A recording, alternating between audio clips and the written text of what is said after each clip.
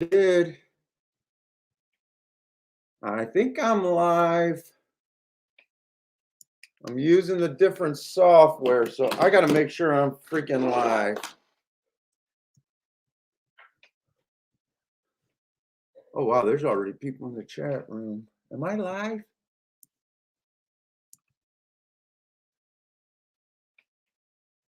It says I'm live. So, wait a minute. Oh, fuck. It says I'm live.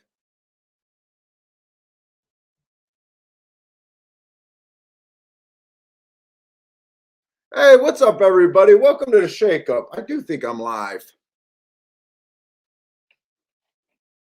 Hope everyone will hear. I hope the sound's good and everything. I'm using the different software because Bender's going to be on today. But let me see something.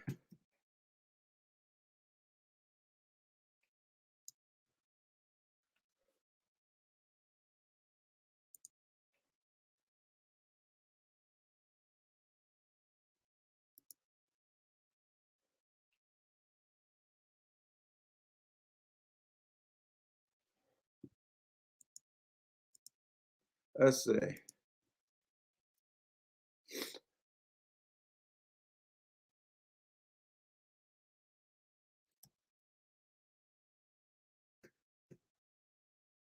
But see, I accidentally made two shows today, so let me just close out this other show.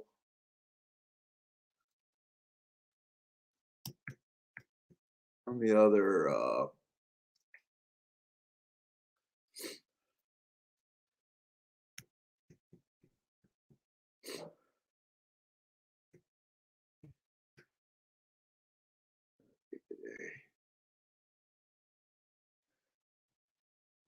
let me see. How do I get rid of this one real quick?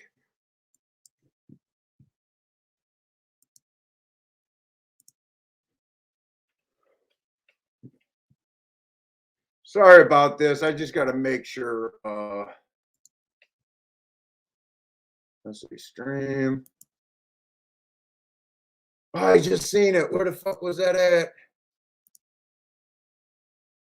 It's so bad, Kiki. This guy just does not know what the hell he's doing. Idiot. Idiot. Utterly incompetent. All right, sorry about that. Hopefully everything's all right now.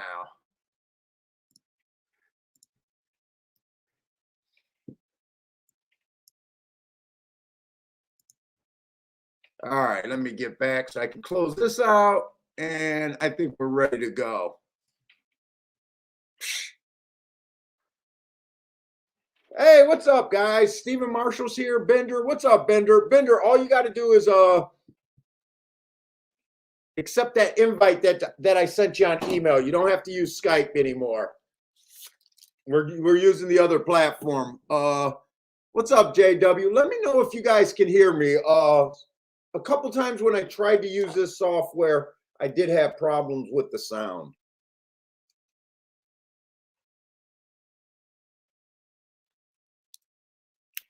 In fact, I think I got to turn on my speakers here. Can you guys hear me? No, I don't think I do. Hey, what's up, Boulder?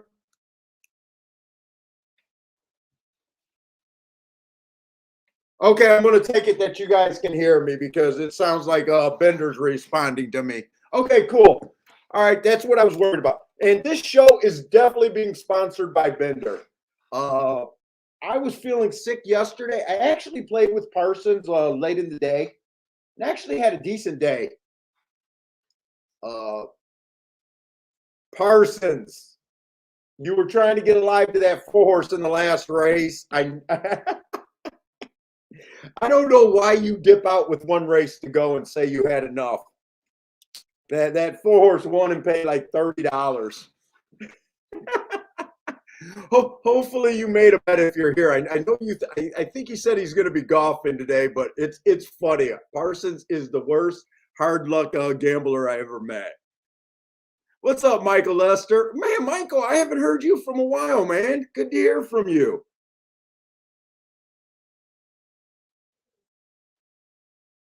Oh, good. Oh, so you had to take a little bit of time off. Sounds like with the VA. Well, hopefully everything's all right, man. Good to hear from you.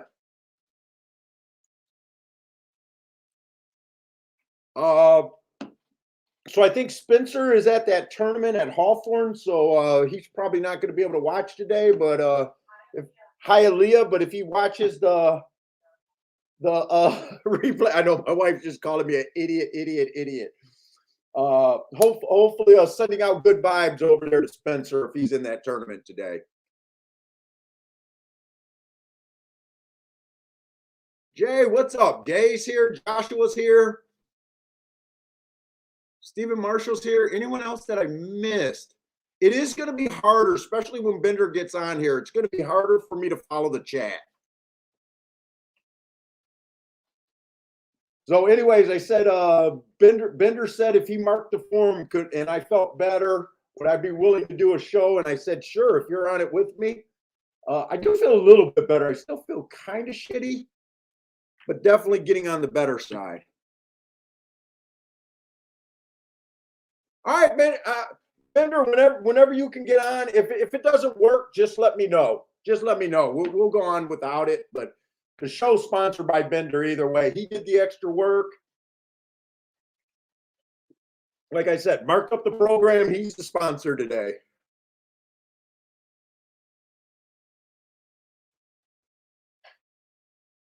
It's saying it can't find his microphone and camera. So far, I've never had anybody had a problem with that yet.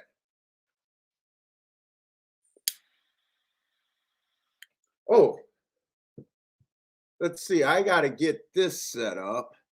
Hey, what's up, Brian Reed? I think this is one of the few Sunday shows that I ever tried to do.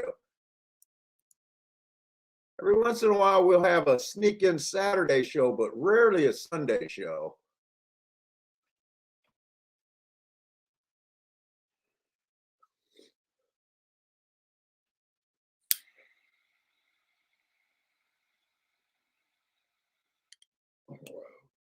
And let me just get my well, I'm gonna need some tissue. That I just got a big old snot on my face.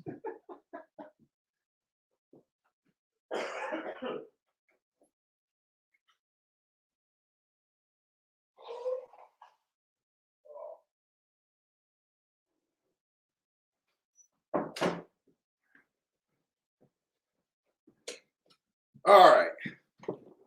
Let's see. We need twins up.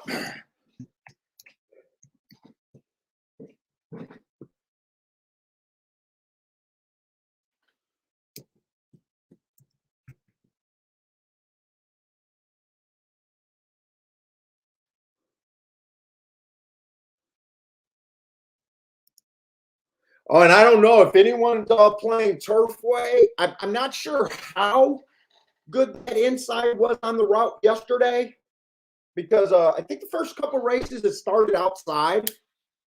But if you stuck with that inside yesterday, there was an 85-1 that ran second with the 2-horse, I want to say, kind of a chalk with a 95-1 shot. There was a couple big exactas. I'll definitely want to keep an eye on that. I still haven't played it. But those turf routes are really looking inside to me. Or not turf routes, Turfway routes are really looking inside.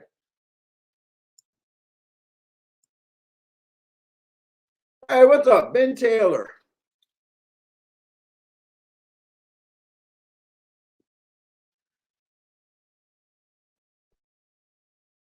Stephen Marshall said in the early days, I always did Sunday. I don't remember always doing Sundays.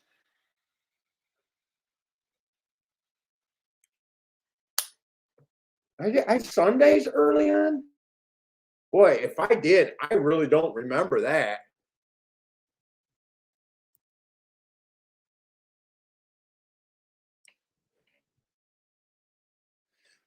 Uh oh, about that 4 horse that Matt was trying to get to last night. It was a Tapeta horse that showed speed going to the turf. I'm hoping that ends up being a thing. You know how we said they're not wiring on the Tapeta? I'm going to be looking for them as they come back to the dirt and come to the turf.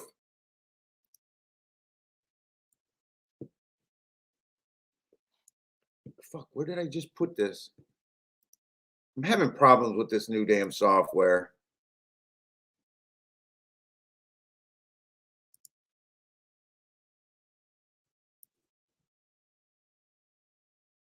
No.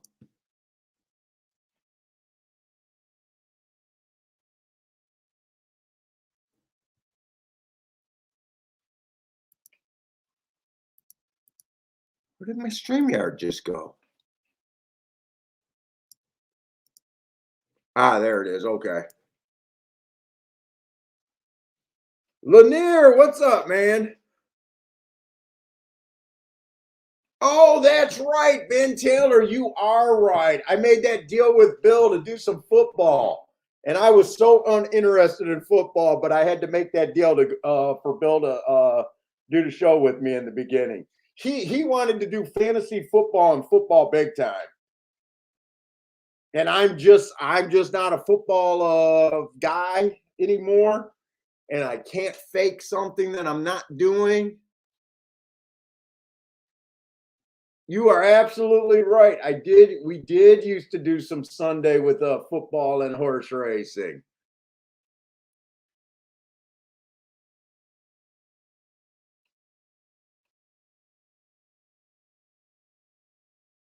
You are absolutely right. Okay, let's see. I'm trying to figure out how to get this where I can see everything. It's such a different platform that I'm used to. Oh, Bender's here. Let's see. Let's see if I know how to add him.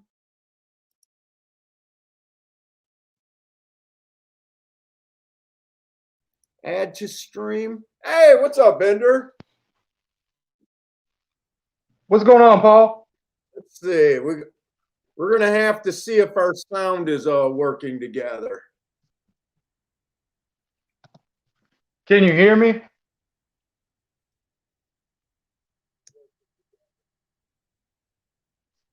Bender, can you hear me? I can hear you. Can you hear me? I can't. Shit. It says the host has muted.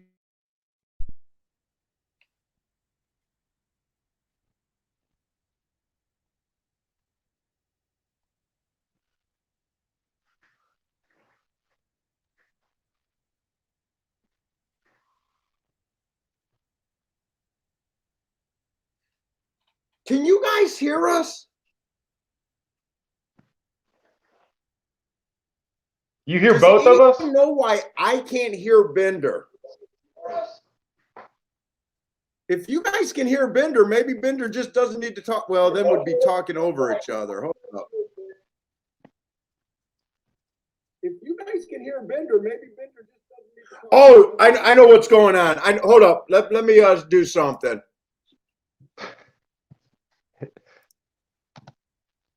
I bet this is the problem. Okay. Can you guys hear me now?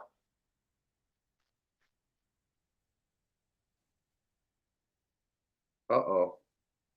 What's going on, fellas? All right. Can you hear me, Bender? Yeah, man. Oh, okay. All right. You know what? Okay. I didn't realize I had the stream in the background on another window. So I guess just make sure you don't have a stream with a sound going on the other, in the back window. I think that's why we were getting the feedback. I just have you on my tablet. I couldn't get it to work on my laptop, so I just moved it over here. Okay, cool. Well, welcome back, man. And I told everyone that you're sponsoring the show. You did the extra work today and talked us into doing it. So, yeah. Yeah, so if we have a bad day, y'all can blame me, man. Y'all have to send the hate mail to Paul. Wait a minute. What's going on? We got. Hold up. All right. I got my shit together. I got to turn off the Twin Spires feed too. Okay. All right. Anyway, so Bender, this is your second time on, right? Second or third time? Second time. All right. So if you guys don't know, the first time Bender was on, he was unconscious. I think he gave out like 3 or 4 big doubles, fairly big doubles. And he's gonna have a tough time living up to his handicapping from last time. Yeah, most definitely. And this is my last day to play for a while. So I might be a little loose today. Okay. All right. Because I know I got to get it in. Okay, so you're gonna try to get it in and have a big day today and everything. Got to get all the. Gonna make it hurt, so you feel like you need to take the few weeks off, getting your shit moved and everything, huh? Yeah, one way or another, I'm gonna feel like I need to take a couple weeks off. You know what I mean? Okay. All right. Well, good warning. So you might be a little ultra aggressive. Did you play yesterday? Yeah, I did. Just a little bit. Okay. I started late in the day. I didn't come on until that 6-3 exacta came in. I want to say it was a dirt race. Uh-huh. And then that Pletcher horse won the next race that won at like a big a short price. So that's when I started. Did you notice anything yesterday that was really going on? I still think outside stalker closers on the poly routes is where you want to be. I kind of agree with that. The dirt was kind of interesting because we saw those winners come from. We saw 3 out of 4 winners come from seven out. Yeah, okay, I did see that race. So 2 of those were 8 horses, and both of them were bet. And like I said, I didn't play those early 2 races in real time. It didn't look like there was much on the inside in those 2 races, but I had a hard time deciding what I really thought about the track yesterday too. And then that 7 horse that won. When I re-looked at that race, I kind of thought he got the perfect setup. Like the 4 and the 5 was too far back. Those were the 2 horses they bet. The 2 showed the lead. He went way too fast, and I thought the 7 kind of just inherited that race in perfect position at a nice price. Mm-hmm. But I didn't really that didn't really get me a real read on the track because I know I had that 1 horse at 5-1 that won. That was shipping from like Delaware or somewhere. Mm-hmm. Race or 2 before that, and then that Pletcher horse, which that was a maiden special weight, and that could be any type of horse with that barn. He ran off the page and just crushed at a short price.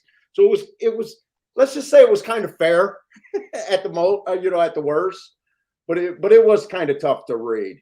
I did like seeing a poly horse go wire to wire in that last race on the turf. I don't know if you were able to catch him. Parsons was trying to get alive to that horse. He didn't get alive, and he just goes, "If I don't get alive, I'm walking off." And I just, all right, bye, Parsons. And then I just started betting him. Because whenever Parsons get here late or leaves early, it's a winner. It's so funny with him gambling. I don't know why he ducks out before the last race is over when he has a price horse. He's still crushing football though, huh? You know what? I knew he hit like 3. I know he hit a real big one, then a medium one, and a smaller one.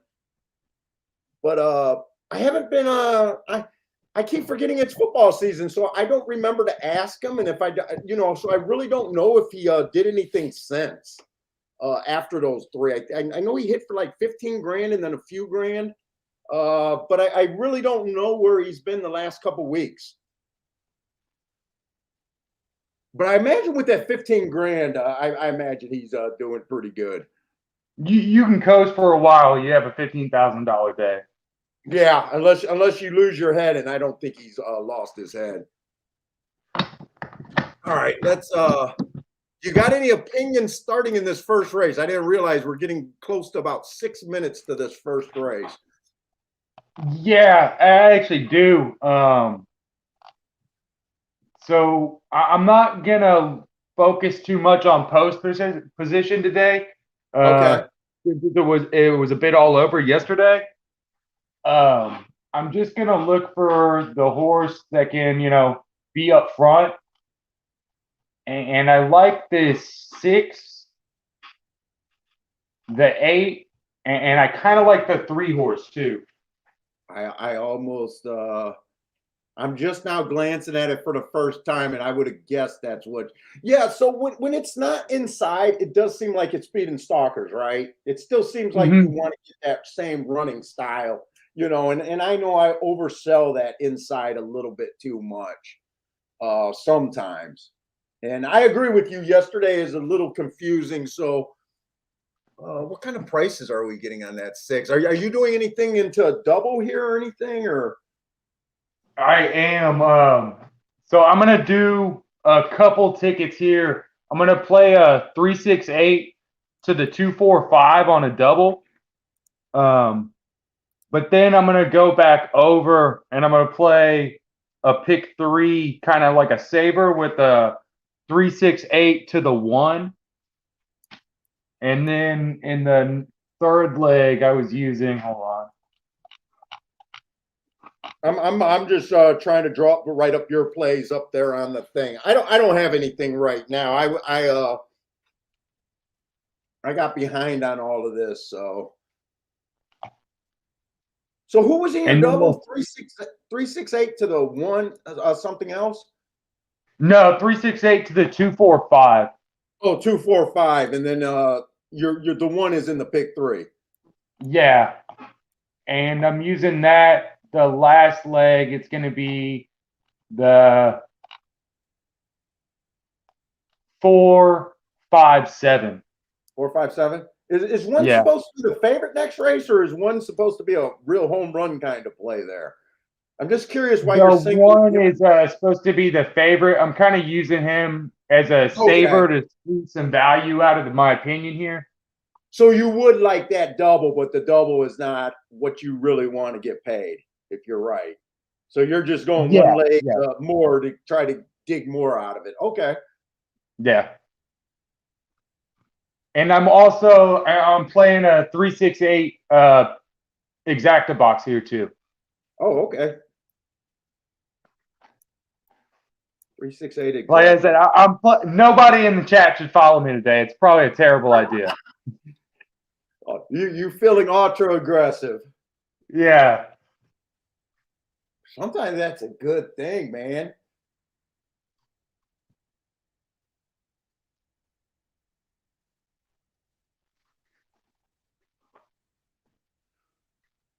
Let's see. I've been doing a few things a little bit. Like the core of my handicapping is not changing. Mm-hmm.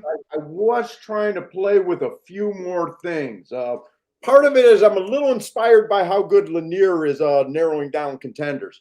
I do feel like the last few weeks, maybe even the last month or two, I don't feel like I've actually been playing really well because my hits are like really good. But I'm just saying, race for race, in the grand scheme of things, I think most of my opinions are kind of getting on the shakier side. I don't know if I'm Yeah. trying to be too aggressive all the time, but I'm kind of surprised how many races where I go 3 or 4 deep that I don't have the freaking winner in it, and that's not really a way that I want to do things.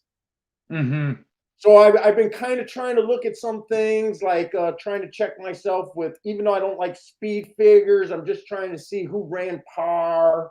But my bias, my marks, and everything is still the core of what I do. It's kind of the same reason why on the last couple forums you guys seen that I was marking down class drops. I'm trying to go back to a few basic things to try to rein in where trying to check yourself when you feel like you haven't been maybe as sharp as you know that you should be.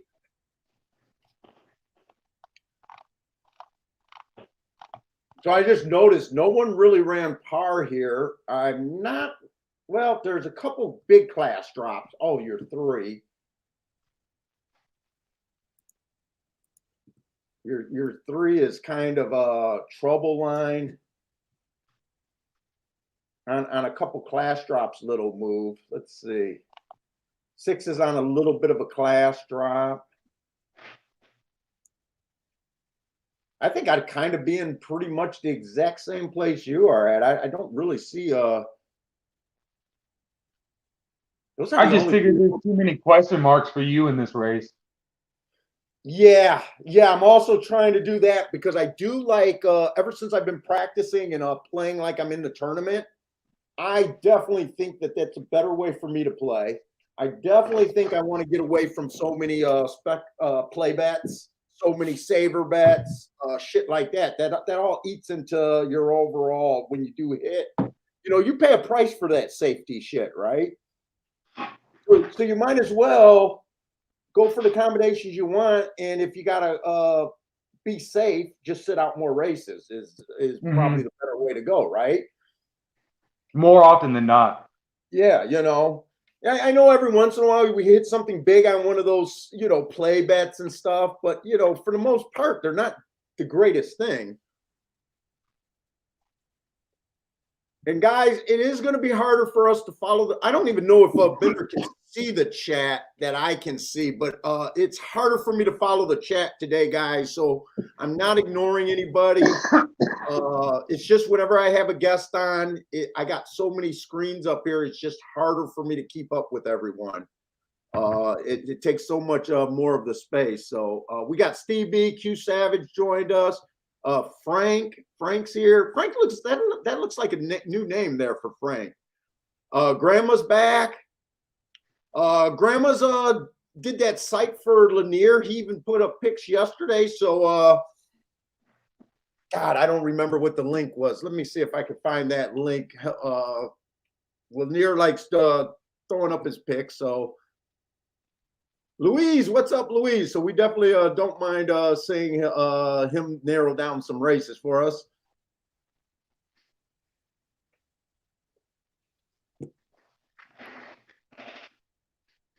Let's see if I can find that.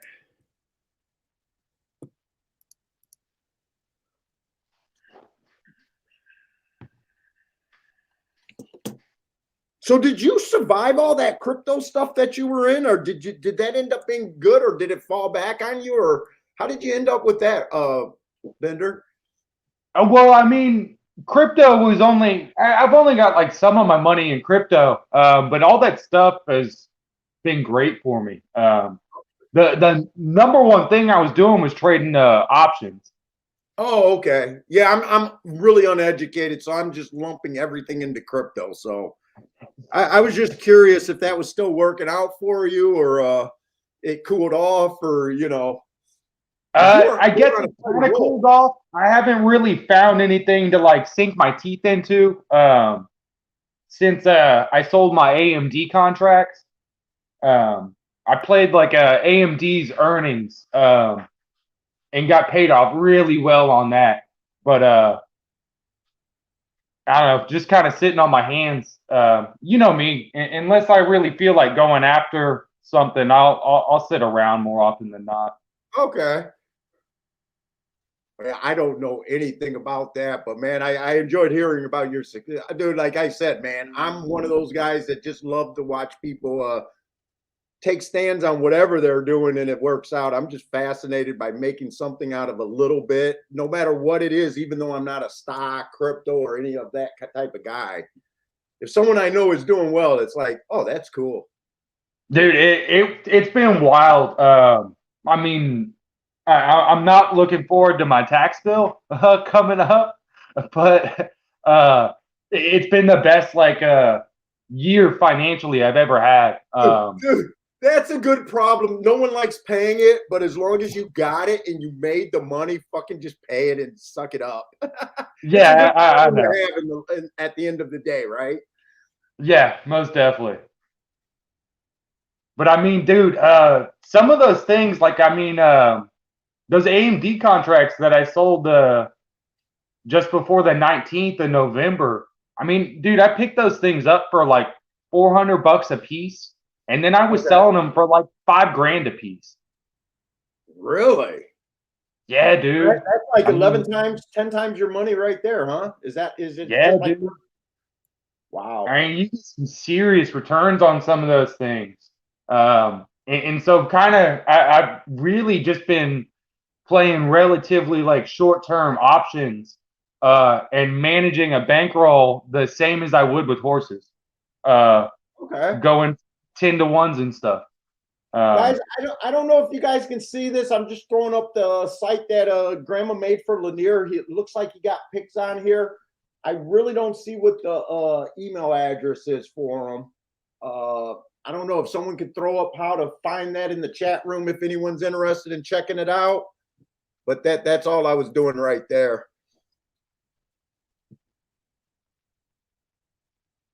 Oh wow, I didn't realize your 8 was such a price here. I really wasn't able to really look too much.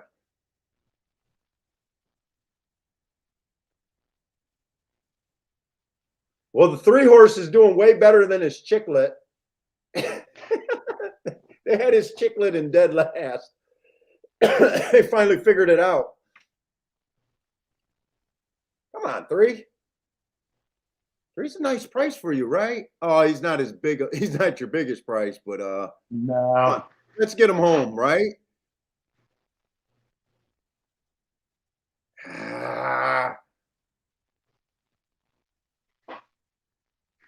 wait a minute, that's not the 9. Oh, that's a 7 winning. The chicklet guy was terrible, and with my bad vision. Who is the 7 there? Yeah, he just got me. Yeah. I rewatched this race though. Let's see. Is this the worst? Because I kind of agree with you. Is that the worst take to take on that race? Let's see. He ran at this level. He only ran 1 race. His marks weren't great, but it looks like he was one of the slower paces of the day. Yeah, I can see him afterwards, right? It's not like you Mm-hmm. can't see this horse, right?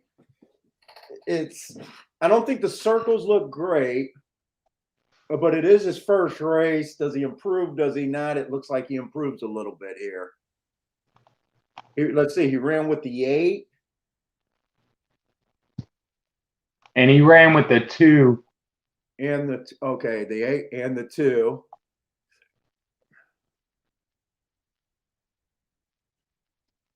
I mean, you can land on him, but I mean, I think he's kind of hard to get to in a Yeah, field because this big, you you're know? just asking for improvement, right? If Yeah. he doesn't look fast, I think people like that, like speed figures, would have a good chance of hitting him. He's one of the Uh-huh. top 3 or 4 speed figure guys.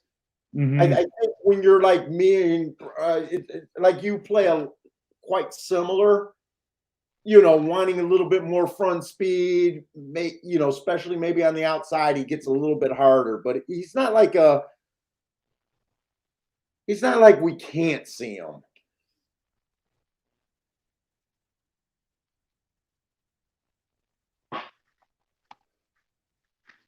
But I want to see where exactly he was. Yeah, I didn't really see where he was because I was so busy looking at that chicklet being so wrong for the 3. I think he wired. He went wire to wire, and the 6 pretty much had the rail the whole trip, and then like the 7 was just like in the 2 path pretty much. So he did kind of get over. 3 looked like he had a chance to beat him and just kind of hung at the end. Didn't really. 3 was definitely second best in my opinion, but just didn't have the Hmm. finishing move, or the 6 just didn't get tired and the 3 just kept his move. But He's like a horse that if you went one more horse, that probably was going to be the horse you could have used. What kind of price did he get? He got a He's 5 to 1.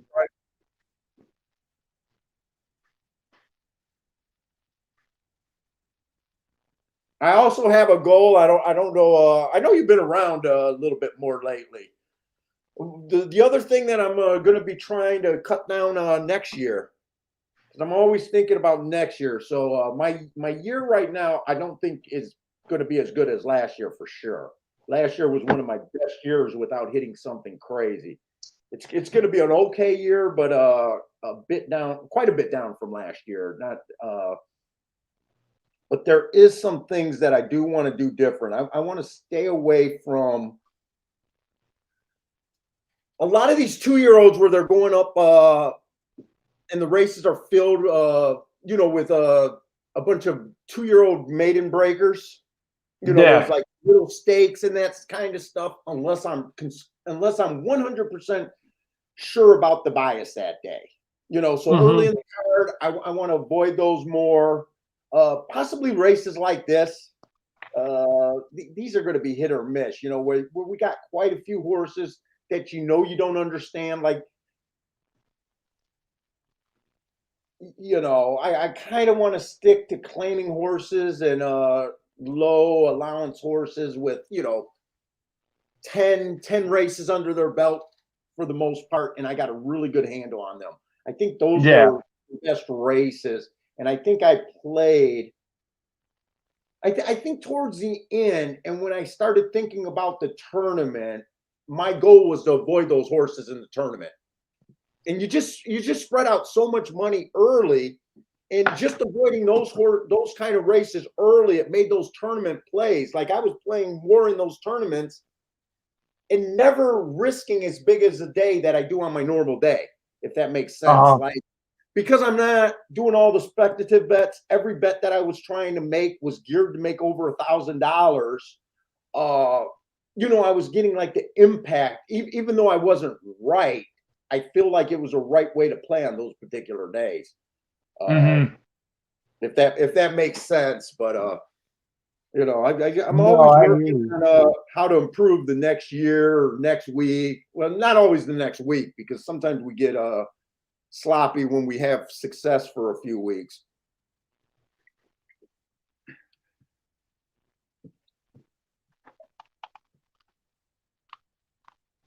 Actually, I didn't realize there was actually a 3-horse duel in this race. 3 had the perfect trip.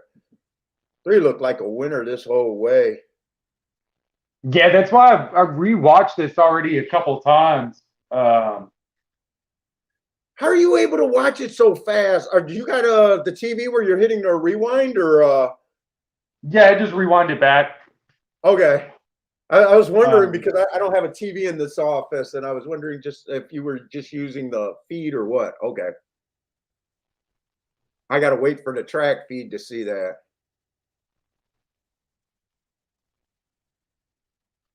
but we only have 2 more dirt sprints today, and this second race is one of them.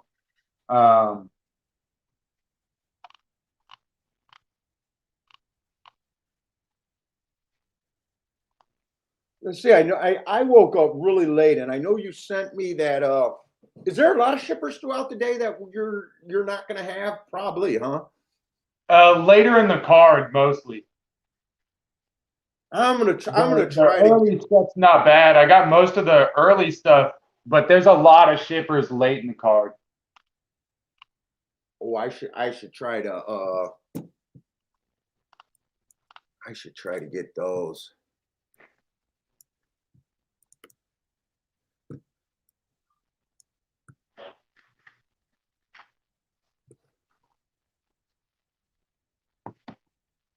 Let's see. The second race is a $6,000 claimer.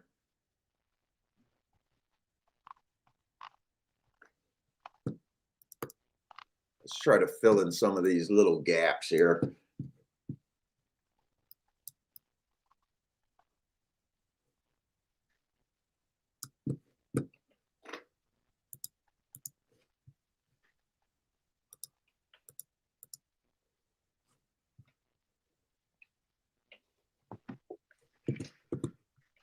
wonder if I should just do it on the tablet. You might as well if it's faster. Yeah, I think I'm gonna do it that way. I'm gonna try to get ahead of this because we want to have the as many horses marked as we can. Or I know I do. So it was that 6, 7, and 9 that dueled for the lead, and then 9 held up really well too, for third. So this 7 horse, he's actually off over a year. Okay, that's why it's not making sense to me.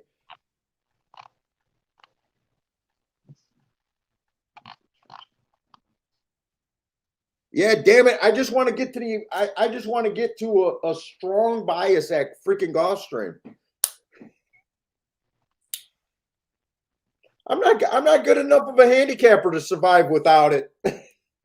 Well, I think we can make a pretty strong case for that 3 horse running at the very least. To me, it kind of looks like a speed bias with the way that 7 held up on that 3-way duel. Yeah. I know it's early. You can always get in trouble saying stuff like that, but yeah, there's a lot of pressure there, and he held up really well and turned that 3 away, which I think looked pretty decent on paper. I know you hate route to sprint, but I mean, That he route to ran pretty sprint. well against the bias on his last out, and he was dropping in class. Yeah, that route to sprint probably don't bother me as much as some because I really believe that poly track for the route speed is just absolutely dead. You know what I mean? I said soon as they start. So when we have a horse that ran a maiden special weight, no speed, yeah, there wasn't too many places where I would have wanted to go here.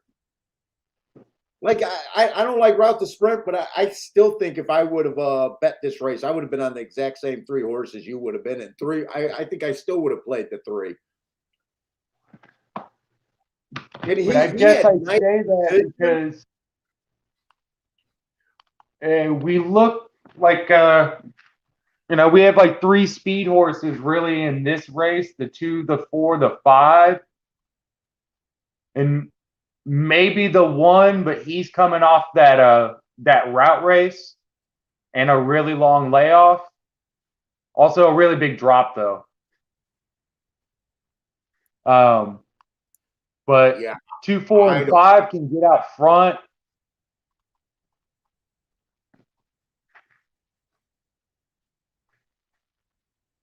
And those prices, the 2s 10-1. See, 4, this 6 one, this one fucks this race up for me, right? We know a year layoff is not something we really want to fade or really want to back, right? But but these horses are always so dangerous in the championship meet. This drop is ridiculous. Yeah. And he's lightly raised, and they put him away. I mean, he does run a distance that I didn't like so far, but he did run first time out. God, he just throws it out because to me, he's a damned if you do, damned if you don't. If you try to beat him, he's going to win easily. And right now, the price is not bad on him, right? You'll be pissed if he wins easily at 9-2, 4-1. Yeah. You'd be pissed. Like, how could I not play him? And then if you backed him strong at that price and he doesn't run a lick, you'll be pissed the exact same way. If he doesn't run a lick, going, how did I back a horse a year off taking this drop? You're damned if you do, damned if you don't.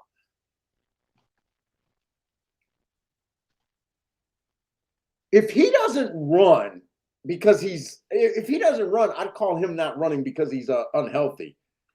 Mm-hmm. I would love to see this 2 horse just bury this field. I would love to see him just get out there, get the lead, and just keep running. I mean, I think I think he's the horse that looks most likely to get the lead. And, with the 4 and the 5 right behind him. Yeah, and I'd even be okay with the 4 winning. Now that I'm looking at it, I'd be okay with him winning. The 5 can win, but you know me, I'm hoping to see evidence that the inside is good. But we know the 3 is not going to show any speed. The 6 isn't going to show any speed. The 7 shouldn't show any speed, and he's off another year layoff. To me, it's just kind of using the exact same horses you are. I think it was the 2, the 4, and the 6. And if you wanted to use the 1, I knew you were trying to use the 1 on your ticket too.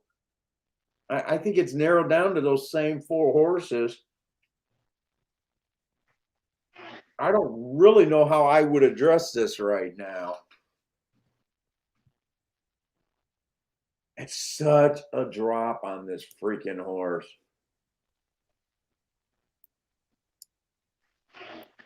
Now, if he goes off at 4-1, do you get the feeling that the barn's not backing him and maybe he's just an unhealthy train wreck? I don't think he's going to. I mean, he's down to 7-2 right now. Okay, he's already started that drop. I got so many screens open here, I just can't follow. Let's see who we got in the chat here.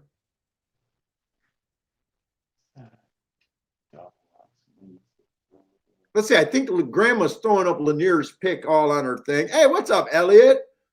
Steamboat Willie here. Iran is here.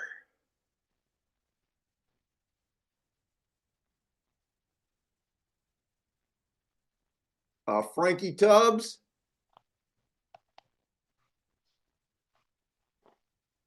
I'm hoping Spencer wins that Hialeah tournament or at least gets a seat. That'd be great. I need someone to cheer for.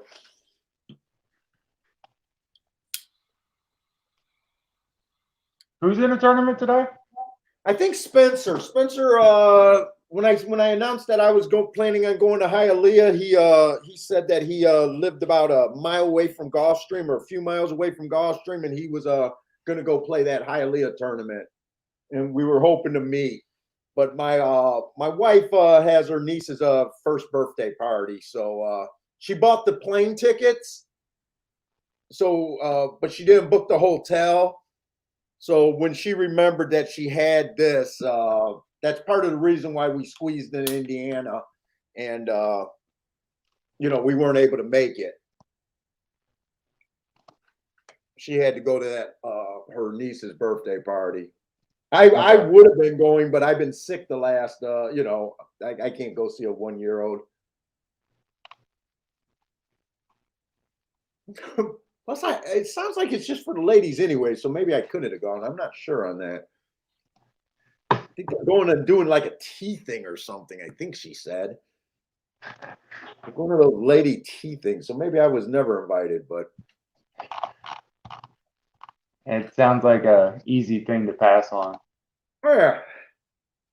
Oh, dude, I'm a sucker with kids. I do better with kids than adults, so. I'm one of those guys, man. I want to sit at the kids' table all the time. I'm like, I'm not. I don't have any kids, but I'm a big kid.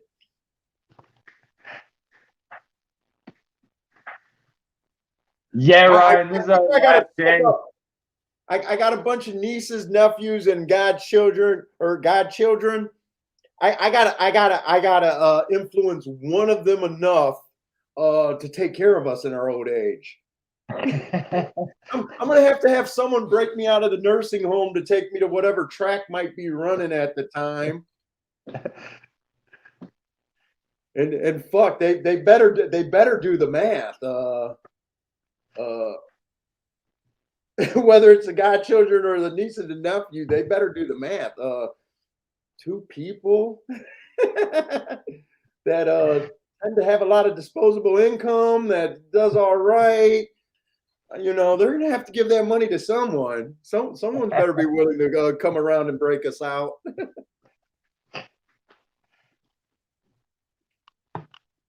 Let's see. Are you doing a double here, or are you just sitting around trying to figure out what you're doing here? Are you I'm trying to continuing that? figure something out. I like the 4, the 5, and the 7 in the next race. I can't do a double off the 5. The payoffs just really aren't good enough. Um, and then even like the 4 to the 4-5 is not really good. And you're kind of highlighting these Tapeta routes right now, right? You. I think you were the guy in the chat room that said you're looking for the Tapeta routes this weekend if we can get that outside off the pace thing keep running, right? Yeah, definitely. That was okay. Definitely. I was pretty sure that was you. I see so many comments. Sometimes they just aren't And we voting. got plenty more after that. That's gonna be this next race is gonna be the first of 4 Tapeta routes, and it's kind of the smallest field of the day. So I think we got better racing later on. Yeah, I'm just not, man. We got a 5 furlong sprint, but that's kind of one of the races that I'm talking about in the grand scheme of things. I want to avoid with so many first timers.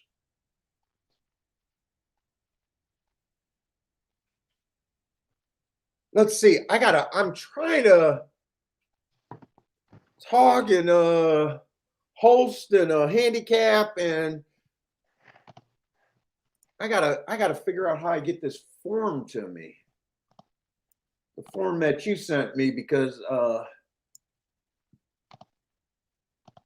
let's see. Let me open some windows and figure this out. Yeah, because I got different email addresses, so Yeah, I I didn't don't know know like how which one of I think the like 3 I had for you to send stuff to. All right, so Spencer, now that I'm checking my email, let's see. Spencer is at the tournament. So I'm going to respond to him real quick. Let me forward this chart to me or the things to my tablet so I can do that.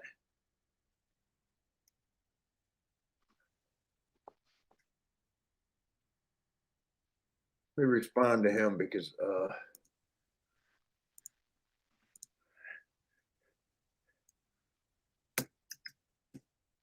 send him a good luck and I think Josh hit a 60-1. Joshua hit a 60-1.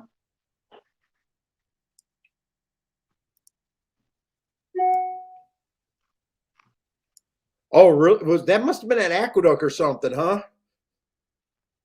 I think so. Well, I hope people like these. I mean, I usually get good feedback about having a guest.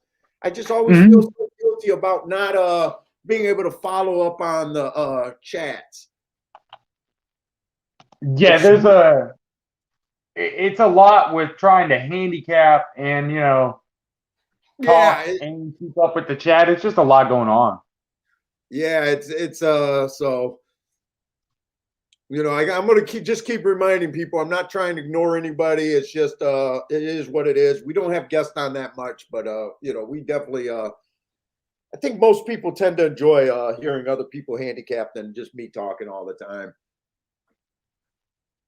Yeah, and see some different betting and stuff like that.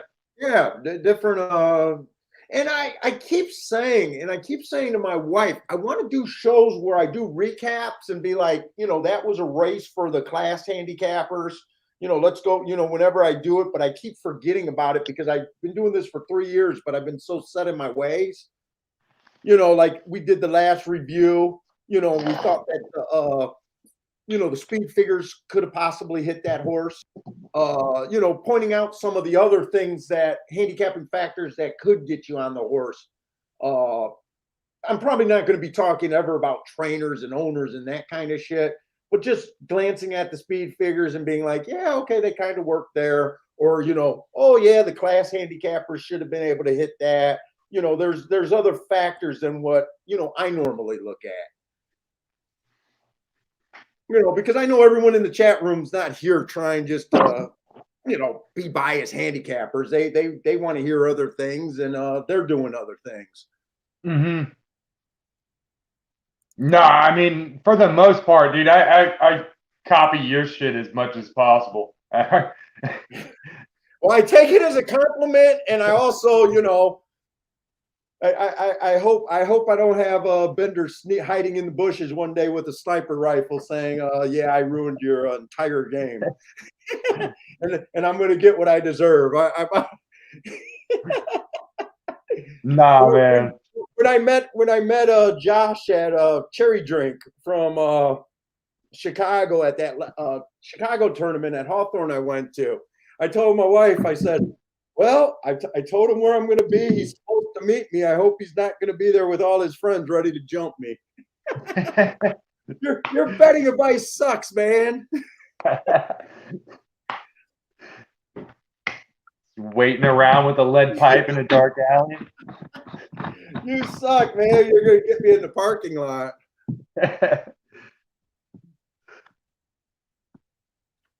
Although I know you've had some really nice days based on it, though. Yeah, man. I mean, I can't complain. If there's ever a problem, I would say at this point, it's my end of things. It's how I'm betting things. I mean, I very much trust the way I collect data and stuff like that and markup forms. You know what I mean? Yeah. Well, if there's problems, it's my betting. You used to call me out and spotting the mistakes that I was making, marking it up with my own stuff. Hey, Paul, that's not a heart horse. You might want to look again. Well, it's easier though for me, like only doing the one track. I mean, when you're doing as much as you're doing, like you're bound to have a mistake or two, like dug in there. You know what I mean? Yeah. I just feel like that's inevitable. It's so much fucking work. Because I mean, even one track is a lot to keep up with. Yeah, but Disco keeps telling me that I should just change my brand and just be like basically Mr. Gulfstream. Drop all the other bullshit. He enjoys the shows when it's just one track. He always says that I seem to be the most help for him, and he's got the biggest hits.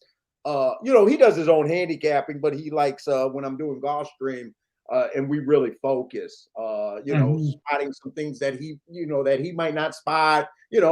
That's what we're trying to do. Some people are like, well, why do you want to listen to someone giving out picks? I don't consider this a pick show at all.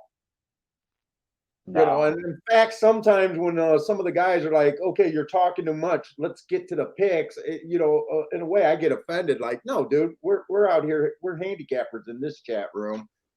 Well, and more often than not, by the time you're settling on a horse, it's too late to get bets in anyways, man. Yeah. Yeah, I don't really consider it that. If I say something that might help someone or that's enough for me. All right, I got to start marking. So they are off, and I did not pull the trigger here. I did not want to bang with this one horse. And you know what? Right now, I'm a little nervous about the track because isn't that the 7 on top? Yeah. And that's a route. Am I in the right race? That was off a year. That's the press style. That's the wrong shipper.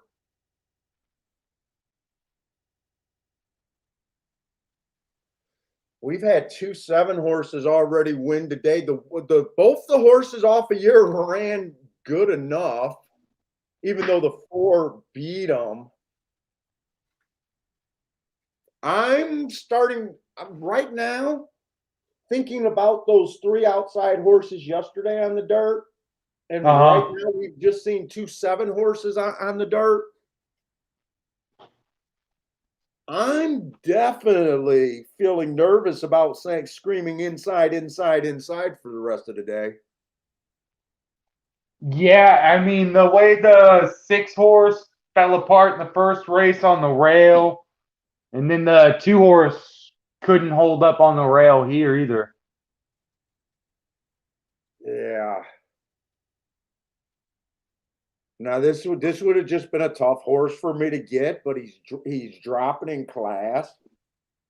He was probably the horse that should have been respected over the one horse, to be honest, just because he looks more like a 6 furlong sprinter. Mm-hmm. And probably, I'm guessing, had a bigger price. Oh yeah, definitely. I mean, he was But 12-1. yeah, this is a rough start so far. Yeah, no kidding. This is rough. I mean, I haven't played a race, but it's still rough where I was thinking of going. I mean, even though I'm not playing races, I still looked at the race and I still had, a soft opinion that I didn't think was bettable, but it was still a soft. You still want to see your soft opinion do well, Yeah. right? You want to feel like you're seeing the track, and right now it's like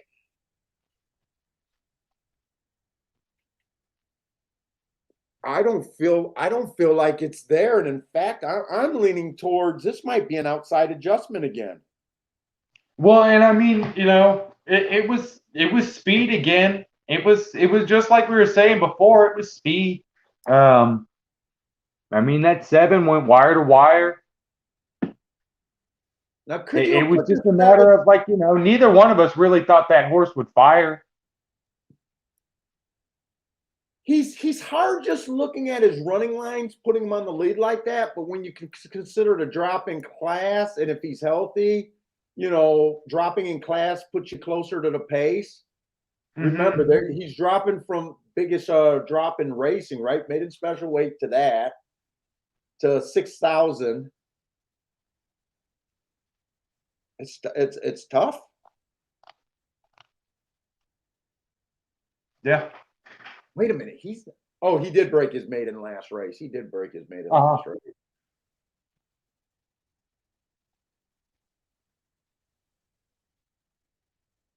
Yeah, I'm a little. You said there wasn't that many dirt sprints today, right? We have one more, and if I remember right, there is a ton of speed in the other race. A lot of speed. It's definitely going to be interesting to see where we might. I don't know. It sounds like we both might be at least thinking this track is definitely no evidence that this is an inside bias Yeah, at the it very definitely least. I doesn't mean, look inside. But I'm I would with say, you that I didn't think it looked inside yesterday either. Um, but yeah, it definitely might be shifting to the outside. and it definitely wasn't inside Saturday, last Saturday either. It 100%. So we're having quite a few days where it has not been inside. Ugh. Yeah, yeah. Let's see. I'm gonna try to mark up some freaking horses, but it is kind of hard right now. I wish there was a way that I could share the chat room with you and you could be talking to people, because I do feel guilty when I'm trying to mark up shit. But I What's up, don't even. Simone? I got the chat up But you're probably on a super delay if you're watching it through the through kind of through YouTube. the. You're like watching it through YouTube, right? Yeah. The way yeah, I mean, it's probably good enough, but you would probably be on like a 30-second delay plus. I mean, they're probably not that bad. It's a But little I bit. hope It's everyone's not too enjoying bad. the show though. And Bender owns the chat room nothing, because I will point out again, Bender actually set the standard for a guest. What did you probably wanted a couple $1,000 that day? I think it was a little more than that. I think I got up to around like 4,500 or something like that, like Yeah, five I want to grand. say I think it was close to like half a Rolex. What was like your lowest double? I think was probably like what 35 to 1 in that range, maybe 40 to 1. Yeah, it was a really good day. I mean, we just came on and like crushed the first like 5 races. Yeah. Well, you had rolling double. I remember I stopped, so I know my day wasn't anywhere near your day. I remember agreeing with a lot of the stuff, but you took a few more bets that I thought was a little bit more risky, and you were just unconscious, man. Which That was makes a it fun super day. freaking fun, man. But from time to time, you just get a form and like, you do the marks on it and you take it if well, I guess you don't because you don't look stuff over. But like people in the chat have to like you see a form and you know it's gonna be your day. You just know. Yeah, Um I kind of sometimes will glance at the makeup of races. Like if I got mhm. a lot of sprints and a couple turf sprints and they're all cheap claimers, I'm like, oh, okay. As long as we get prices, that looks like a good day. Or that's a card that I should at least be able to play. Yeah. But yeah, I'm not like you because you're the one you're in the chat room always. Hey, Paul, this right at the first race, eighth, the seventh, and the eighth. I think that's going to be our sequence today. Yeah, I You like like to that try when to we find Skype? spots to plan around. And so if I really like something early, I really make it a point to like not do, or if I really like something late, I make it a point to like not do play bets early, Mm-hmm. because like I don't want to mess with my head going into that like late race in which I had a strong opinion at least early. I don't want Yeah, like play bets to kind of fuck with my headspace. yeah. Oh, all of a sudden you think you're not seeing the ball, but your opinion wasn't that great, so you back off or you just dig yourself a hole, and then you were right all along. I can understand that. Yeah. Because I've done that to myself a number of times, and I've just found like being able to kind of plan your day out uh, helps me avoid that type of stuff. Well, that's the Because other thing that I really try to talk about, that I think a lot of these gambling shows and gamblers just don't talk about. A lot about hitting a race has more to do with your headspace a lot of time than your freaking handicapping. yeah, Especially when it comes to crushing something or really putting you over for a day. hmm Uh, that confidence, or even sometimes that hey, this is my only spot of the day, like that. Remember this last year when I did the Oaks and then the Derby card, and I didn't do that well during the Oaks, but I ended up with that impression that it was an inside day. So I come into the Derby on the turf. I said at the end of Oaks, it was an inside day, so that I had a lot of stress. I always have stress on the Derby day, but I seen that second race where I love the inside. I love that 4 horse at like 10 or 11 to 1. And I just said, this was the spot. No matter what, I'm firing here. This is going to make my day, you know, win or lose. I was either going to have a bad day off of that race or win that race. hmm And luckily it worked out. But if it wasn't for the headspace at that time where I was like, I'm already embarrassing myself. I got an opinion about a bias. I know I'm going to get the right prices. And this is going to be my glory spot, or oh well, it'll just be another loser that I have. But I knew I was going to play that particular time. And a lot of gamblers, we just don't talk about protecting your headspace for when you can actually make money. We get nah, so much I caught think up that's on a winning that's and a huge losing. part of it. You always talk about how two boxers, like on any given day, they might trade wins. Yeah. It's not a given just because one person won in the past, they're going to win again in the future. And we as horse players, I mean, with the exact same set of data, it doesn't mean that we're kind of interpreting it the same way every day at Mhm. every point. throughout a card. There's always spots in which your head's just a little off, and you acknowledging that is a huge part of Yeah. being able to do things, and even just maintain like an even bankroll. Just being able to acknowledge those like skids, and when Yeah, well, your head's off. that's the other thing, that the other skill, and I got that from Andrew Beyer talking about a big part of this game is recognizing your losing streaks before you get too deep into the losing streak.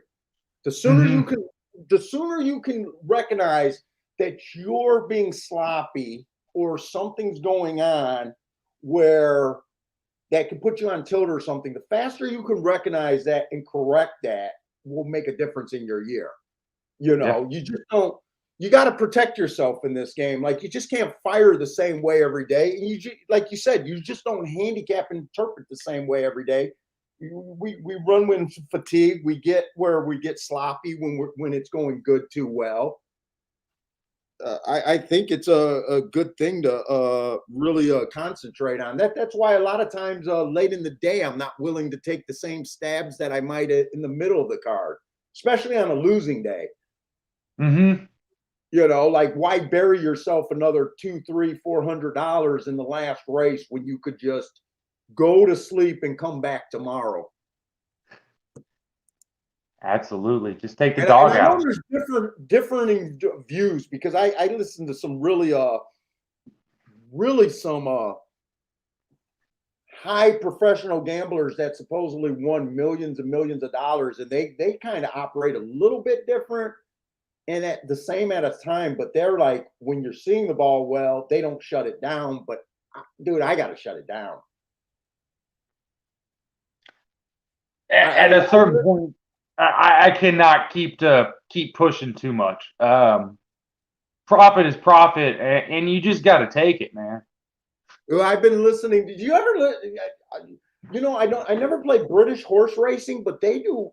There's a lot of good British horse racing channels where they interview gamblers. Mm-hmm. Some supposedly documented, like, guys that won like $20 million documented and stuff. I'm trying to think of some of these guys' names. They promote gamblers a lot more on some of these British and Irish YouTube shows, and I find it interesting listening to some of their lives and how they went about the game different. I mean, I wish they did that more over here.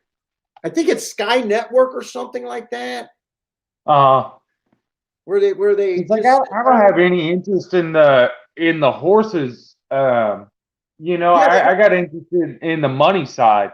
So I want to hear about people that are making money off the sport, and not like well, owners and stuff, because I don't care. And like yeah, I you're don't like care me. about jockeys making money. I want to know people like me that can make money. You sound like the same attitude that I do. I hate hearing about trainers, jockeys, industry news. I hate talking about handle. Yeah, I want or takeout. Yeah, I want takeout to go down. I hate all the bitching, but I want to hear about guys that are hitting. Yeah. That's why I And like if they this. will, like, explain any thought behind it, because Yeah, if you can cash tickets, I'm interested to hear what you're thinking. yeah, that's why I like Disco's show, and I'm so like love what he's doing, and hope that wish him a lot of success. I like that, interviewing gamblers of all different levels, and that hit tickets, and trying to make a different goal. Thinking, you got to think outside of the box. Mm-hmm. But I love hearing that. In fact, I wish TVG would do like a basic instructional video every day. I don't know why they keep doing those iron commercials or whatever commercials they're doing before the show. I don't understand why they don't have a guy marking up a form and showing class drops, even simple shit. They're lazy. Yeah, I don't get it. Hey, what's up, C Money? Let's see. Let's see who else is here.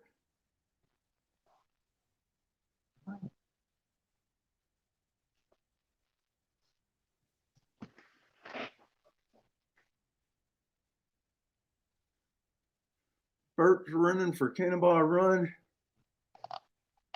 I don't even know what they're talking about here.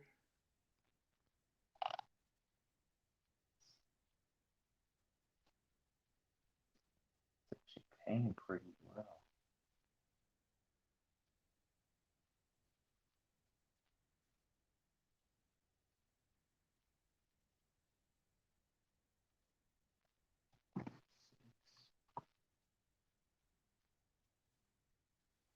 All right, let's see.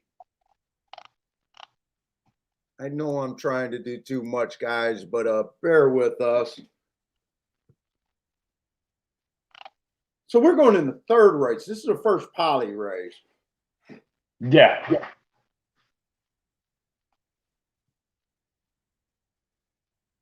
And then we have a turf sprint, but that turf sprint, there's only like really one horse, in my opinion, you can do anything with. The 6. Yeah, I'm actually glancing at that turf sprint right now. And it's going to be dangerous because I think I glanced at this. We got basically 3 or 4 first-time starters. So we already know it's dangerous. We got this 3 horse who was he trying to go to lead that race? And if he was, could fit, right? He could fit, but we don't know.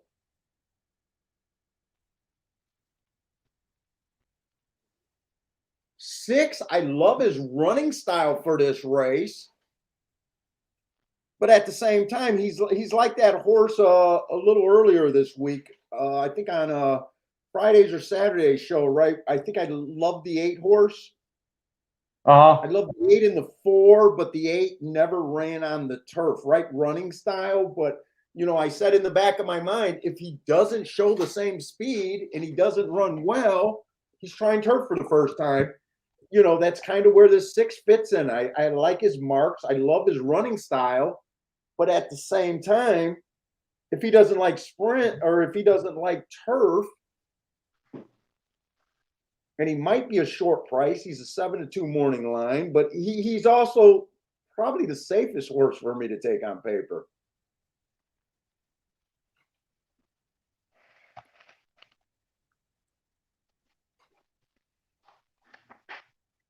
Let's see. I'm going to try to break down this poly race. So poly, we're kind of excited about the poly tracks for the routes. I am getting a lot more comfortable with the routes. I definitely think it's stalkers and closers. I do think stalkers. I think coming back from 3 lengths to 4 lengths back, getting first run is kind of the more dominant move. I also think it's been favoring outside for maybe the last week or so, even longer. And we've been having some success, a bit of success on that. I still think the perfect poly route race is where I can find half the field looks like need the lead type. And this race does not really qualify for that.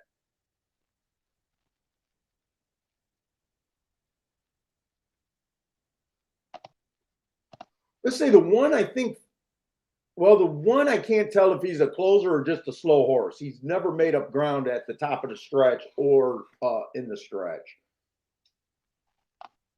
But he will be behind. I'll be shocked to see him in front. The 2 horse looks like he fits, but he'll be on the inside.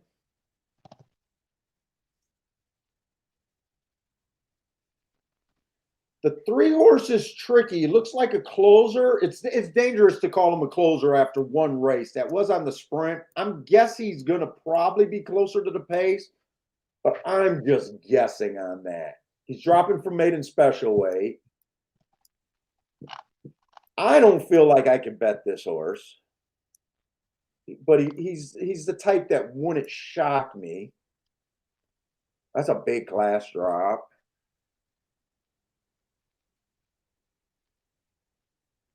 4, I like the marks on the 4, especially 2 races back where he was 1 tick slower than the fastest winner all the way around the track.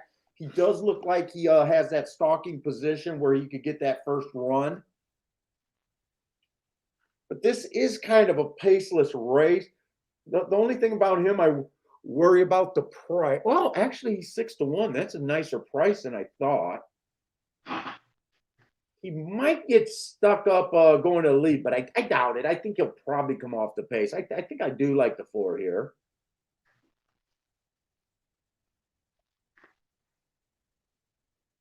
Five horse, I don't know. If he goes to the lead like he did last race, I don't like it. He tried to go to the lead a couple races. His stalking races and closing races kind of put him in contention. I'm just not sure. I think at 8-5, I just try to beat him. Were you using the 5 here? I was in the pick 3, and I might on a double here to the 3 and the 6. Okay. I think I'm going to try to beat him just because of the short price, but I would think he's a contender to me, but I'm going to try to beat him. He's on the outside. 5 to the 3 is paying 73. 5 to the 6 is paying 18. God, those aren't bad actually.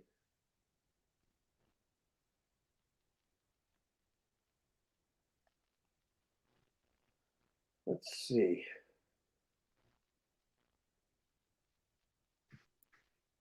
Since I don't have marks everywhere, I'm gonna use the par and I'm just playing with some extra stuff. Oh, I see what you did. I can't write there. This horse has ran. I'm just gonna put a P on the corner here for horses that have at least been able to run a couple races par. Just trying to practice narrowing down horses. I'm not changing my overall philosophy. I'm using crutches. I don't think I've been as sharp as I could. Oh shit, Max is in the chat. What's up, Max?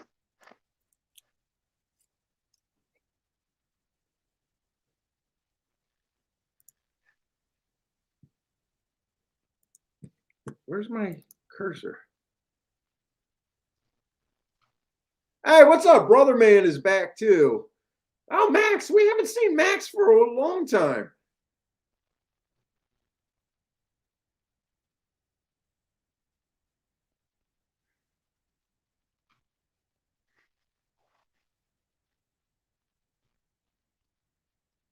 All right, I am firing on this double. I'm playing the 4-5-7 to the 3-6.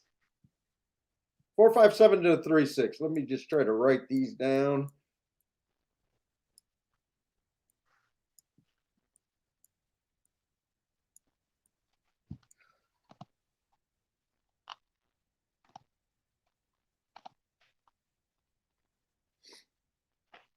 Am I being hard? I think I'm being a little hard-headed. Wanting to.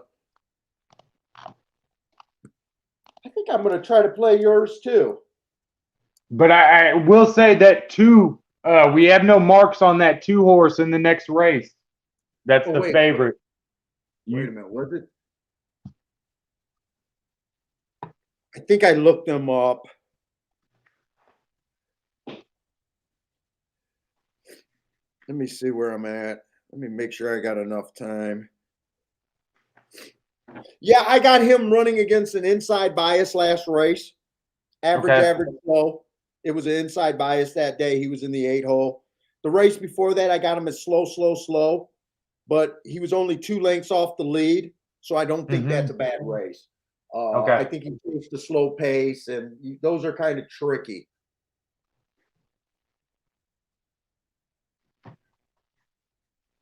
I think I'm going to use the 3-6 and not use the 2. Let me look at the odds there because I think I'm going to. Oh, I don't think I'm going to be able to. You know what? I'm not doing any of what I'm writing down. They're loading in the gate. I'm trying to find my sensor. I'm just going to do. I'm going to try to get a win bet on, and I'm not even sure I'm going to get that.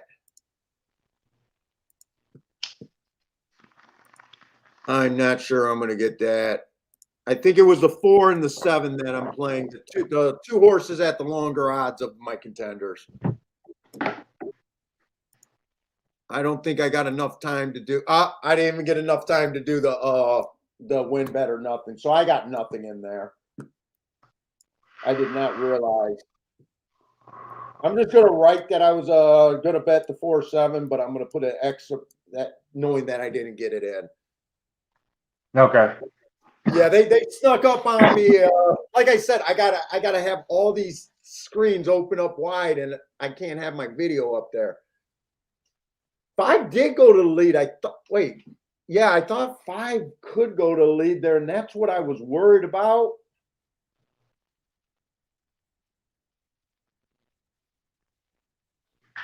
$24-1 is probably about average.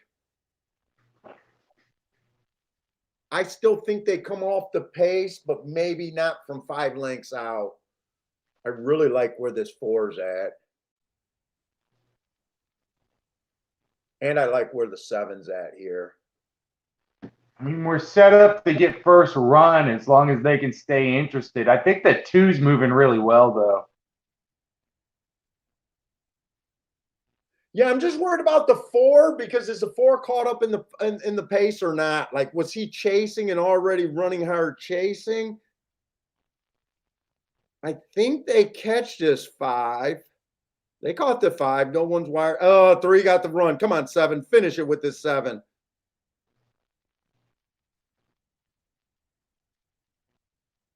Isn't it disgusting when you know what you're looking for? 3 was the maiden special weight horse. I said I wouldn't be surprised. I kind of forgot about him. Yeah. I thought maybe there was a chance that he could be closer to the pace. Instead, he came off the pace and was able to win. Right now, I'm just seeing a day where I don't feel like I'm lucky that I didn't get a bet down. But none of these results are like they're all results that I really couldn't have had, but they're not results that are like making me like they're tough calls. But I can see every one of them. Mm-hmm. Yeah, no, I mean, he definitely makes sense on the drop. Yeah, I mean the drop is deadly and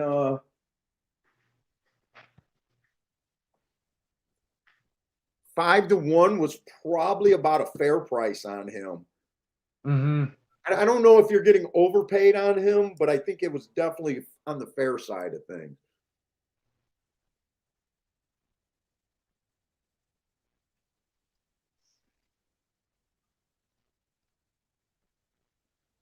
I mean, yeah, and in hindsight, the 5 was a bad bet. Yeah, and I almost was going to use them in that double. When I was thinking double, I was going to pay for that safety net, and they're just not worth playing. My first thought was to try to beat the 5. And then when I said, oh, I think I'm going to jump in this race a little bit, I was going to pay for that safety net on a horse that I can't say that I really liked. Mm-hmm. And to me that's the worst part of that bet. Short price on a horse that you said you've seen something that he could get beat. I thought he could go to the lead and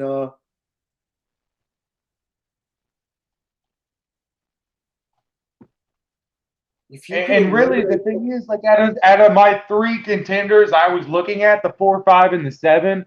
The 5, I like the least. yeah. I don't think 4-7 was a bad play there. I think almost we could have left out the 5 and been more speculative on the 3, but I was looking a little bit. I think the 7 ran a great race. I mean, he got up for place. Oh, 7's second best in the race. I mean, what was he? 7-1. I think he was 7-1 when I was looking to make that bet. 9-1. He ended up paying. 9-1. I mean, this is going to be a great exacta. That's let's see, 3-7, $56 exacta. Yeah, man. I think we got to slow down a little bit. That horse was easy for me to overlook not having marks too. You know what I mean?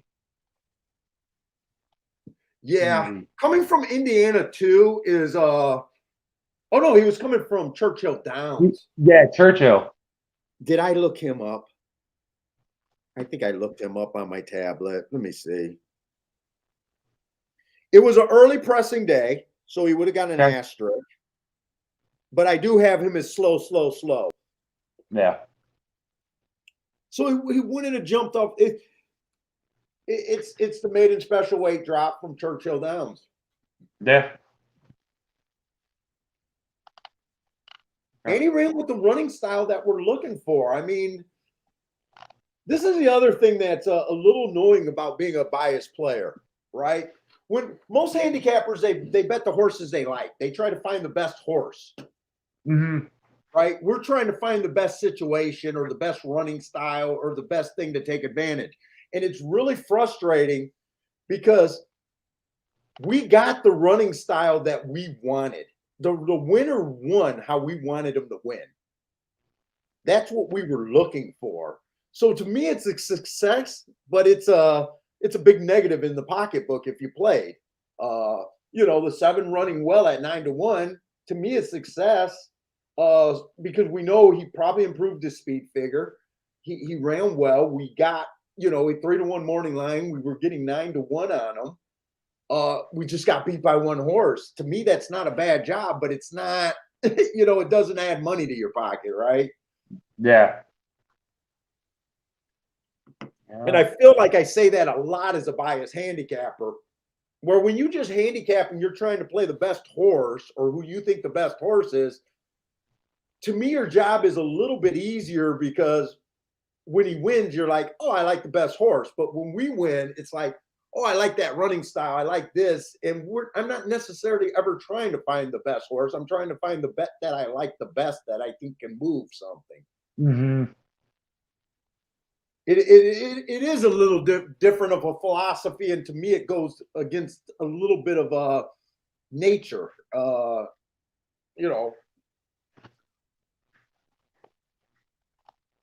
Jessica, what's up, Jessica? Jessica, I remember Jessica was wanting different handicappers on the show.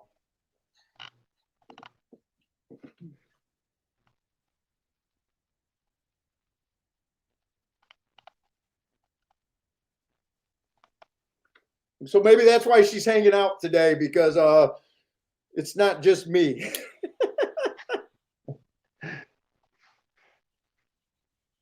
But she's part of our 2% female viewership there with Grandma.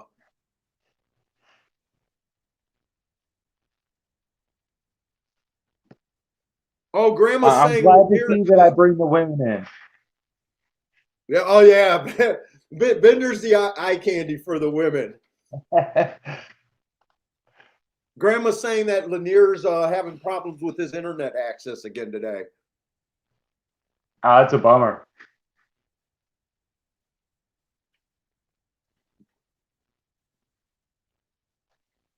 Elliot's asking about Turfway. I did want to watch Turfway, but I have a lot going on. Elliot, so far at Turfway on the routes, I am seeing way more inside horses than I've ever been comfortable at Turfway. Yesterday there was a couple outside winners on the routes at Turfway, but the races that really mattered were won by inside horses. There was a 95-1 that ran second from the inside. I didn't play. I still have not played Turfway. It is looking a bit different to me. For the sprints, I do think it's outside, but the inside horses are running well. I noticed that you're saying that it was all outside, but was that it was a route race for the first race, and it was all outside. I don't know. So far right now, I don't know how interested I am at dipping my toe into Turfway. That's a lot for me to say right there.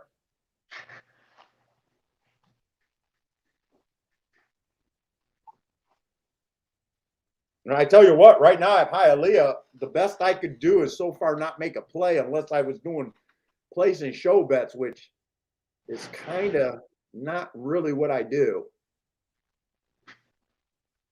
I probably would have dutched the 4 and the 7 in that last race.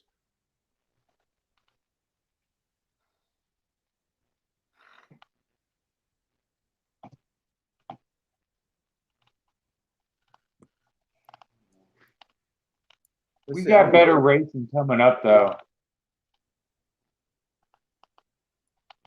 Yeah, it looks like we're going on a Tapeta streak after this sprint race, right?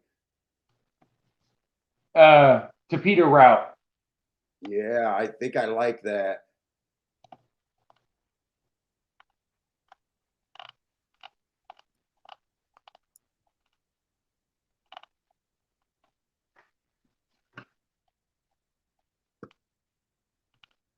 They're not running many turf races at Gulfstream so far. I wonder if something's wrong with the turf, they think. Yeah, they've barely been carding those races. What you said they're having a hard time carding the races? No, I said they're barely carding any, it seems like. I mean, we're getting like, 1, 2, 3 a day at most. Well, does this even feel like the championship meet to you? Not, I mean, normally, the card is more turf racing this time of year. And especially because like it's when they get less what's it called? Rain this time of year, so they're normally running on it. So no, I mean it doesn't feel right to me. Yeah, and doesn't the level? I mean, yesterday was a pretty they had a lot of high price claimers yesterday with 1 or 2 stakes race, right? So yesterday kind of felt like kind of more of a championship a Gulfstream championship meet card. But this is pretty much just low level claimers all day. Yeah. Which I don't mind. I'm not complaining about it. Justin is saying that they're saving turf for after Christmas. Okay. Now, maybe some of you guys that pay more attention to the championship. I mean, I always pay attention to it, but I'm not a guy with a really good memory. Maybe they do start off kind of slow, and this is not out of the ordinary. With the higher level races, maybe that starts to gear up as we go through.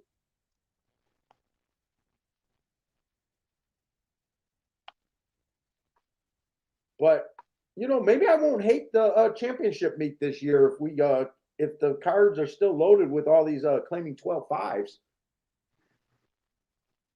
And really, we've been getting some good prices. There's been good prices at Gulfstream really the past few weeks, I feel like.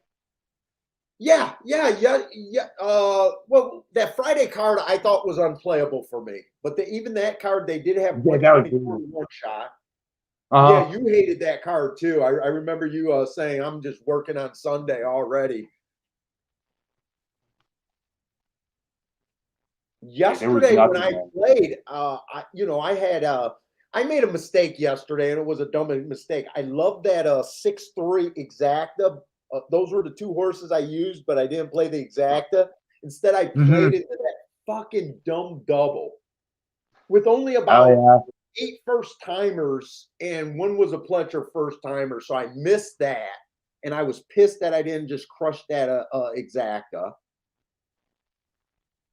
I dutched the 1 in the 5, or the 1 in the 2 in another race. The 2 didn't run, but the 1 won at 5-1, and then I hit the last race at 14-1. So yesterday wasn't a huge day, but it was a decent day, especially on a day that I wasn't planning on playing. I didn't start playing it, I think, until the 5th race. I think the only ticket I cashed that double on the 9-8 on that poly. or no, not the double. I crashed the exacta there. Was that On early that in the poly day? route. What's up? That sounds like that was early in the day, right? No, that's towards the end of the day. It was the last poly race of the day. Um, Oh, that but yeah, 9. Oh my God. Oh. That was right after that one horse won at 5-1. I did not have yes, time to look at that double. That was the horse that was dropping from starter allowance 50,000. And it yeah, was nothing but a bunch of 12-5 claimers in that race. yeah. I didn't get a chance to play the double, and I did not mark up any of the cards yesterday, and Parsons sent me the program, and he did not mark up any of the races. So I was handicapping without marks. So I wasn't able to play that. I know the race before I played the 1 and the 2 to win. And after that 9-1, I was disgusted at myself for not catching him. I know I didn't play anything in that race, and Parsons was like, we both did not know how we overlooked that horse. So soon as I looked at him, I was like, oh my God, this horse was a standout. Yeah, he jumped off the page for sure. Yeah. And what did you get? Like 7-8-1 on him or something like that? I think he was like 6-1. I can't remember. And the 8 was like 9-1. It was a good exacta. Yeah, it was definitely a good example. And then that, I don't think that, I think that was a race, 2 races before the last race. So I don't think, yeah, that was 2 races before the last. That was late in Yeah, the the card. last race I think was because they had that stakes race and then they had I think it was a turf route to close the day. Yep. The stakes race I thought was unplayable. I thought it was kind of the inside horses with the 4 and the 5, and that 7 got a perfect trip. And that was a race that I said Parsons was trying to get alive to that 4 horse, and he goes, if I don't get alive, I'm gonna just leave. And that's when I knew, oh my God, I know I'm playing that 4 pretty heavy. And that 4 was a poly horse. He only ran one. I think he only ran one race. It was a poly. He showed speed the entire way around. I think he ended up running 3rd, held up pretty good, and he did the same thing on the turf. He basically wired the field. No one challenged him, and he won at I think he won at 14-1. I didn't have enough on him. I would have liked to have more on him, but it was a pretty. It ended up being a useful day. I wish we could have seen more turf routes yesterday to get Yes. some more information because both those winners yesterday came from the inside. Um, Yeah, I I, remember when I played him, I put $40 on him, and he was the only horse I played, and I was a little bit worried because I think my profile said so far that only one horse went wire to wire so far on the turf. And so yeah, yeah. I was a little nervous about that. Uh, but I just thought I just thought I just had in my headspace. I said it before, quite a few shows ago, that I think these horses that were running on the poly showing speed. I said I thought when they come to the dirt and they come to the turf that they might be usable. So I kind of was. I was just committed to testing out that theory, and it just so happened to work yesterday. Yeah. But we haven't, like I agree, we haven't seen enough turf races so far to really get an idea how they might be running for the routes.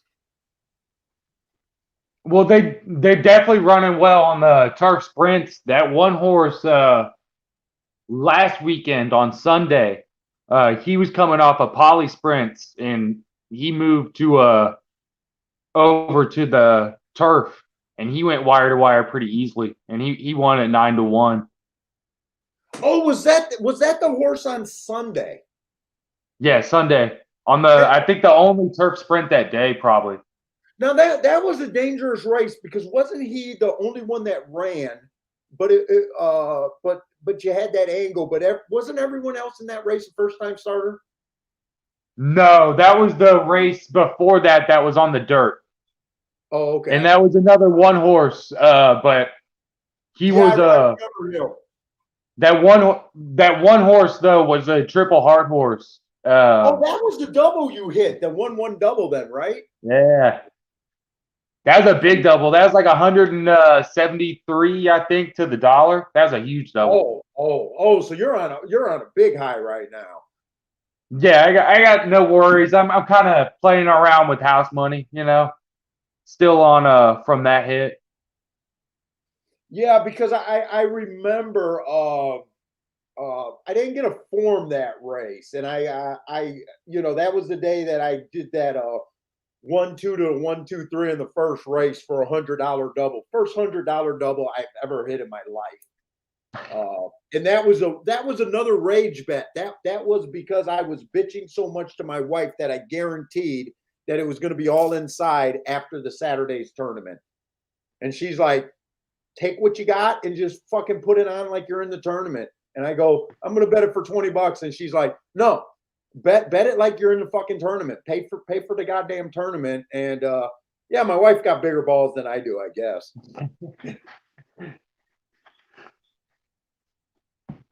That was kind of a rage bet. That was almost like the Kentucky Oaks Kentucky thing that I was talking about. But that was more of a rage thing. Like, I'm just pissed. I said the world's against me when I go to a tournament and it's all outside.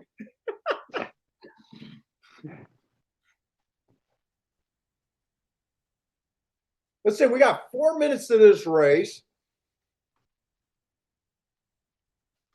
This is a dangerous race.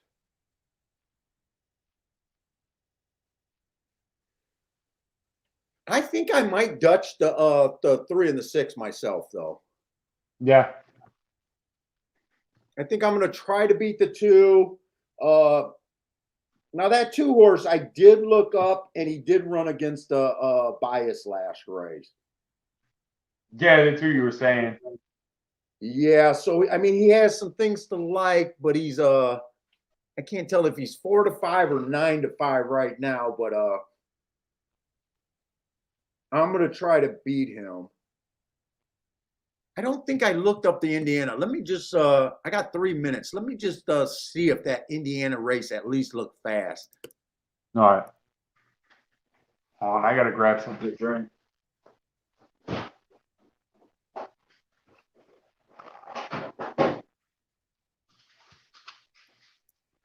I got that being a bad rail stalking day. So to me, he kind of ran with the bias, but oh, he did earn a heart. Wait a minute. I'm wrong. That was a one race sample. I'm looking at the dirt races for that note, but that was a one race sample. So Okay. let's see. I have not been able to get a bet in so far today.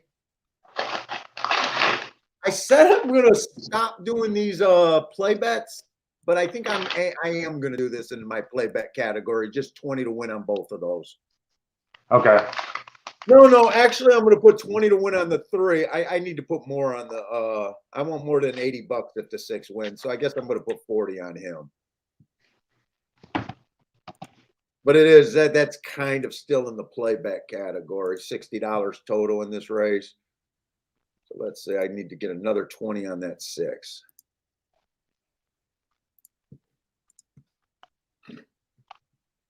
And I guess if I lose this race, since I'm playing against the 2 horse, I'd rather it be a first time starter than a 2 horse, even though a 2 horse wouldn't surprise me.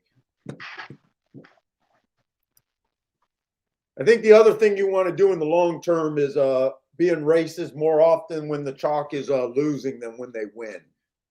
Mm-hmm. Unless you're keying on the chalk, but for the most part, I don't key on, for the most part, I'm not keying on chalks. Well, I mean, the prices today, have been phenomenal, dude. Yeah, there's We haven't nothing seen the chalk yet. There's nothing to complain about what we're seeing at Gulfstream right now. It's just I mean, you have a horse that won Alpha Year layoff. Can't complain about that. You had that 6 horse that had every right to improve or regress. He just so happened to improve or ran the same race and won the first race. I'm trying to think who won the second race. Um, The 7 horse. yeah. And yeah, 12-1. He was 12-1 in the second race. Oh yeah, I'm looking at the third race. Oh, he was the year off horse. Oh, and the 3 horse was a tough call too. It was mostly that maiden special weight drop. I could definitely see class handicappers being able to hit that horse.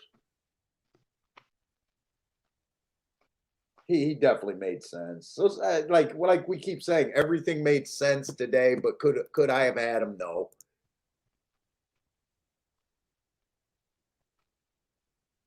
Let's see. I got a couple minutes. I think it's going to be too hard for me to look up and fill those gaps right now.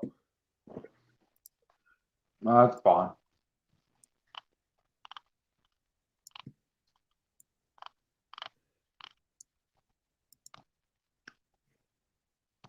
I mean, maybe Ain't I'll the play. turf race later that's got the most holes? The turf route. I mean, maybe I'll try to fill the ones that were interested, but definitely can make some mistakes. Let's see. Hey, what's up, Lloyd? Let's see who else snuck in here. Brother Man. I wonder if Brother Man got some good trip note plays today. Shan, what's up, Shan?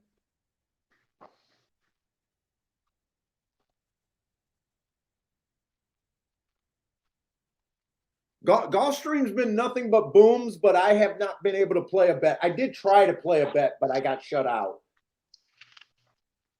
But the other 2 races I have not played so far today.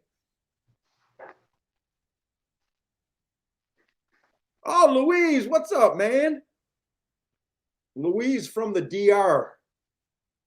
Louise should set us up. We should all go to the DR and stay at Louise's house. I love going to the DR.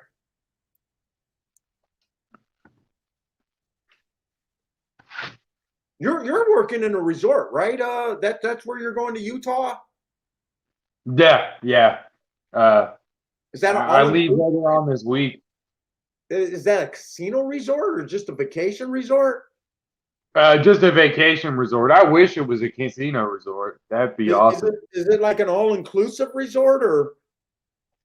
No, no. I wonder if there's any all-inclusive resorts in America. I like all-inclusive resorts when I travel. I feel like it's that you're not gonna find a bunch of that probably. Let's see, 6 got the lead, but the 7's challenging. 7's one of the first timers. Yeah, 7's a first-time starter. I mean, if I get beat, I want it to be by a first-timer, but I prefer not to get beat if the 6 can just finish this race. Looks like the other horse with a chance is the 8 or the 2. Come on, 6. Mm-hmm. We're not. Well, I think this timer is not working. 24-3 can't be That's right. not right. Did you notice that they're having a really hard time clocking these races on the turf? Yeah, we've had a lot of missing times. Ah, shit, I shouldn't have got out of my seat. I got to stop getting out of my seat.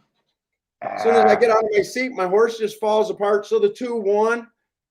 Yeah, 2, 8, 6. 8 was a first-time start. There's nothing I could have done there. I can't take the 2 at 4-5. I would have rather if he would have just lost because I could say at least I was in a race where they upset, but we kind of knew what we were getting into there.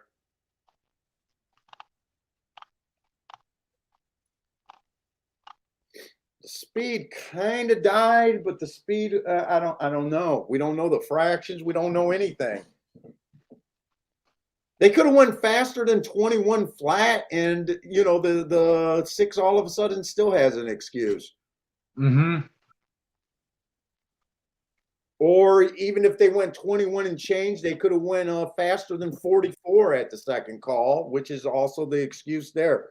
Once they get 43 and change, we always got to hold our breath anyways. I just don't know with them being incapable of timing these races right now. Yeah. Well, and I mean, and it's the only turf sprint today too, so it's not like we get another race to judge it against as far as running style, you know. Yeah. Although the winner was still within 3 lengths of the lead the whole way around, I guess.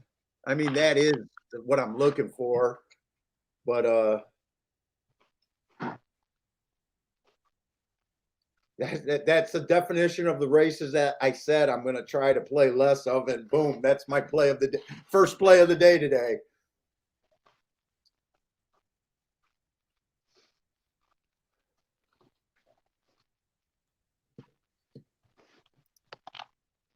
Oh well, like I said, I think the races get interesting from here on. I think we get some really good racing we can sink our teeth into a bit. Let's see, Lanier gave out the try there. Man, I'm gonna stop handicapping and just following that guy. He's really good at narrowing down. He's almost making me jealous with how good he's narrowing down races. I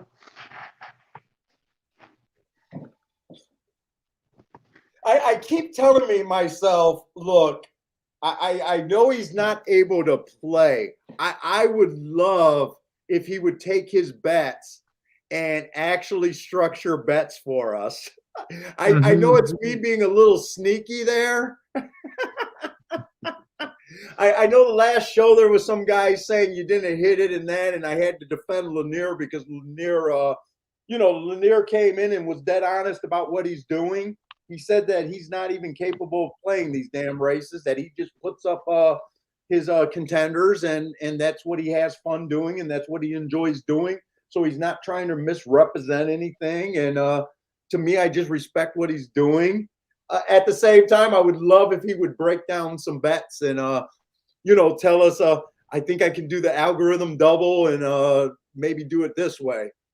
But I also am someone that knows that if you can narrow down the contenders, that's a good part. That's a extreme basic of handicapping right there. Mm-hmm. If you can narrow down what we got 9 or 8 horses in this race. And if more often than not, out of your I know he generally does 3 or 4 picks in a race. It's a good place to start. So even when I say that, I'm not being disrespectful at all when I say that. Oh yeah, I don't think you are. Doesn't come off like that. I tell you those days where I absolutely terrible, and I feel like I've been having a few of them, quite a few of them lately. And it's like, God damn it, I just need to look at Lanier's and just base my opinion off of that. It's been tough though, just with the way Gulfstream's been doing stuff. You know what I mean? It's kind of hard to get dialed in on something when they're running so much of everything on 3 surfaces. Different surfaces. Well, that other day, I got a live in 4 doubles and only cashed on one of them, and that was a 12. That ended up being it wasn't my fault because when I put the ticket in, it was paying 25 to 1, and they were over hammering one of the doubles to $5. But they laid off of them when the race came official. That $5 double went up to $19, and the 2 that I was alive to, I think I was alive to 3 of them. One of them stayed good, but the other 2 dropped down to about $12. So, it just got me where I got a little bit back. I basically got what I invested in the race and maybe maybe took like $60 or $80, off of what I was already down. But you're getting stranded on doubles is kind of a tough thing because you kind of had 4 races where you were right in, but you Mm-hmm. needed to have the right opinion for 8 of the 4 races. Yeah. Richard, no, this show is sponsored by Bender, man. Bender said if he handicapped the card and if I was feeling well, would I be willing to do a Sunday show? That's why the writing is a little bit different. So Bender did the work. He has more gaps than me, because he just keeps track of Gulfstream, so he doesn't have all the filler races. But I came on because Bender followed through and wanted to come on the show today, and so I'm just going to have a good time hanging out, talking to Bender, trying to follow the chat room, and hopefully we can get some good opinions going. Can you look up this 4-horse that the early money's going to in this Gulfstream race? Yeah. That's what I think we're going to have to do. We're going to have to look up some of the scary horses. I'm probably not going to be able to look up everyone. Mm-hmm. But as we go along, I think that's the way I'm going to have to do it. Is that was an inside stalking closing day, so I think he ran with the bias that day. Okay. But I think that's the plan. Let's.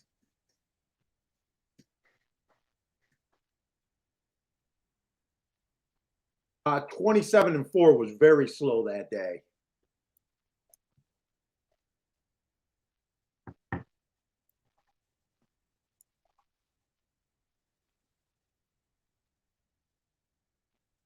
Let's look up September 10th. So I might not try to get 3 or 4 races, but we'll try to get like 1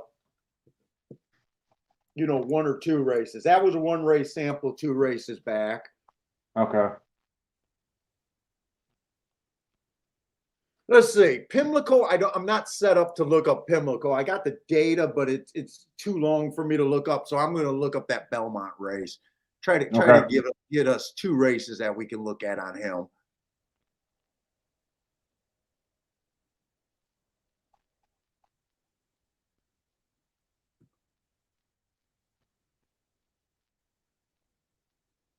Where the fuck is my New York?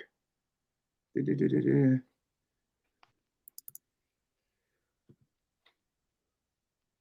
is that? June 19th?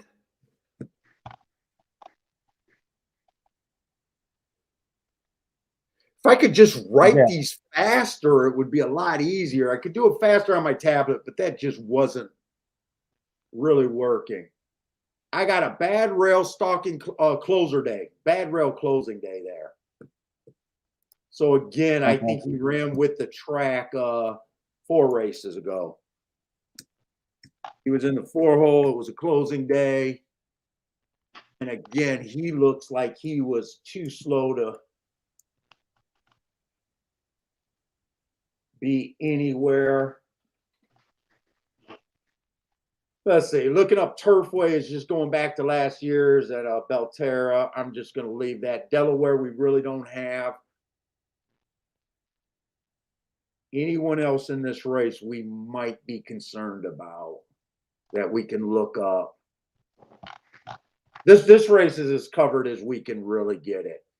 We got a $1,000 claiming race right here. It is a Tapeta race. I love the marks on the 1. I just don't like the running style here.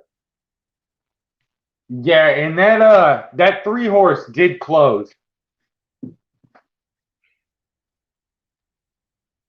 Yes. The race before. Now this was another thing. When I said I started looking at these speed ratings, trying to just do some little extra things, trying to tune my game a little bit. I did have a little problem with equine base or brisnet giving us a par for something they've been doing for such a short amount of time. Oh yeah. I don't know. I guess I'm using it a little bit, but Dude, they only got like a month of results and there's a par already. I don't know how I feel about that. Uh, You know, how many horses at 12.5, how many Tapeta races did they run during that time that were routes? And how many of them were at this level to give us any kind of an accurate par?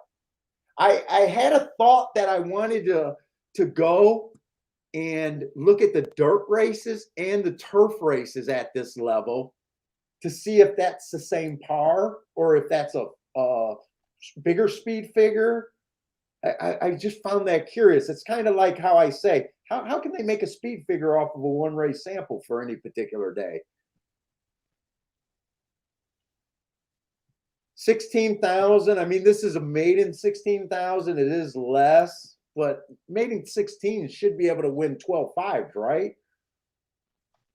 yeah. I just find, sometimes I go on these little tangents of things that I find a little interesting about what handicappers might be looking at. Mm-hmm. It might not mean anything or not. This horse has ran par a couple times.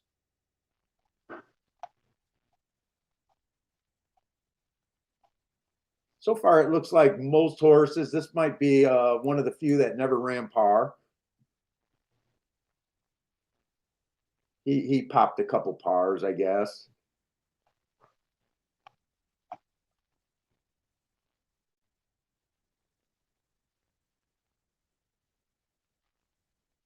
Let's see any class moves we might be interested in here. Are you big at traditional looking at class more than I might, or I probably look at it about the same as you do. I overlook it a little too often. now before you started handicapping in a more similar way? What did you find important? What were the handicapping factors you were kind of looking at? I looked at like jockeys and trainers. Oh, really? Yeah, it wasn't great.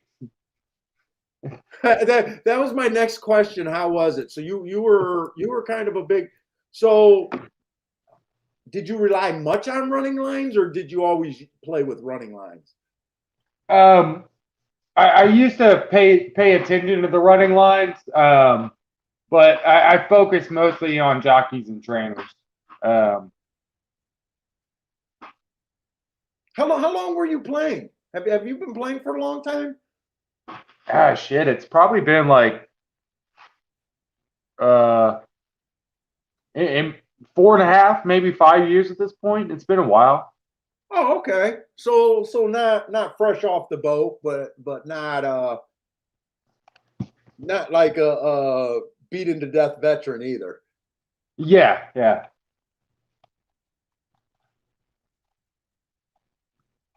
I think I read an article that horse racing has a problem keeping new players past. I think it's 3 years. I think they say they get a lot of guys that are like real gun ho, and they last about 2 or 3 years unless they can get in that degenerate stage or Hmm. start to figure out and have enough success and become a adequate enough handicapper where they feel like they could stick around. But I Yeah. think the turnover rate is roughly 3 years for a new guy. I mean, that makes sense. Well, I mean, of all the gambling games, I mean, the learning curve is insane. Yeah, I mean, even 3 years, I mean, can be kind of short for horse racing. Because I mean, there's just so much to figure out, Well, you're going to and have it so many depends on rabbit like holes how too. long you go down certain paths.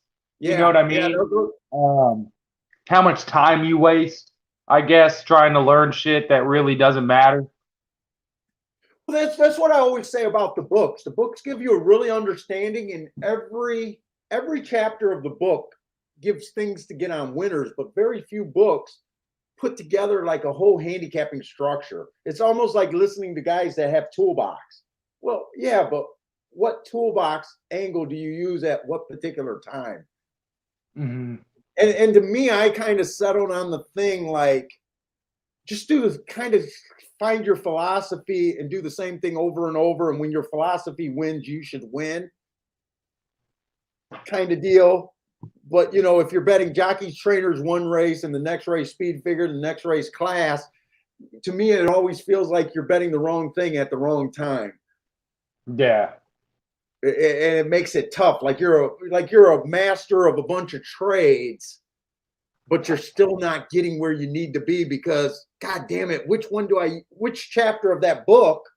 And I think those books are useful to a point.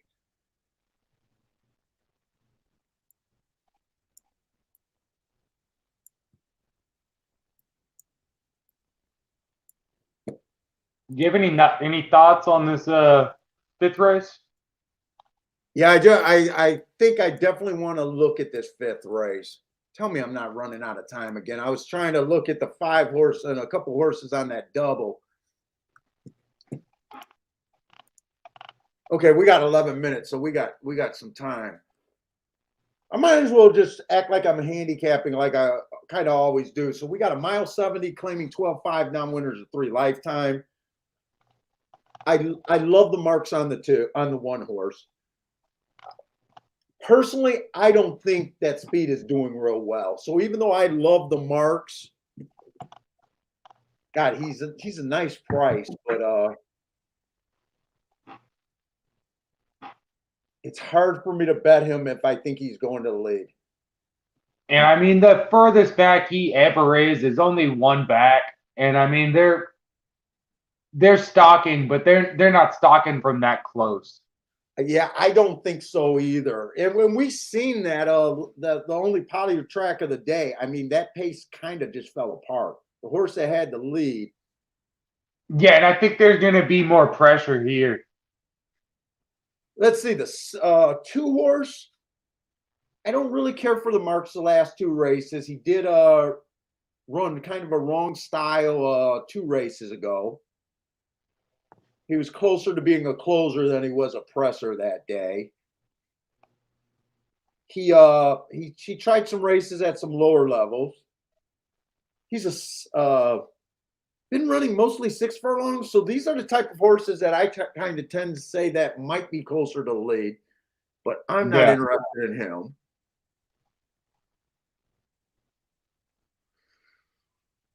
Let's see. Man, it's whenever I see someone else's writing, it just throws me off. Let's say this 3 horse might be a little interesting.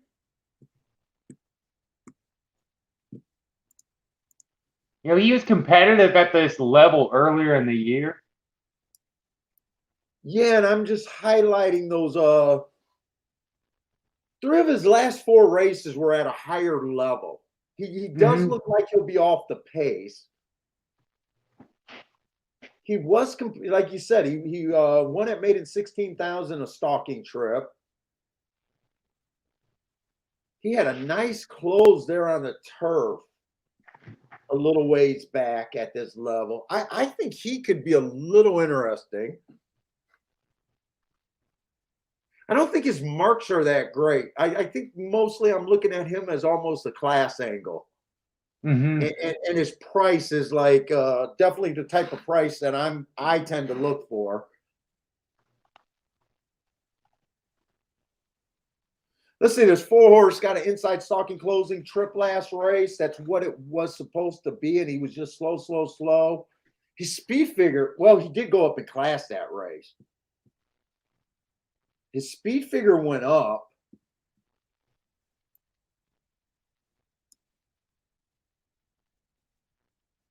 I think he fits.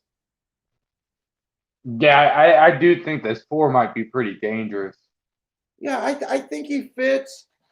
At first, I was kind of trying to overlook him because of that slow on an inside track. But his speed figure did go up, and that was quite a bit of that was at least double the price here.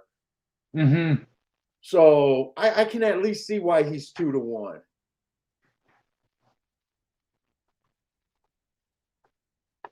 lot of these horses stepped up in class last race.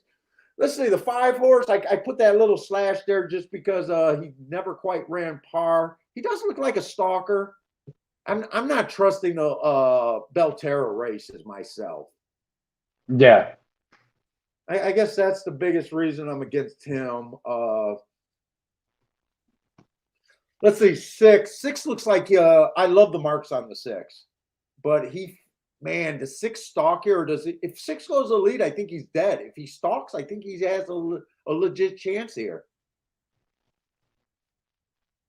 Yeah, like, yeah. Are you guessing that he goes to the lead, or I think if he stalks, he can win. If he goes to the lead, I think he's dead. God, 11-1 is almost the price that I need to make that play.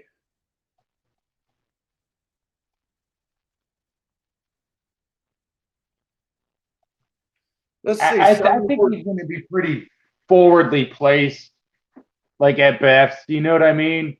I don't think he's going to be far enough back.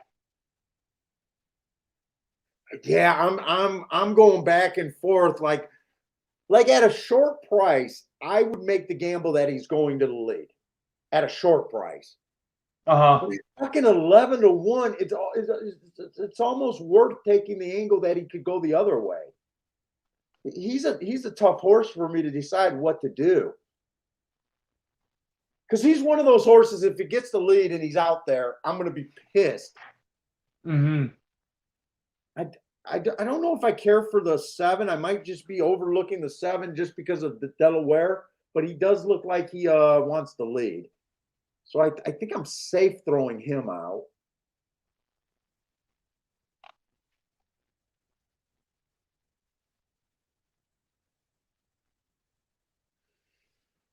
Eight horse looks like if he comes, he's going to come from a mile out.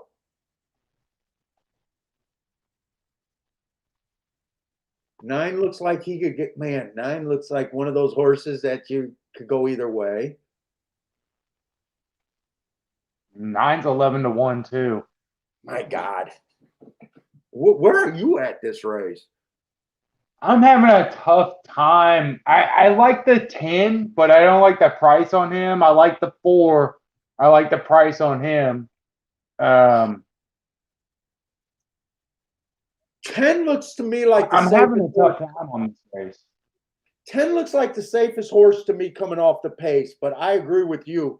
When I got some horses that I think could do something at a much better price, this is like a 50-50 horse. Some days I'm keying off the 10 and that's it. And then other days I'm trying to beat the 10. Mm-hmm. Let's see. Let me just write down the horses that I'm at least interested in. But I do think if we're, saying like at least top 4 contenders right now, I'm thinking 4, 6, 9, and 10.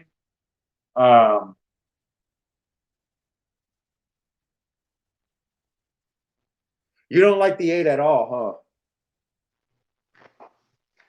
huh? Oh, I'm losing my video feed. This is a tough race right here.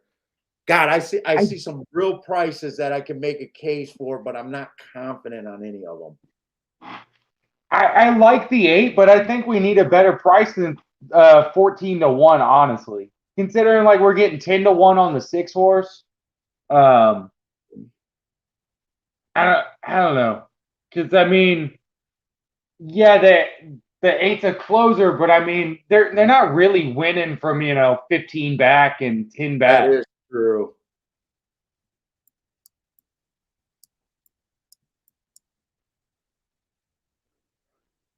Well, I still think this is a race that I'm going to play, even though I don't have a real.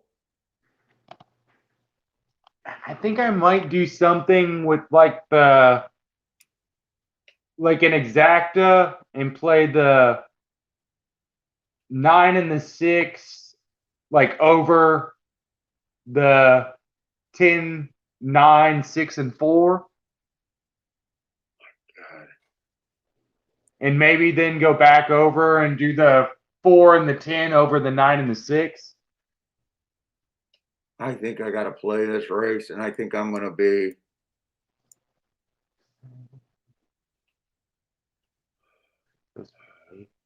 Because those pay pretty well.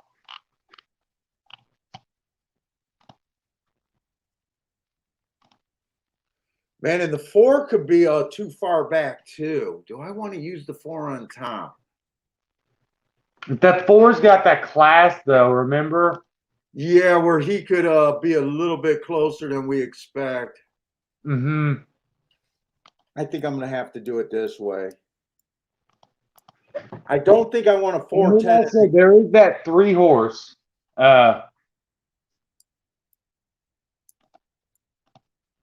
And I would like that 3-horse more than the 8, but I just don't think I can go that deep on this race. I don't want a 10-4, 410 exacta box. I can tell you that. I think I'm going to go 10 and 4 on top of the 3, 6, 8, 9. And I want to do the 3 to win.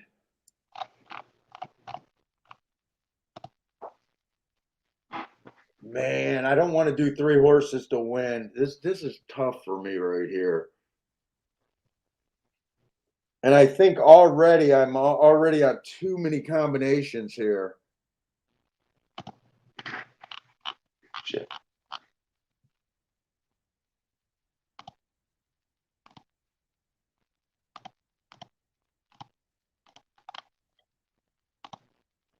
Do I like the 6 or the 9 better?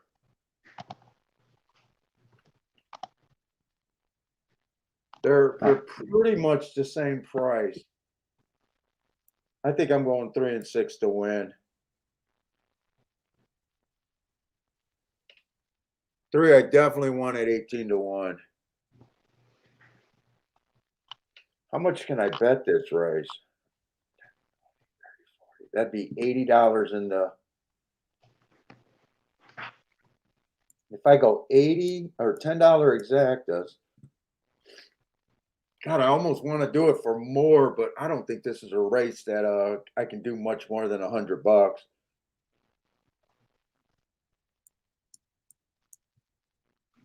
think I'm going to do them for $8. I don't know why that makes a difference to me. And I think because I think I want 30 to win on both of those. God, this is not an easy car right here. No, this is a tough race, man. Or do I just want to do these for $5? But then I'm doing a bet that not going to move my bankroll as much as I feel like this race deserves. That would be $40 plus 60 on the win. So I'm actually playing more on my kind of third and fourth choice or third choices.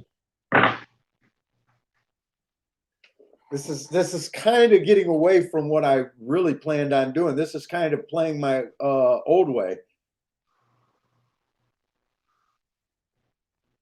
God, I just feel like there's real opportunity here. Let's see if we can 4-3. That's going to pay. These exactas might be. Let's see. I'm only in for $60 today. Where do I want to go here?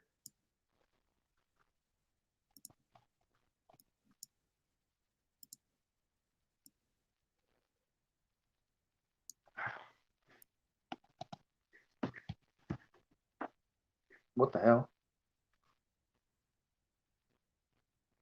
What just happened?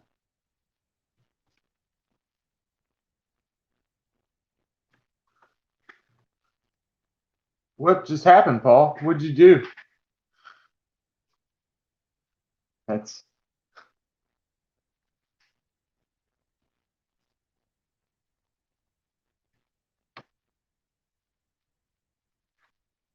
Yo, Paul, what'd you do to the stream?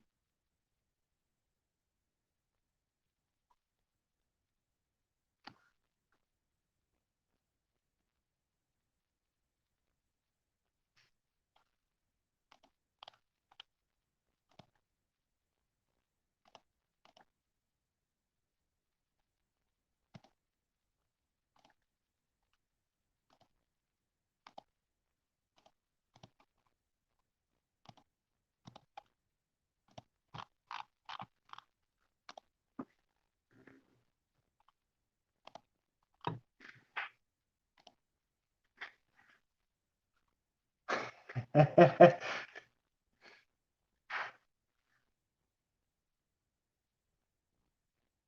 going on, everybody? I guess this is now my show.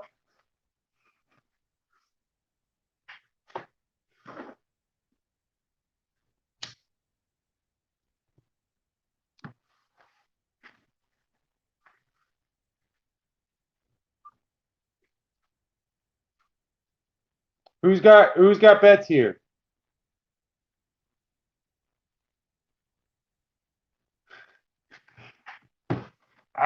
You put me on the spot, Dean. I don't know. Let's just go with barbecue and horses. Because at least I know more about one of those things, you know?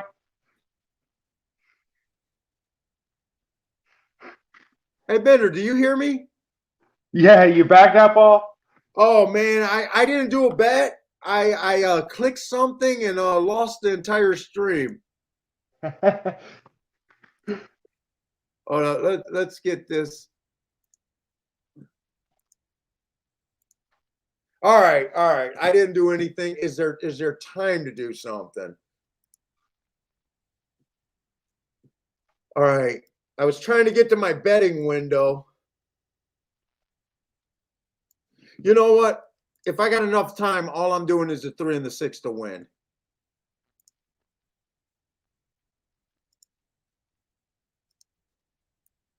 Let's say I got 20 down. I wanted to do 30 though.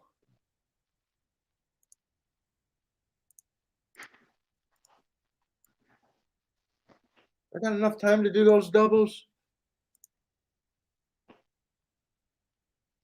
Yeah, man, you put me on the spot, Paul. Yeah, I didn't know. I don't even know what the hell I did. I was like, oh fuck, did I? Let's see. All right, I did get the doubles down. I did the doubles for $5. I don't think I'm happy with this bet.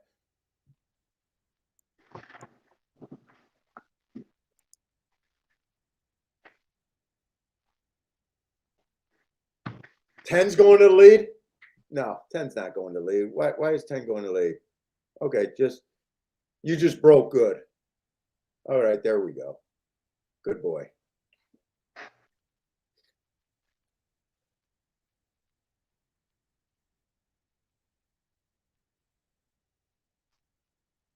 Man, I got about 20 pages opened up. It's too much.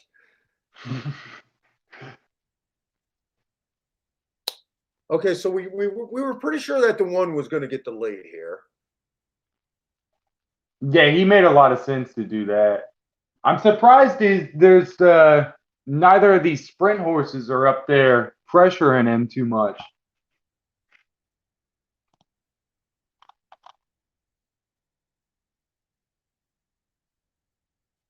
Who's that horse on the rail? Is that the 5 horse that looks like he could be a little loaded? I think the 6 is done. I think the 6 can't keep up. 24 and 3, 48 sounds too fast. I think the 7 is geared up. And maybe that horse on the far outside, that might be the 10. I don't think I got any hope of anything at this point. Don't. Man.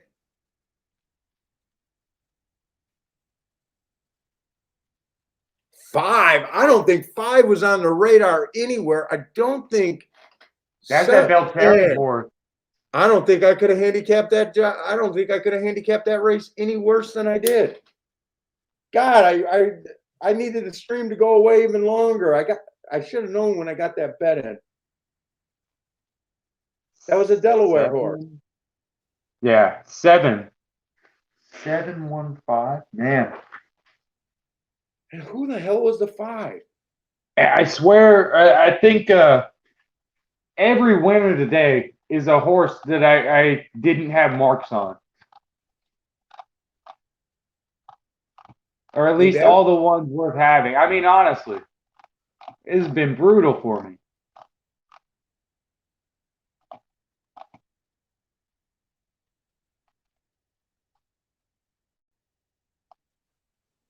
Well, I didn't like the 5. I didn't like the 7 horse.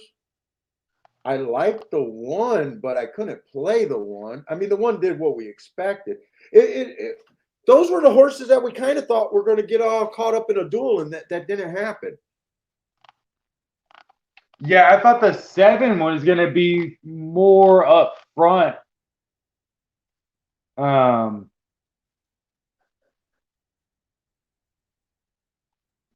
But I mean, not today. Because I mean, normally in his routes, first call, he's 2-by-1,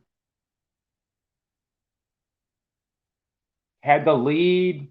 He was 4 back at the first call at that last one. No. I was using 5 horses, and I don't have a horse in the top 3.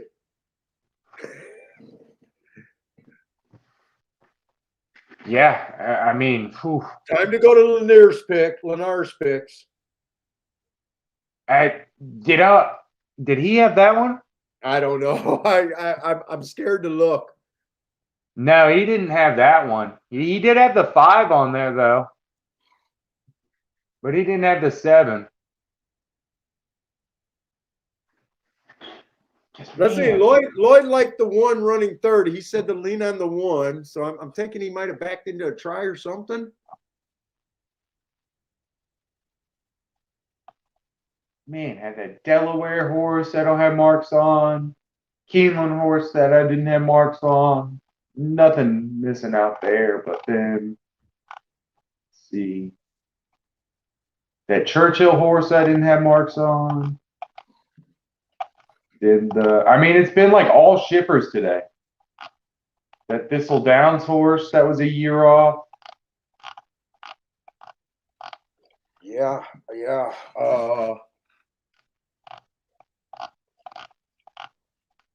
Boy. Ouch.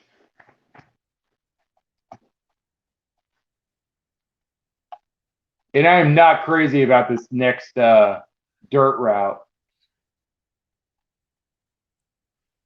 Well, I am just reviewing the hell out of this race.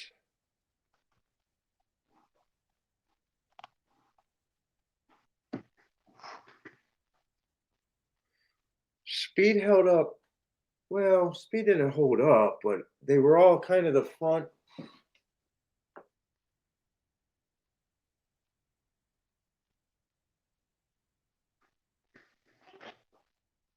Six tried to. Wow, of all the horses I think we used, 6 was the only one that really even tried. Yeah. Tried. Well, the 10. Yeah, he just flattened out. Yeah, I can't say the other horses didn't try. I mean, I'm just completely wrong. I mean, that 4 did nothing for us. That 4 did nothing. I thought 10 was the safest play there.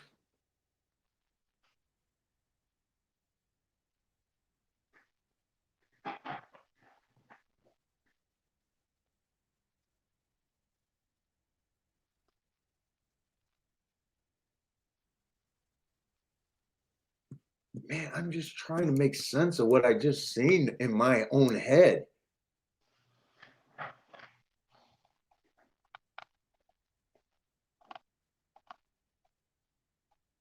Boy, we've just been kind of. Let's see. I did hear one thing you said. Let's see. We had a Delaware horse win.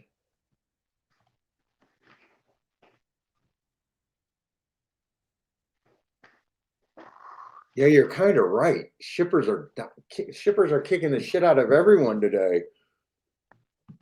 Yeah, I mean, the only Gulfstream horse that won is in that first race, that 7. And he came off that one race. He'd only had that one running line. Yeah. Yeah.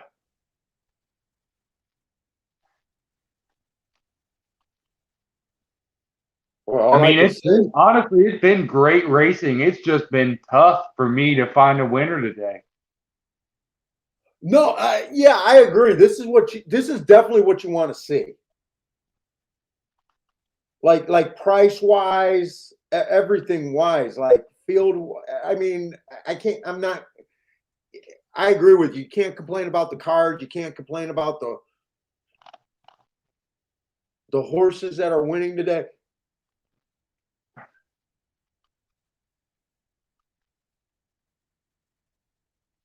Huh.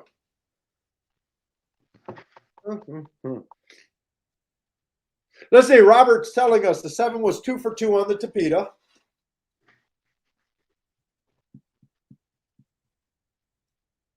Yeah, going back to Turfway Park. Yeah, I can see that. And at 30,000 Yeah. after he broke his maiden. And we got him. We got him dropping in class from 60. Okay, let's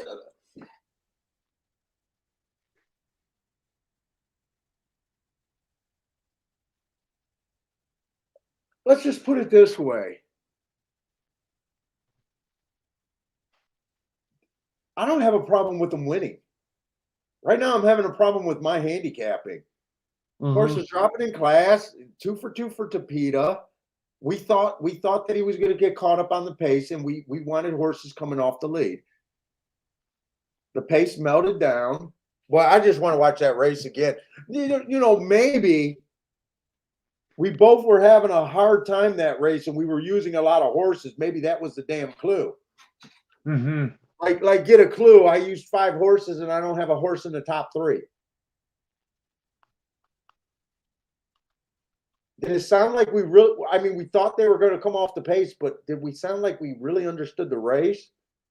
Maybe that's a race that we should have never. I got like stars in my eyes that this was going to pay boxcars.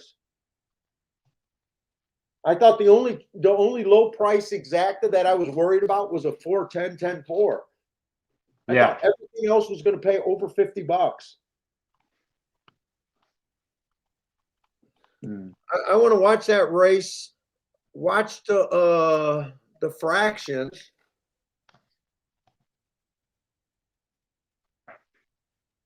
Now 7 came off the pace. 7 is actually the trip we're looking for. I just didn't put him on that trip, to be honest. 7's about 4 or 5 lengths off the lead. Yeah, I mean, he got exactly the trip we were looking for.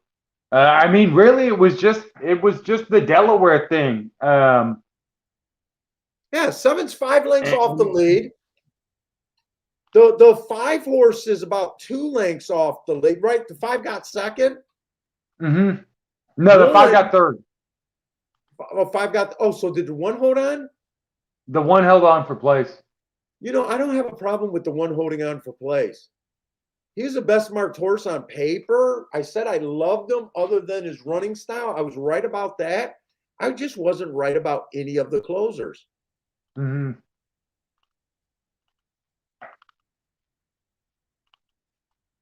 I thought I actually thought the 7 was always within 2 lengths of the lead, but he wasn't.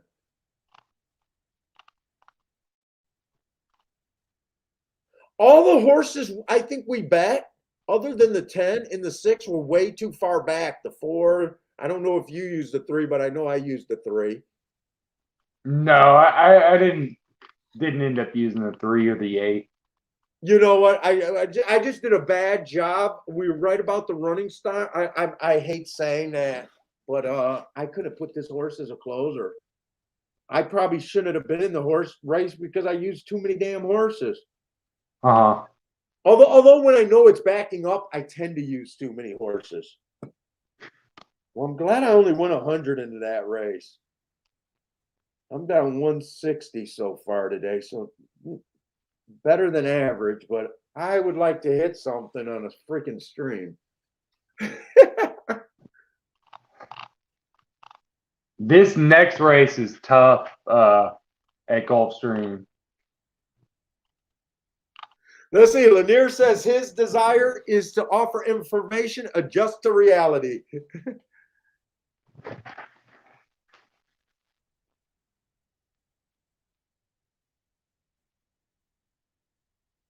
Oh, I see what Lanier is saying. Lanier is saying, if you feel like I am placing something different for you in real time, It is because it is not the same to make the selections 1 hour in advance. Hey, Lanier, no, I got no problem with that, man.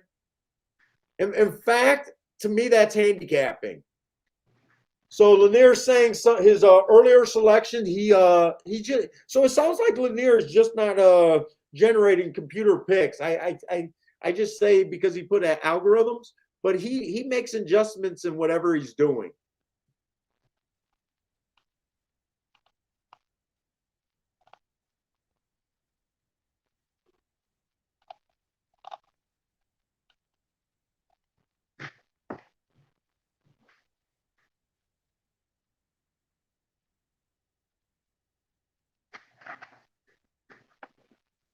Though we're all struggling today. Don't worry, don't worry about it. I'm having a hard time. Actually, Lloyd Green hit something.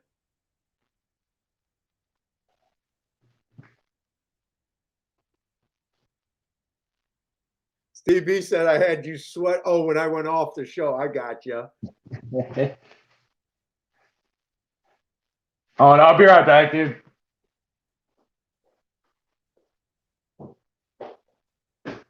Hey, what's up, Charles? Justin, what's up, Justin? Steve B, I'm sorry, I'm not going to be able to keep up with the chat room as much today.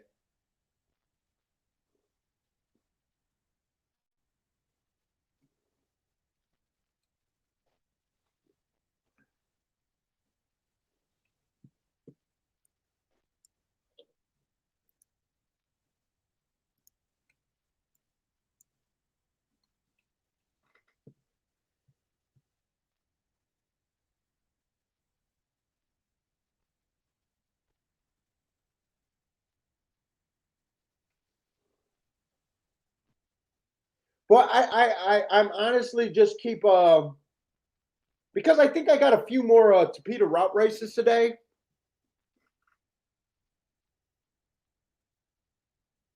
I'm dwelling on this race right now. He was an outside. He ended up being an outside closer, though. That is what I'm looking for. Would have been hard for me to put him on there. I think I'm going to keep playing how I'm thinking.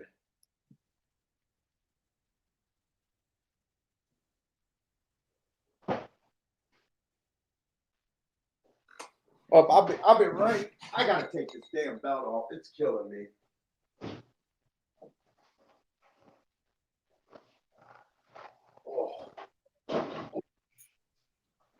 Oh my God, that belt was killing me. All right. All right, I gotta find something to get right on. Yeah, I think do not think it's going to be this sixth race. You know what, Bender? I kept dwelling on it. You know what was our first thought today was outside close. It was hard for us to put that 7 as a closer, but that was an outside closer. It was. It was. Oh, but I think the 3-horse winning in that earlier one kind of threw my head off a little bit on that. Yeah, and I think even if we would have kept that thought, the 7 would have still been a hard play for me. What did he pay? He was only actually 5-1. Yeah, we knew that was going to be a nice race, though. I really have no problem with the one holding on either, by the way, for second. Remember, I talked about these biases. Honestly, he didn't get as much pressure as I thought he would. And didn't did the speed hold on for a second in that first race? The first poly race? No, our 7 would have won that. He was stalking from the outside. Right? That's the race where we had that 7 at 9-1, right? Oh, yeah. The 5 ended up being the speed. He went to the rail and he got beat. I think he managed to run third, but he was also the chalk. Yeah, it came in 3.75. You're right. And if I remember, didn't that 3 make a super wide turn? And he definitely came from out of nowhere. Yeah. You know, I'm gonna stick with the outside off the pace. But I'm gonna respect that maybe they can first run kind of thing. I'm Uh, still against the speed horses. yeah, I'm gonna try not to absolutely. let that race bother me. Right now, I think you do have something with we're getting beat by class droppers, shippers, a first time starter. It's not like I feel like I left all the bets that I should have made. I should have lost here. I guess is what I'm saying. Uh, You know, it's not like I might be like I don't feel like we're handicapping extremely good, but at the same time, I feel like they weren't necessarily horses that I would have liked. Other than that 3, I did mention that 3 at maiden special weight, but I still wasn't willing to play him. You know, so yeah. I don't feel like I missed an opportunity. I felt like I pointed out something, but that was as far as I could have went with him. Hmm. God damn it. You guys are used to seeing just me lost in my headspace, but right now it feels like me and Bender are both lost in the same headspace. I almost got that like when they do a movie and the person's on drugs and then they got the camera like spinning around and they show that crazy view. That's how I feel like these races are going around in my head. Like everything's just spinning. Like, whoa, what? I don't think it's as bad as right now, other than just feeling like we're not doing too much. I don't feel like it's too unattainable yet to Hmm. hit something. No, I'm with you. Like I said, I really don't think race 6 is the spot for me to do anything. I don't think I want to play against this one horse.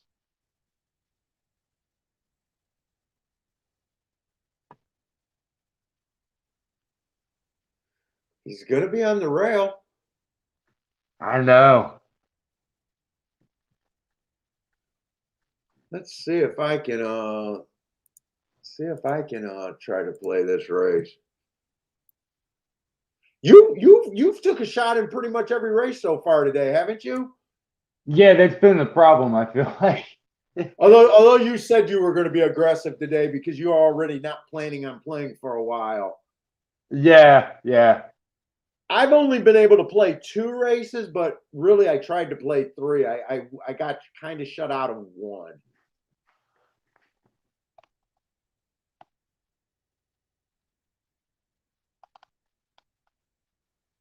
Oh, I see where you might be worried about this. This one definitely feels like he has a pretty big class edge on this group, doesn't he? He One is really first does. race, one is first race out, one a $60,000 little stakes race, but still, those can come up as pretty tough.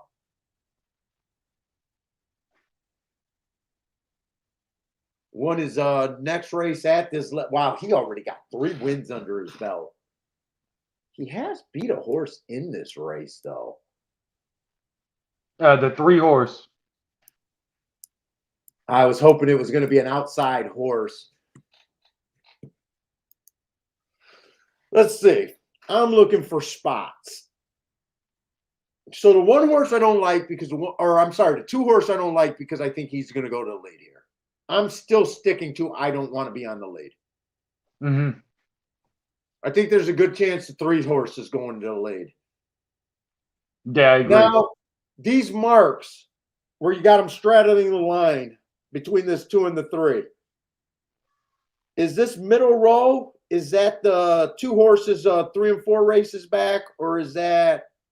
Oh, it must be the. Yeah, it must be that. Yeah, right Yeah, there. okay. I've been kind of moving them around. Okay, yeah, that makes sense because that's the only way it could be. Yeah, that's it.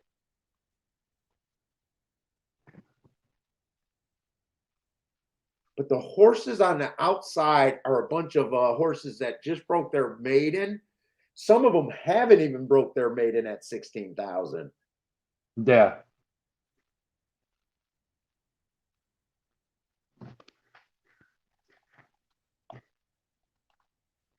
I tell you what, these Tampa, I was kind of wanting to look up this Tampa race on this 5-horse, but he hasn't even broke his maiden yet. It didn't come back as I think I gave him 3 being too slow, but he did get in position at the top of the stretch. I don't know. Sometimes he might have me intrigued at a big number. 6 looks like he could be a speed horse, just being a sprinter stretching out.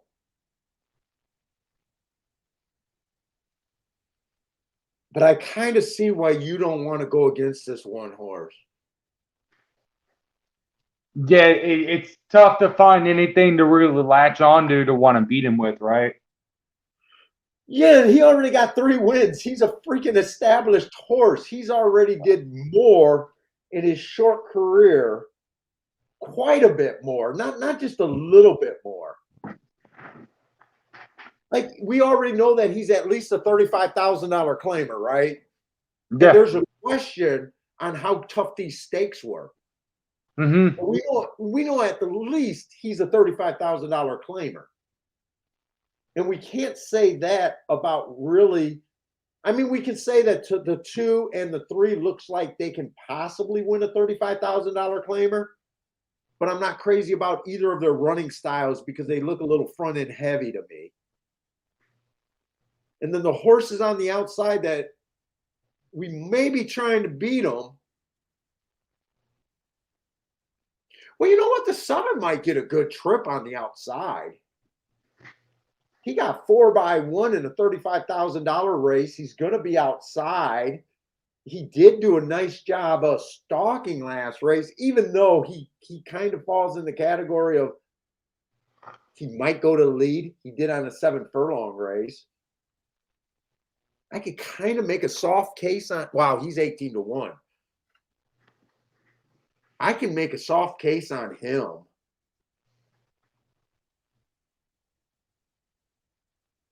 The 1 horse, I tell you another thing tricky about the 1 horse, right? We don't want speed, and we're kind of questioning the rail a little bit. He's won a race wiring, he won a race stalking, and he's won a race closing. I know. And the race he wired was a sprint. Yeah, so I mean, if he ran all 4 races at a front end running style, I'd be a little bit more apt to jump into this race. I think I'm going to play a little bit on this race.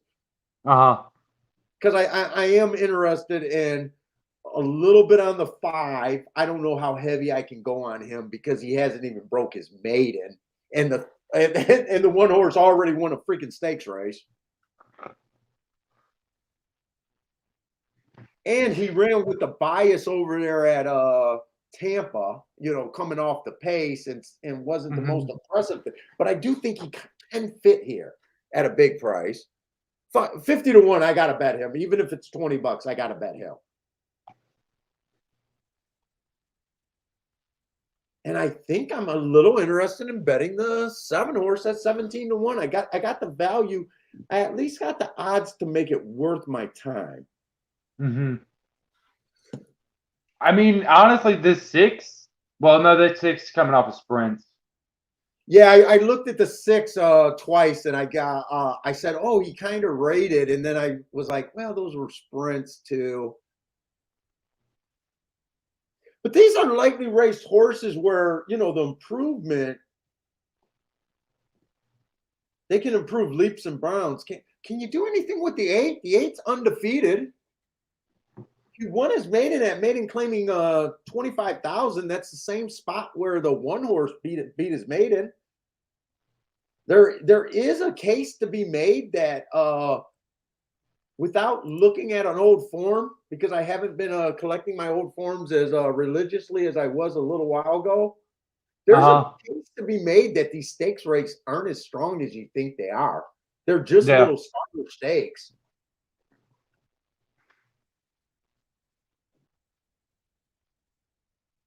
Now the 8 could be farther back, but you know, he's not even dead. You don't even know if he's he can also stomp. God, this board is so sexy to me. Oh shit, shit, shit.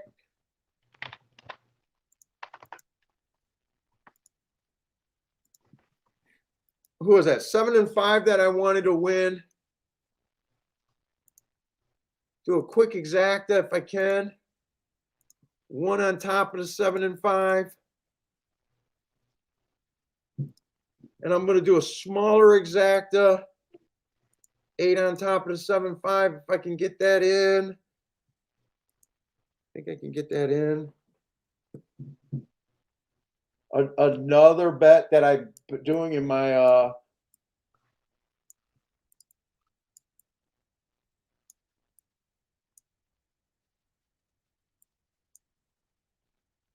you're sitting out this race, right? Yeah, I'm not playing anything. I think I'm willing to, just because I see these sexy scenarios that I think I wish I would have had time to look up the I did the 1 for more than the 8 on top. That's why I separated them. Okay.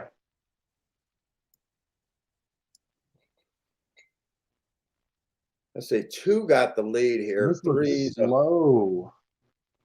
This is very 25 slow. and 3. They are, man.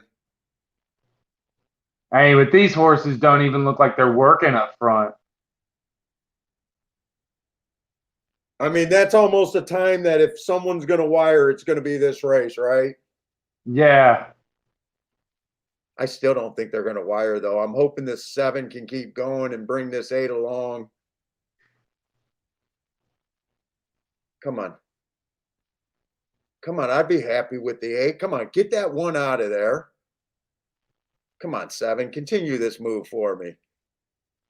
Continue this move. Do not go to the inside if you can help it. 3 is going to keep them out there. Come on.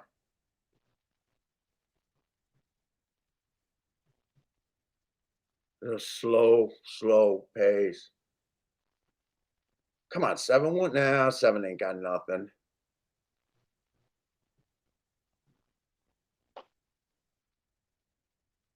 It's going to be a 1-8. I don't think I could have played that exact. Oh, 8 just got it. Yeah. You made the right move there. I'm trying to make something freaking happen. I could not make a case of going against that 1. He looked too tough, you know? Oh, Jesus Christ. 1-8 is paying $4. Oh, no, that's double. 1-8 is paying $8. And you know what? I said I wish I could have looked at these exactas. 1-7 is paying $8 too. Oh, really? I could have left that off the table. I could have left that off.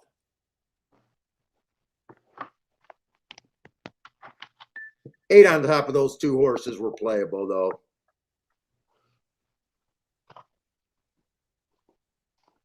You know what? That would only save me 1 combination.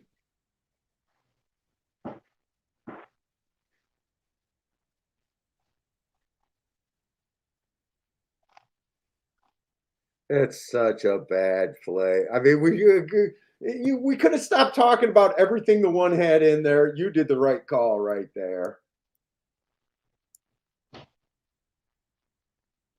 Could have stopped talking about this. Like, Paul, this is kind of one of those races you were talking about, even like, you know, a lot of these, there's a lot of question marks, you know what I mean?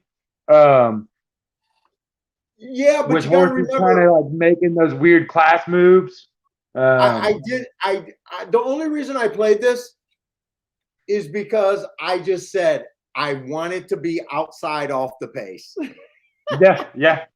You know that if you could see how I bet that, that's what I was thinking. I had enough sense to use the 1.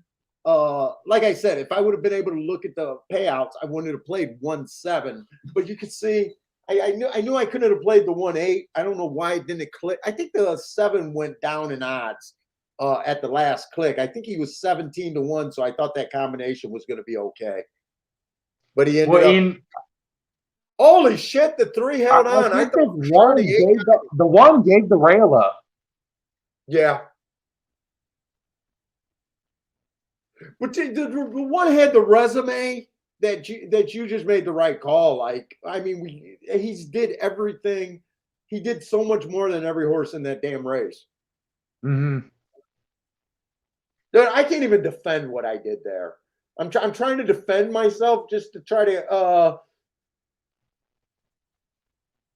not get myself in a negative mode. But the more I think about it, the worse that I like that I even jumped in that bet. I didn't have to.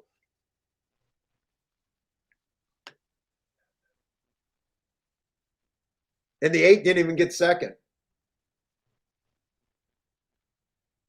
He didn't? No, he didn't. They got 138 up there right now. I thought for Oh, sure the wow. 8 held on for second, but can't trust my vision.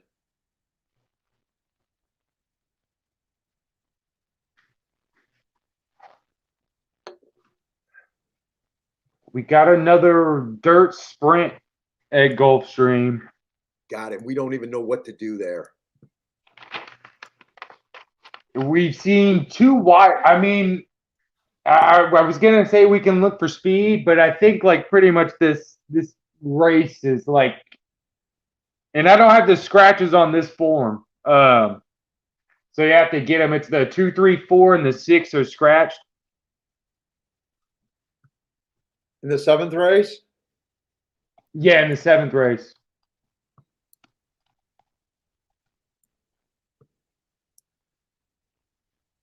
Oh, that's a lot of scratches. Is this still a field? The 6-horse field left. Oh, okay.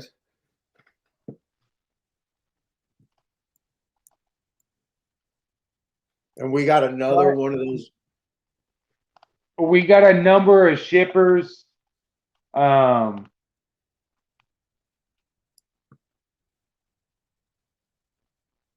some weird class moves.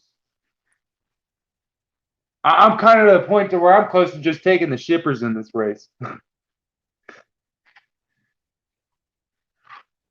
For 3-year-olds and up, which never won a race other than maiden, claiming or starter, or never won 2 races, or a claiming price at 12.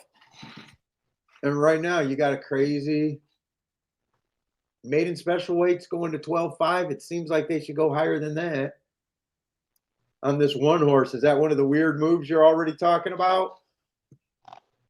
Let me see. It's kind of, that just jumps out at me. Yeah, the maiden, that one horse definitely. But then also, I mean, the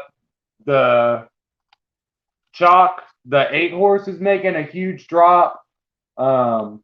Every horse is actually dropping in this race, I think. This is what we get in the championship meet too. Yeah, like this is the championship meet race. Because like none of these horses have even been running at 12.5.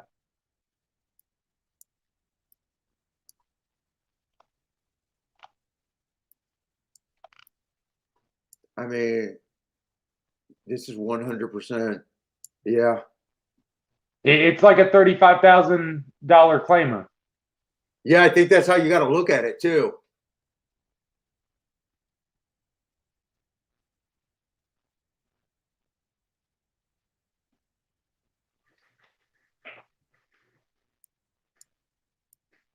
Like this is a race where Scotty does his pace ratings at, right? Like if you made a pace rating for this race, you would say that there's no way in hell that this is a common 12.5 claimer. No, no way at all. Like you want to look at this race, like you said, that this is a $25,000 to $35,000 claiming race right here. And without having your form or doing a pace rating or just remembering this race, this race is going to play way better than a common 12.5 claimer. There's not a single 12.5 claimer in this race. Yeah, I mean they were scratched. Yeah, and there's not even a $10,000 claimer stepping up or anything. This is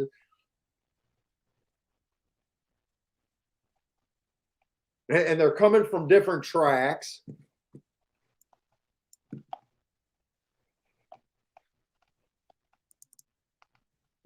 And right now, Gulfstream horses are not representing. No, they're not. And there's a lot of speed in this race, right? Yeah.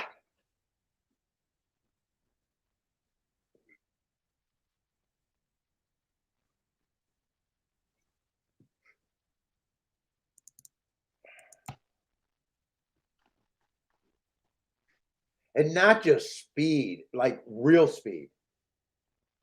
Like horses that prove they can wire going fast, like not just a regular 12-5 claiming race where you're like, there's cheap speed, there's all different levels of speed. This is like top to bottom. This is a tough fucking field. That when I looked at this when I was doing marks on it last night, I remember thinking at first this had the makings of like a meltdown race.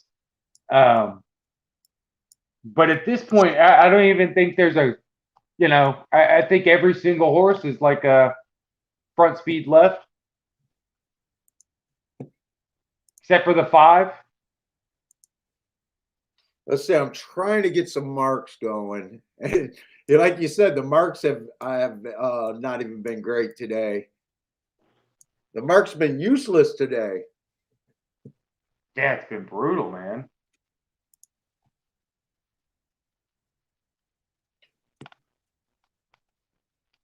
We're doing this show for the haters today.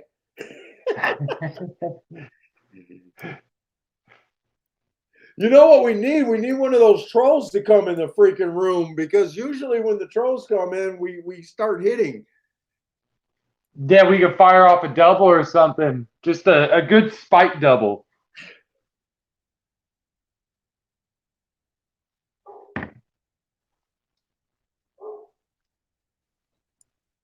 Where's that soccer coach at? Yeah, he's been gone a long time.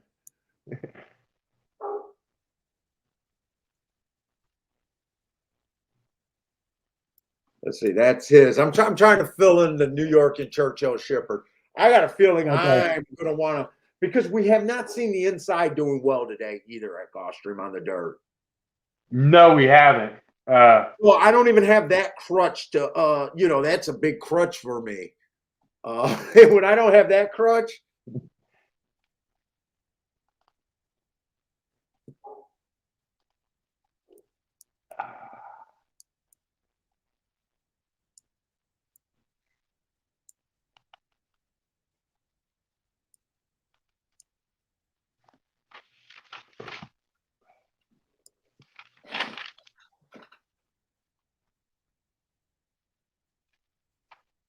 boy, I'm impressed with that 10's last race.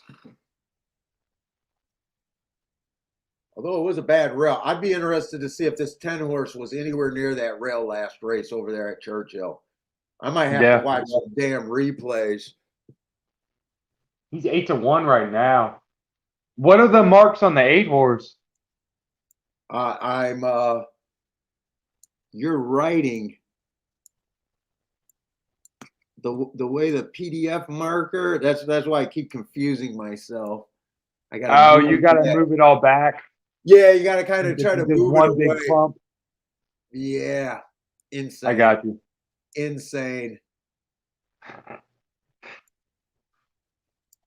So the fastest winner that day went 21-3. He went 21-1. Okay. The fastest winner went 45. He went 44-1. Yeah, I'm impressed with that race, even though it looks like it's just a allowance non-winners of 2 lifetime, which that's a nice race. And then before that, we want to look up his stakes race. I don't think, if you wanted to test the outside here, I don't think it's a bad spot. The way I'm feeling, I almost need a handicapping confidence booster right now. This might not be a betting race for me. Yeah, I'm kind of thinking the same. But I am impressed. This 8 horse, that stakes race was pretty insane 2 races back. on the front end. Went too fast to win. Let's see, 925.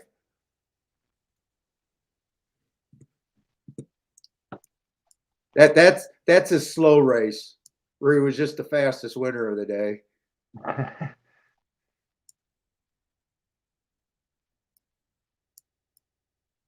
Let's see. Let's move that. And he did that by eight lengths.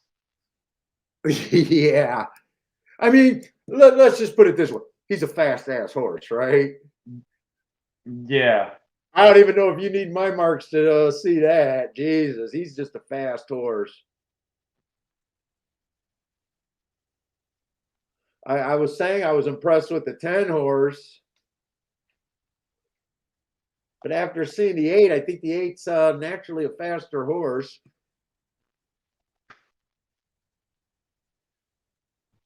Yeah, I want to shrink this a little bit. Oh, no, I don't. Let me just, I'm just still playing with this par thing. Everyone's ran par before. Okay. I'm just, you know, like I said, I'm just playing with that.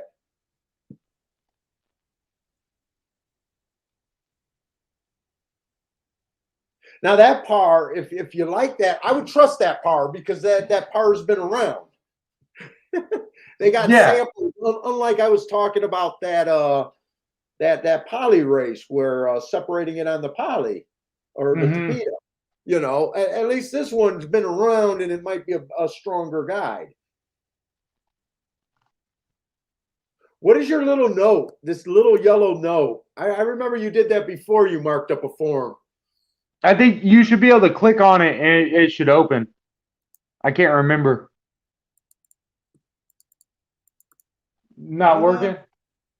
No, it doesn't seem to be working. I think on. Oh, it was just it's triangles by a really wide margin. So like okay. Kind of like the 8 horse earning those hearts by a really wide margin. That's why I read it. Sometimes you earn hearts and triangles and it's not that big of a margin. And then other time, so you like noting that difference when you see it. I do. You know, I mean, honestly, because like there sometimes I think there's levels to those marks. They're not always equal. Yeah. Yeah, I get what you're saying. Sometimes they're just one tick slower. And so you do the exact same thing with the you run your program and get your times adjusted. Yes. Right? So when you're doing that, I know why you're doing that because sometimes you'll see. Do you notice that sometimes a horse will have the exact same running line and they'll give the horse different times on the adjustments? Yeah.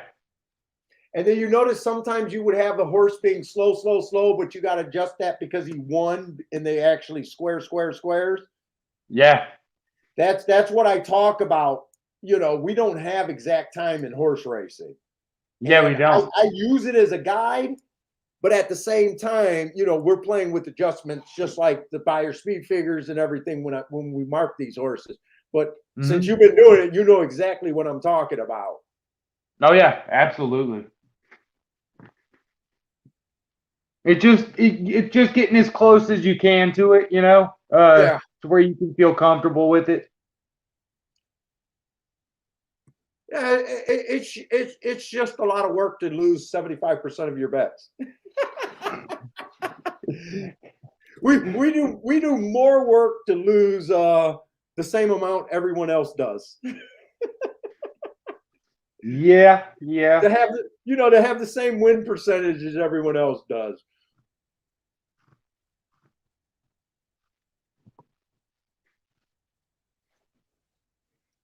All right. I don't think I can do anything here either, Paul. I'm leaning towards sitting out this race. I want to see how this rail performs. I love the races on this one. I don't feel comfortable taking him. I don't feel comfortable on the rail. I love his marks. I can't argue with his marks. It did take him a little while to break his maiden. but he did earn hearts 4 races ago. He was the fastest winner by far last race. Everyone could see the huge speed figure. I don't trust it. I don't trust these speed figures. I shouldn't say I don't trust them. Mm-hmm.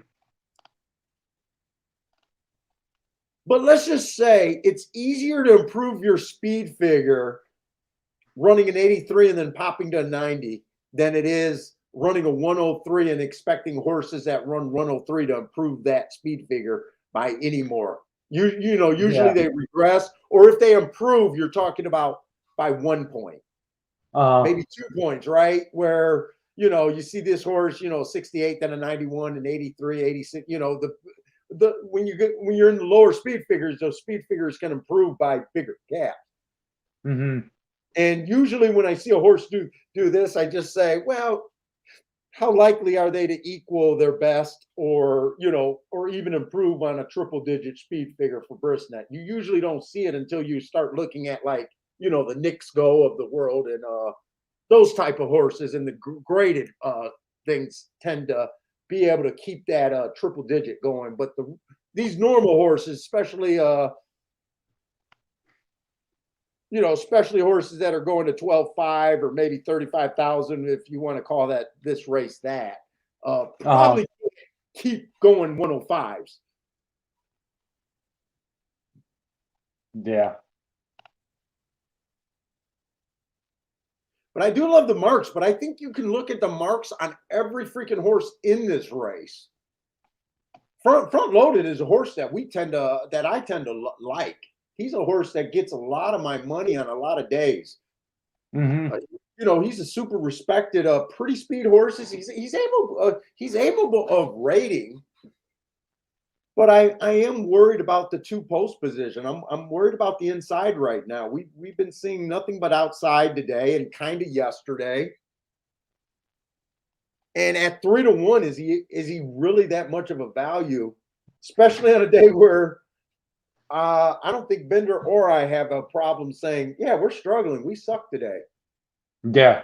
Are you looking for a 3-1 to come out? No, I need something a little bit better. I'd rather just sit on the loss I have. You know what I mean? Yeah, you don't want to start doing $200 or $100 win bets to get 4. Yeah, I just the only horse here that is kind of tempting to me is the 10 horse, but I'm pretty sure I'm going to sit out this race. I'm super impressed with marking this 8 horse. He is on the outside. And to me, it just seems like the outside of the track has been performing in the only 2 races that we've seen today. And yesterday it performed super well. So I think I'm sitting out this race. Yeah. And how many races? We got a few races today, right? It's not like we're at the end of the day. Well, we got 10 races today. Yeah. We got a poly sprint, poly route, and then a turf route to finish it out. Let's see. I'm going to look at the chat room for a little bit. Let's see if we can get these guys.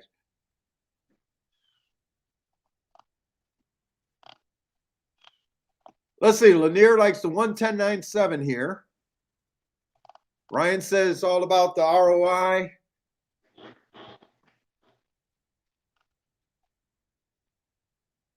See money. What do you mean you enjoy seeing how the marks evolved over time?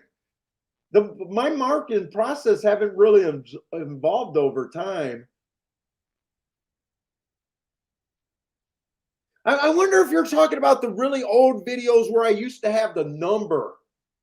If that's what you're talking about, I used to have to hand adjust all the horses' running time, and I would have the marks like that. Maybe that's what you're talking about on some of the really old videos. That's not really an involvement because I was told that I can use the past performance generator to take me on not having to adjust my times anymore. So maybe that's what you're talking about there. It used to take me another hour of just hand adjusting these times. So what takes me an hour now used to take me 2 hours, probably within the last 3 years. Yeah, and it was a little different. So when I used to have an average race back then, it would look like this, where I would have all three points of calls in there, and that would be the average race. So I had to change the marks just a little bit, but that was just me going to the generator. And I did lose a little bit with the generator because sometimes, like Bender and I was just talking, that sometimes I'm not sure what the generator sometimes would adjust the time. Let's see, none of these horses probably ran together, but sometimes they're a little bit off. But I'm willing to take the little differences with the ease of use kind of deal. Mm-hmm.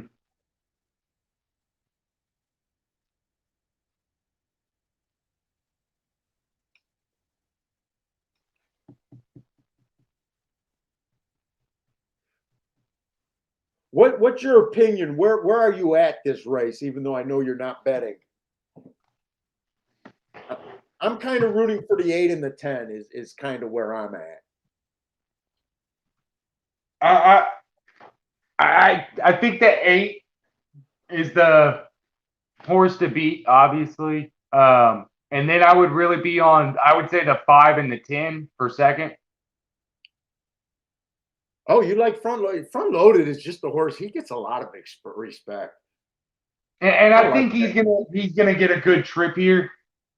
If With he all was the on the speed. outside, if he was on the outside in a bit better price than 3-1, I would be a little tempted on him because I Yeah. see the trip that you're talking about. He might be able to rate, and it does look like there's a bunch of burners in this race. Mm-hmm. But with him being on the inside and what we've seen so far in the last 2 days in the 3-1, to me, it's just not like I kind of agree that Because I can't imagine those exactas are paying anything.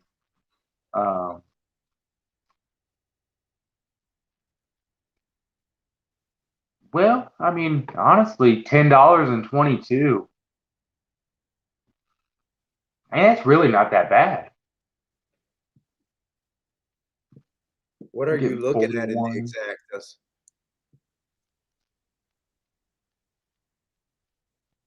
God, this exacta board is kind of hard to watch with all these gaps in it. I wish you could hide those horses. Yeah, I mean, you get 11-1 on 8-5, 23-1 on 8-10. Actually, there's a That case 8-10 to be one, made for those. I'm going to hold out, but that's a little bit more tempting than I thought.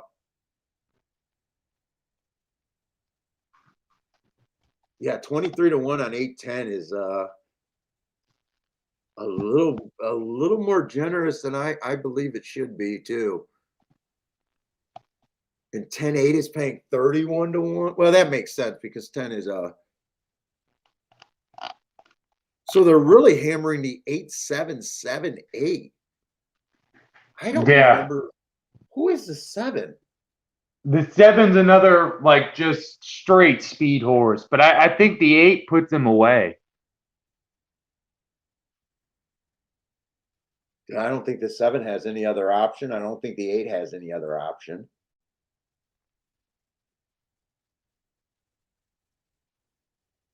Does the 9 have another option?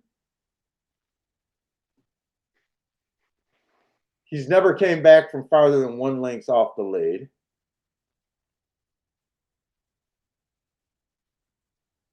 I'm wondering if the 10 could have another option with that route race under his belt. I'm not touching this race.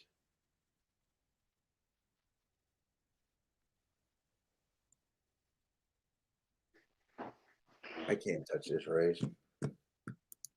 Oh, they're off. Oh yeah, I mean they're almost done. And actually, it looks like this one. Look at how wide the one is. The one got this. Yeah, Oh no, the eight got horse. still held on.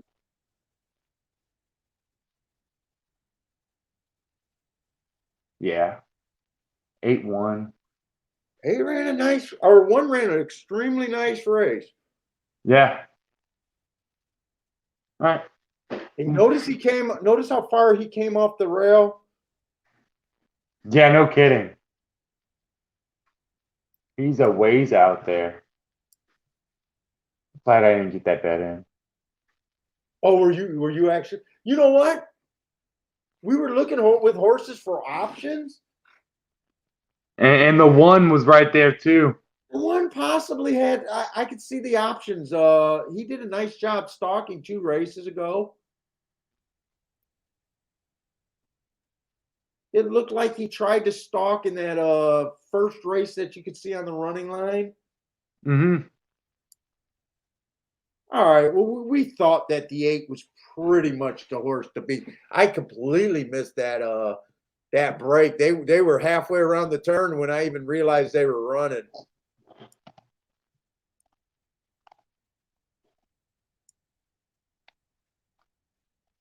And this 8th race is going to be tough. We got a lot of holes in this one.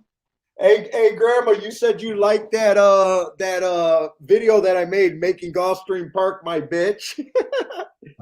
I regret that title.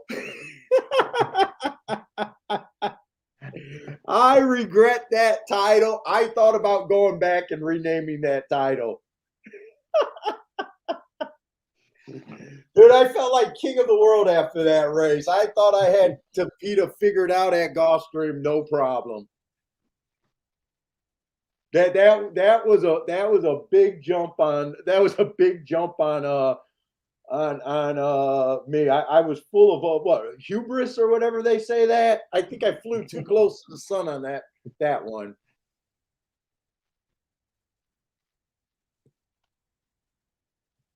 And I'll tell you what, I honestly been in like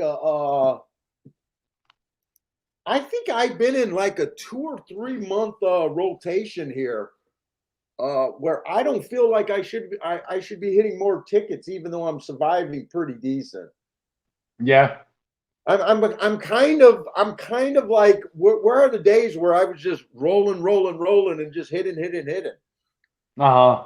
I really feel like something's changed a little bit. I have not felt like I've had a firm grasp on everything Gulfstream's been doing for a while. Yeah, and it's not just since Tapita started, right? Yeah. Yeah, you know, I think when I made that video, I had basically 3 major scores at that time. But even then, I remember talking about that during the show that I don't feel like for the whole card, and I noticed that a lot of my days are only made on 1 or 2 opinions.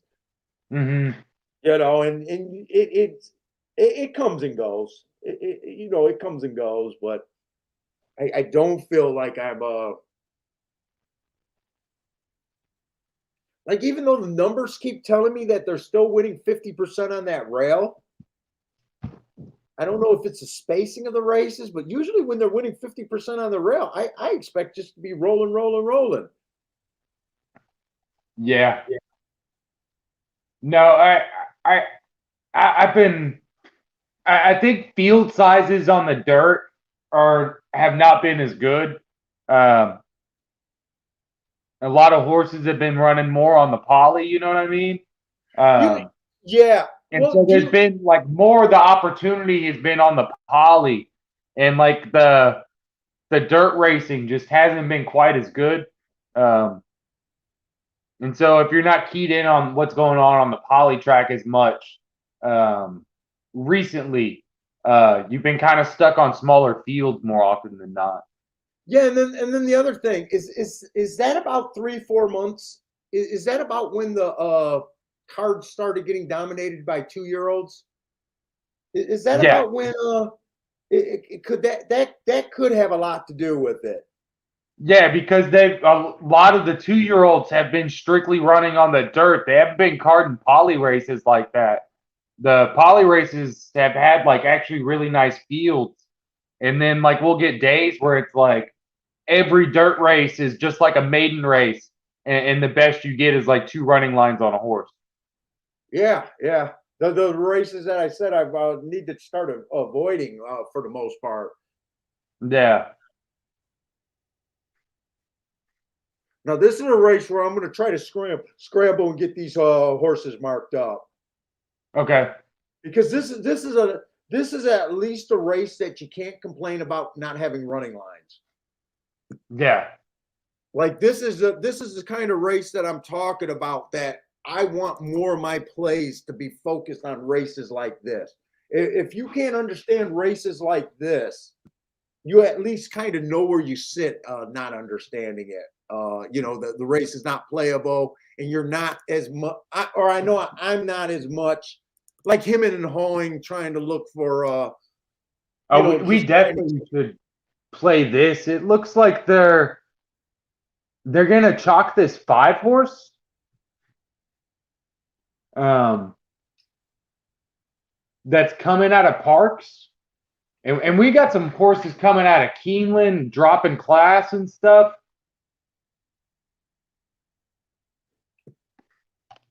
I think this is definitely a race to go after.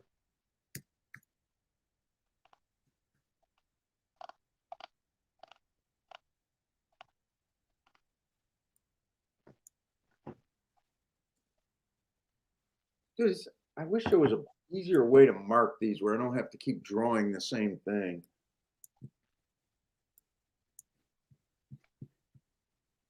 Let's see, there's only 9. Let me do all.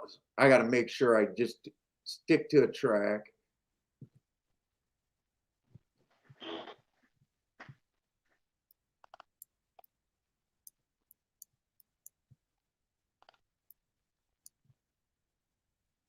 How are you doing for the year this year, Bender? I know what last year was the first year that you said you won for the year, or was that the first year you won a whole meet?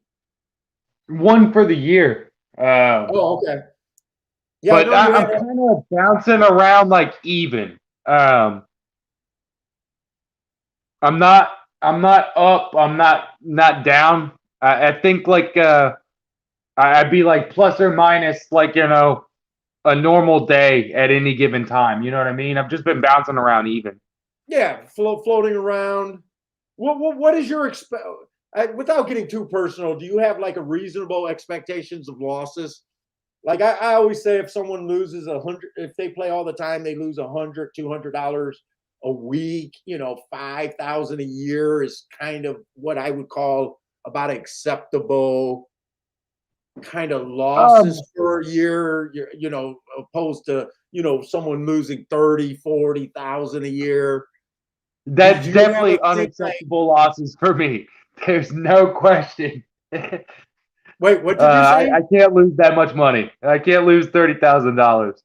Oh yeah, no. I say that's like to me that's at the part where like I say, if you play like I do and you lose about $100 a week, 5,000 a year, I would call that as an acceptable loss for me. Yeah, I'd say I'm right around that same. That's the Uh, price of entertainment.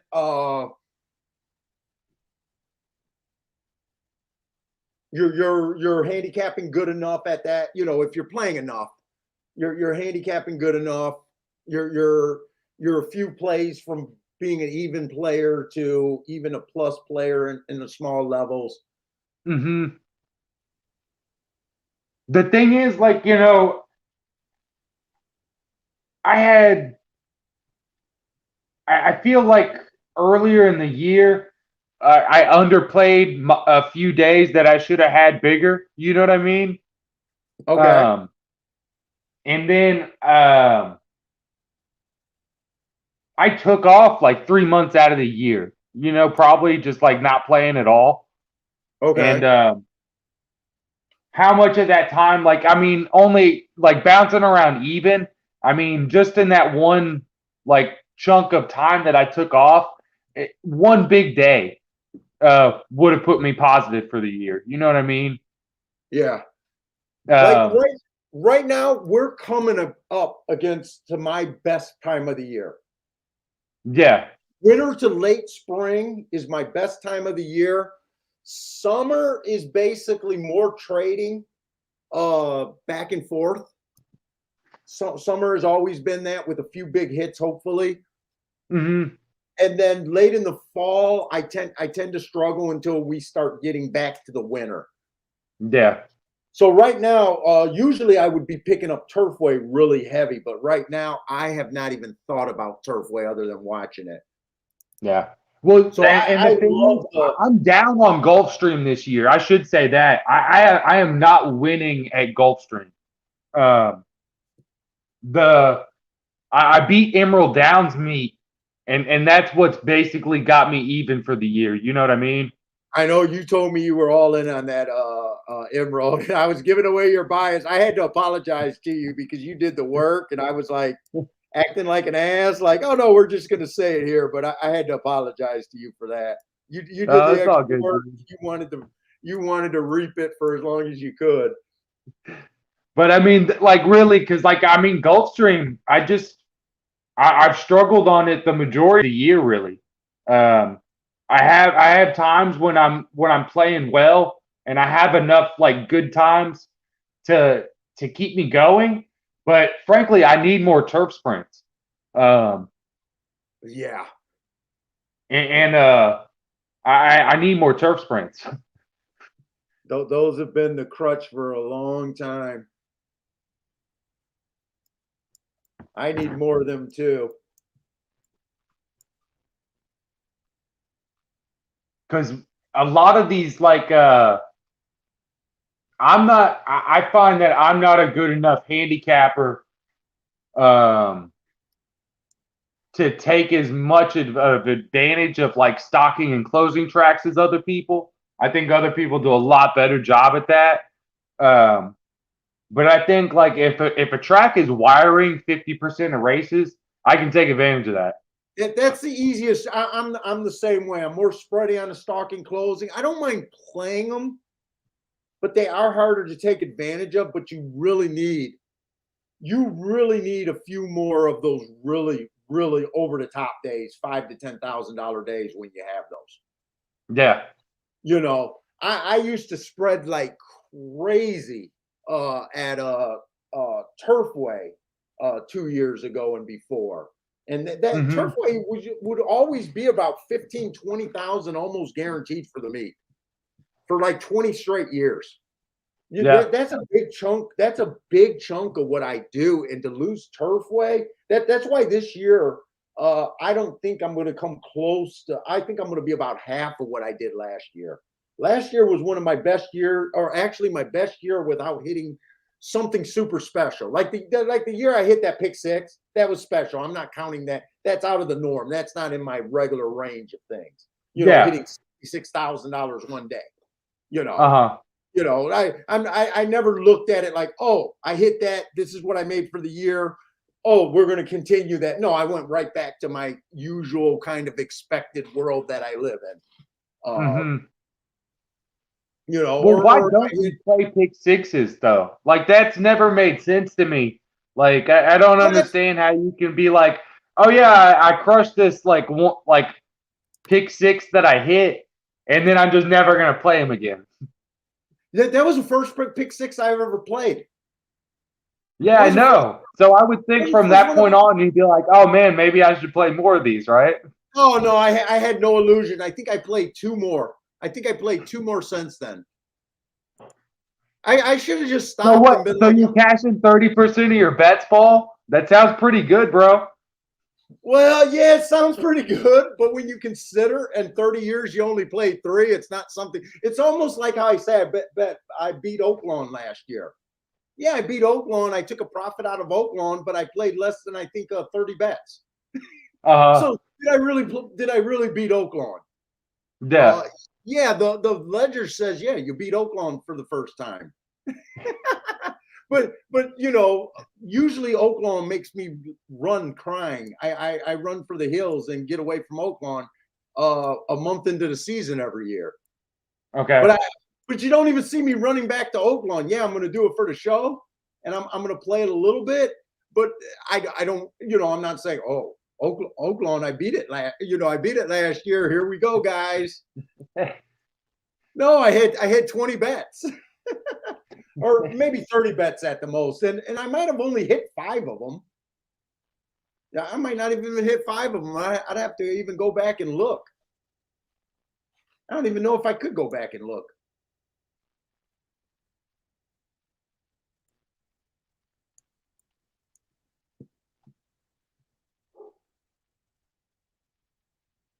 Let's see. Am I running out of time here? We got about 10 minutes.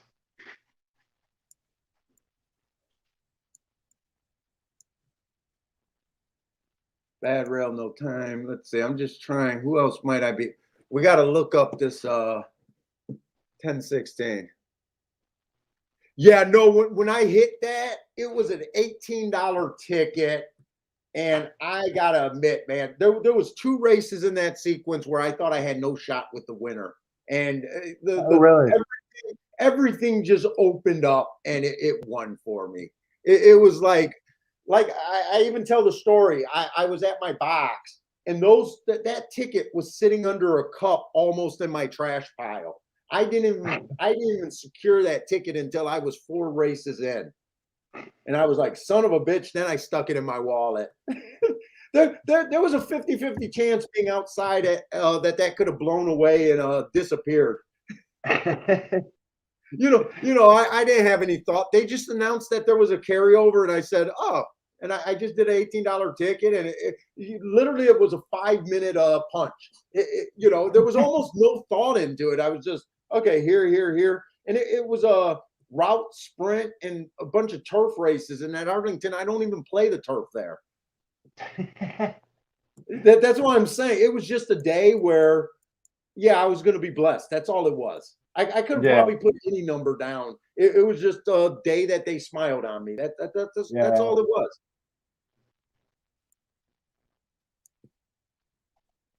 Now, I did used to play that pick, that ticket at Gulfstream, I think it was, where you can play the pick 6, where you can run first or second. Okay. And if you use multiple horses, you would now have 2. Let's just say your horses you use 2 horses and they ran in the exacta. That would be a multiplier. Now you would have 2 tickets alive. And if it did it again, now you got 4 tickets alive. That was a fun bet. I used to do that bet, dabble in that bet, but I don't count that as a true pick 6 ticket. Uh-huh. That was a dabbling bet, and I got alive a couple times. I don't even think I hit it, and I think they only did that at Gulfstream for 1 year. And then the next year I was like, I'm going to go after it, and I think they went to the Rainbow pick 6. I don't even quite remember when that was. I'm marking up the wrong horse here.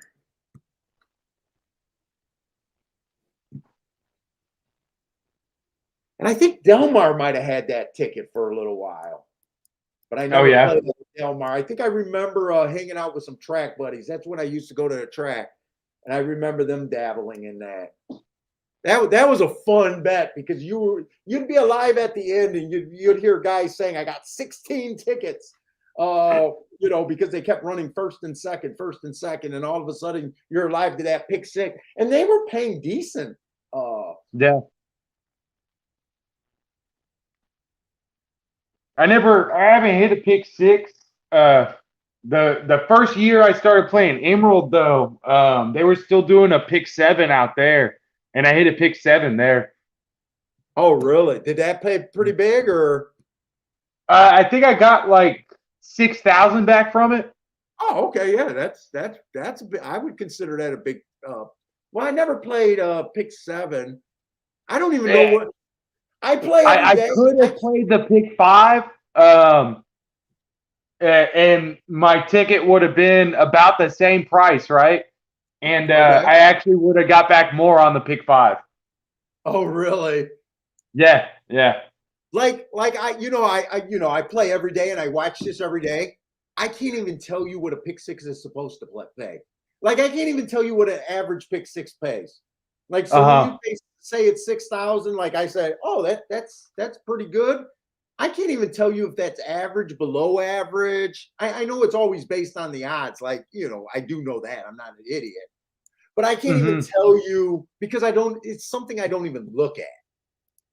No, it was those pools are pretty small. One thing I noticed after that ticket was that those pick five pools at Emerald Downs are almost always better. Um, it's better to put your money there. Oh, the pick five over the pick six. Yeah, yeah. Yeah, and I can't even tell you what pick fives are supposed to play. When I used to dabble in the pick fours, I used to put like between $30 or $60. It wasn't much of my bankroll when I did used to Uh-huh. chase pick fours for a little bit. And I was like everyone else. I kept telling my wife, I'm 3 out of 4, 3 out of 4 every fucking day. There's going to be a month where I hit 10 of them. Yeah. I had that feeling, but I guess I just came to realize, fuck, everyone on the planet is 3 out of 4. That's what you hear. I'm 3 out of 4. Uh-huh. They were just a drain. I mean, I hit a few. Probably the biggest one I ever hit was probably in the $3,000 range. I Okay. used to consider, I wanted to be alive to basically $1,000 ticket. I thought was a solid price for 50-cent pick four. Mm-hmm. Something that was not insane to hit, happened enough, more days than not. So I do have an idea what a pick four should pay, right? Roughly around that $1,000 mark. It's a decent handicapping job. It's not all favorites.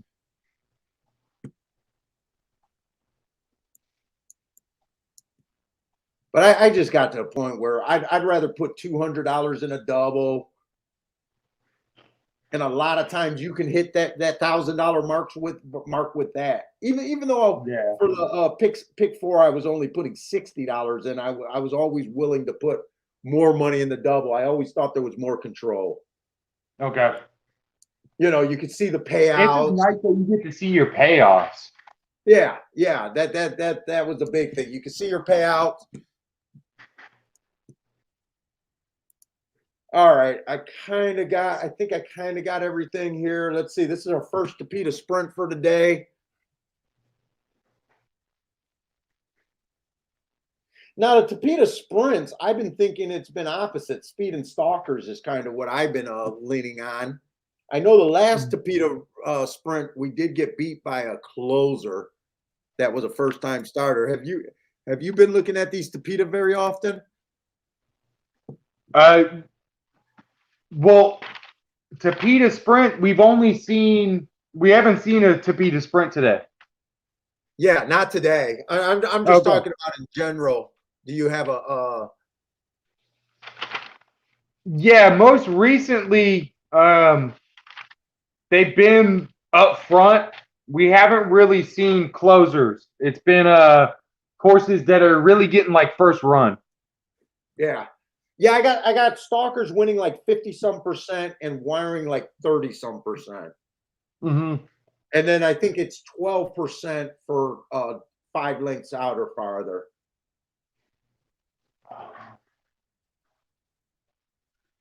I, I mean, they're all over this two horse here. The one of the Belmont shippers. He's 4 to 5. Dude, he looks like that horse that you hit the other day that I was talking about that allows 50,000. To me, this is a pretty big drop, isn't it? Yeah, He looks but just like that horse we were talking about. the 6 horse is making a comparable drop from Keeneland. Yeah. And he's 13 to 1.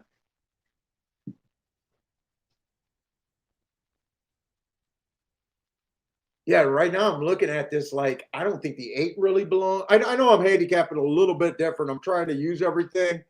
But we got Hmm. on here, and I'm not like just reading my marks. I mean, I'm kind of leaning towards going with shippers here. If I'm doing anything, I kind of like the 4, 6, and 7.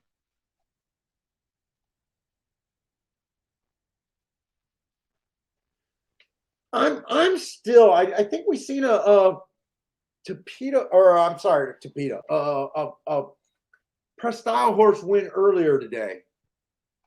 I think that 7 was, but for the most part, I've been thinking these Prestile horses has been at least needing a run. That's a nice race he's coming off of. But I've been kind of thinking they need a run right now. Yeah, I like the 6 at 12-1.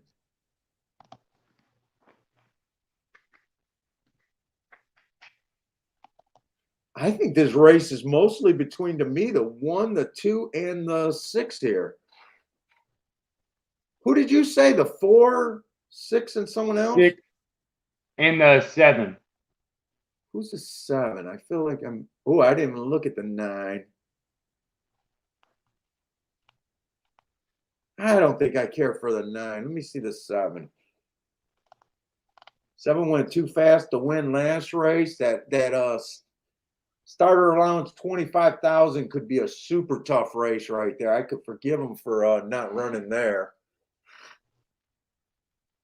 Yeah, I can see the 7 being a little interesting here.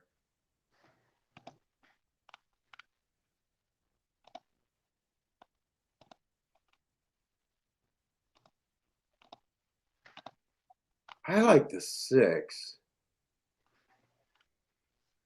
I think I'm getting overpaid if the 6 wins. I definitely like the 2, but I don't.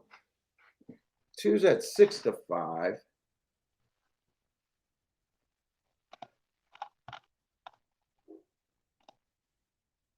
I think I'm just going to dabble in this race and just use the 6 here.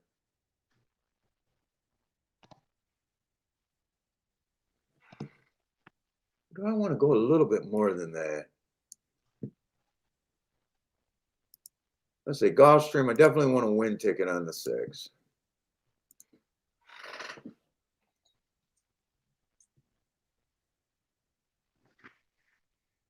You know what? 762 can't be a terrible box, right?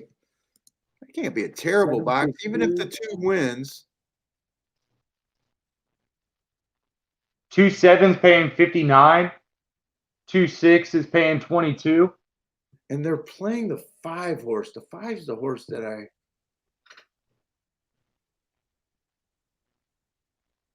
5 can win this race.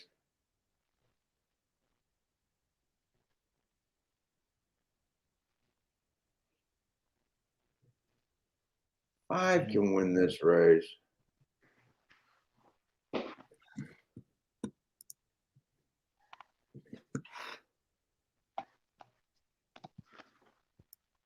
Let's see. Maybe just write down what I'm thinking. No, that's not what I'm thinking. Thinking 2, 6, 7 in a box and 5, 6, 7 in a box. Because if 6, 7 comes in, I want it more. Is that the way I want to play that? Or do I even want to play that? Right now, I only bet the 6 to win. You know what? Forget this. I'm going to wheel the 6 first and second. Okay. I got the 6 to win. I'm going to do a key. Let me see. Exact the key box. I just want the 6 first and second. I think I need the 6 to get first or second to make money. So I want to use the 2. I want to use the 5.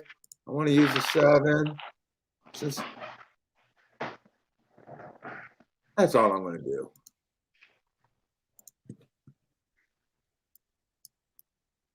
Six to win. 6 with the 2, 5, 7. I was going to add another horse or two. I was going to add the 1 and the 4. But I don't think I want to be that aggressive right now. I want to find a race that I got a really strong opinion. I think the most likely winner in this race is the 2. You do? Other than he's going to spot the field by a bit. The Tapeta sprint races I'm really like I'm like really hesitant on the Tapeta sprint races right now. I'm preferring the Tapeta route races by quite a bit. Yeah.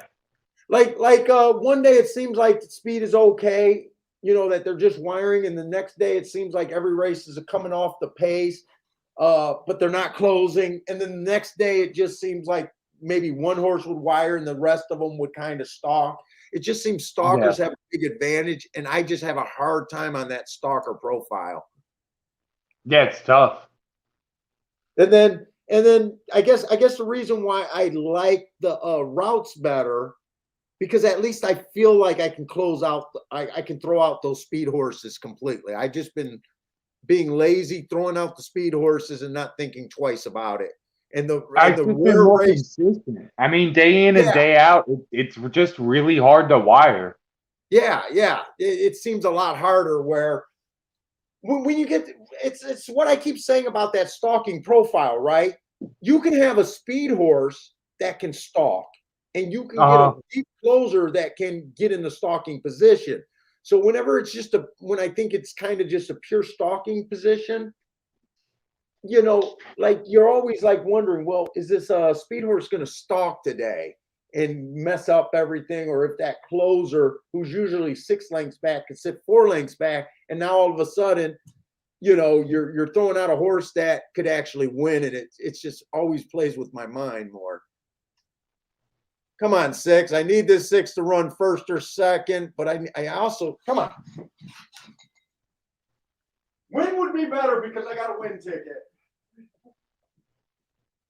Come on, 6.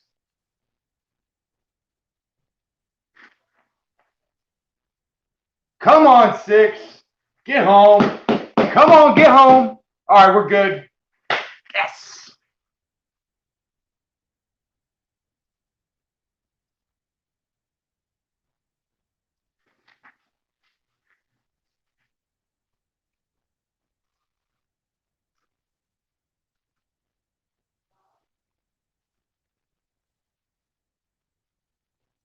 All right, Bender, I was just listening to you because my TV wasn't on in the other room. I'm hoping that's the 6 that won when you said we're home. We're home. We're good. We're good on the 6. 6 got it. We got the exacta or no? 6-2. Oh, yeah, we got the exacta. Well, I don't know if you played the exacta, but I got the exacta. Okay. I backdoored him a little bit. I didn't hit that very much. I kind of played that on the lower end. And played the win bets a little bit more. That was my next thing. My panties. I was wearing my panties, so I did say I wasn't going as aggressive as I felt like I should. But because I did just do the win bet and I just keyed the 6 bet instead of doing those 2 boxes, it's still going to end up all right, even though I did bet a little bit softer than I really should have. But I got some. Wait a minute, we got 15-1 on this 6. Why am I only thinking he was 9-1? Did we? I think he did end up at 9-1, Paul. Oh, he did end up at 9-1. Okay. Yeah. Oh, I got Turfway's screen up here. I flashed the Turfway after I bet to see what the results were. Okay, we did get 9-1. And I'm going to be live in a double here. I'm live to the 3, 4, the 6, and the 8 in the next race. Oh, okay. 3, 4, 6. And I got some serious fat on those. Okay, so you played the doubles and you played the exacta for smaller, huh? Yeah. Did you do a win ticket? Yeah, I got that win ticket. I dutched the 6 and the 7. All right, we can suck. This is why horse racing is the greatest betting game on the planet. Yeah, man. I keep saying it. We can suck all day, and I think this. Well, I only made 3 bets before this, so I don't think there's any doubt that I'm up. I'm about like even right now. Yeah, you went aggressive pretty early. But if I cash this double, I have a huge day. Nice. And you're live to 4 outs? Yeah. Nice. But this is a really tough race coming up. But how many horses we got? How many horses are we looking at here? It's a pretty full field, 11 horse field. I was hoping this was a 7-horse race or 6-horse race for you. I was really hoping, because that was my next thing, because you did the hard part. You got the 9-1 home. Dude, that was the first easy race of the day. That was the first race where we were like, it's just a 2 and a 6. That we were only considering 2 horses there. Think of all the races where we were, I always say, count your fucking outs. Think of how much money we lost on that race where we had 5 horses and couldn't hit a horse in the top 3. Yeah, no kidding. Like really, why is a gambler? It's what I did yesterday. I said I love that 6-3 horse, and then I played the worst double that I could have possibly made. I think there was like 7 or 5 of first-time starters in there, and the rest of the horses only ran 1 or 2 races. Like, where did my brain turn off to say that's the double I need to play? Like,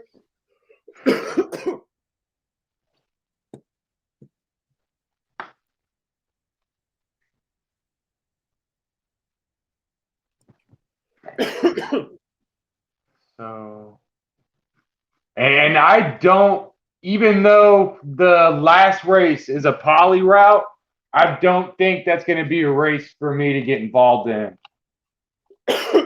what we got? 2 races left? Yeah. Well, I do like that class. Oh, it is kind of I see what you're saying, because I don't look ahead. You know what? I would not be against shutting it down myself. I mean, you know what? This is what hurts when you don't look ahead, because I scaled my bet down. trying to wait for something? If I would have realized the next 2 options, maybe I wouldn't have made that move. Mm-hmm. Maybe I would have just did my average bet, and that's my mistake. I got bad habits. I got good habits, but I got very bad habits at the same time. 2140, nice.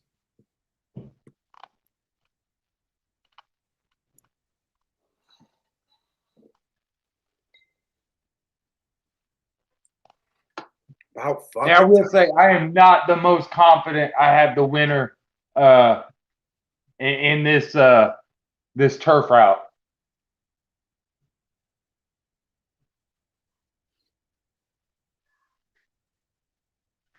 I think I'm going to run to the restroom real quick, and then I'm going to start marking up. But I'm glancing at this race.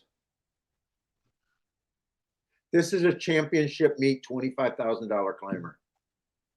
That just absolutely insane. It looks insane. Meaning, this is only a $25,000 race in name only. Yeah, we've got grade 3 horses and stuff in here, man. Yeah. Well, we want you to cash this double, but you might be like me talking about the double that I played yesterday. Like, why was that the double that I had to go for? Yeah, why didn't I just play that exacta more? Played the exacta, played the win ticket. Like really, I don't think we considered anyone else for the win, and I don't think either of us was going to consider the 2 for the win. So you really had one option for a win ticket. Well, I dutched the 6 and the 7.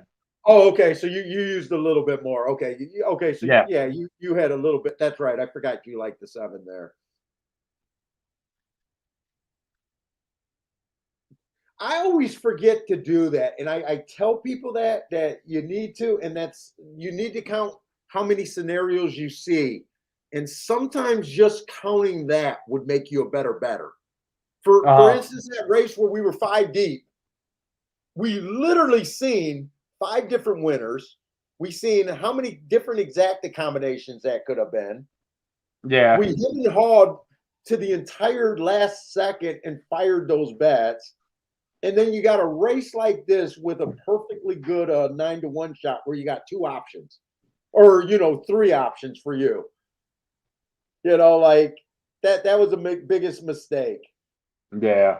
But we're always going to make mistakes as bettors because we're borderlining that. I want action and I want to be an investor guy. I mean, we're gamblers. If we were true investors, we would have learned the stock market and probably went to school for something. You know what I'm saying? We got the gambling gene still, no matter how much of an investor you want to act like you are. Yeah, I know, 100%. 100%.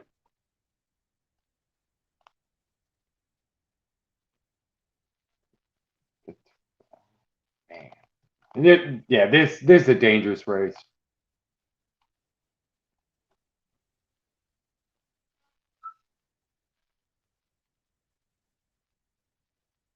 Let's say I'll be right back. I was trying to catch up on the chat for a little bit. All right.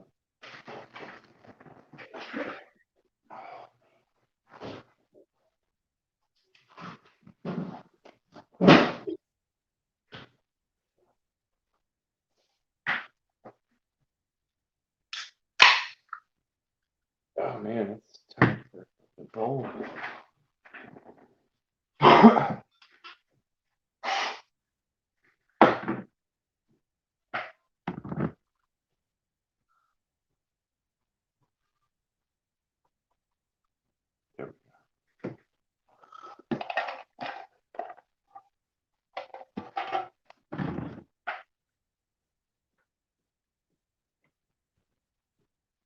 By the way, I couldn't watch that race. Did the 6 really go wire to wire?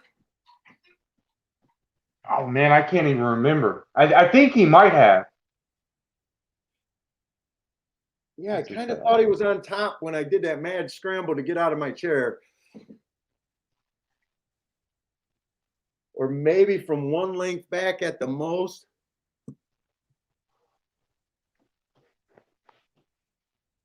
Oh, what's up, Carol Potter?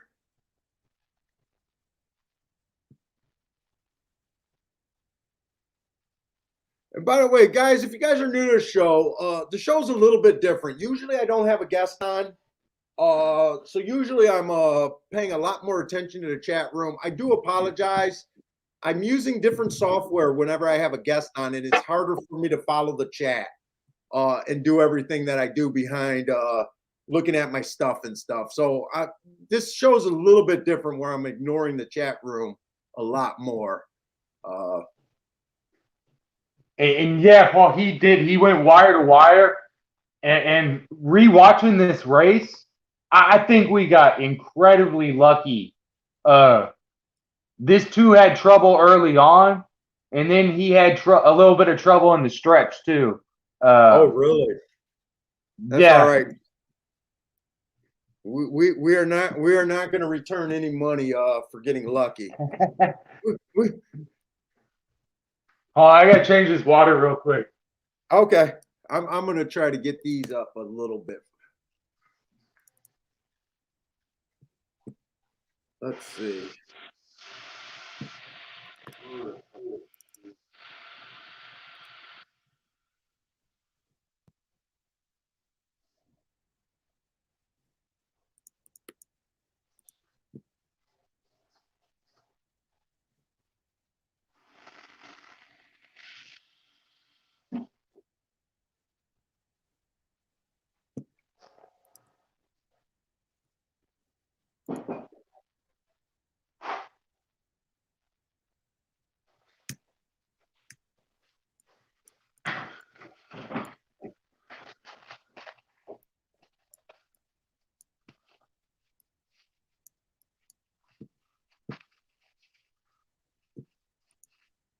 Usually I try to have my work done.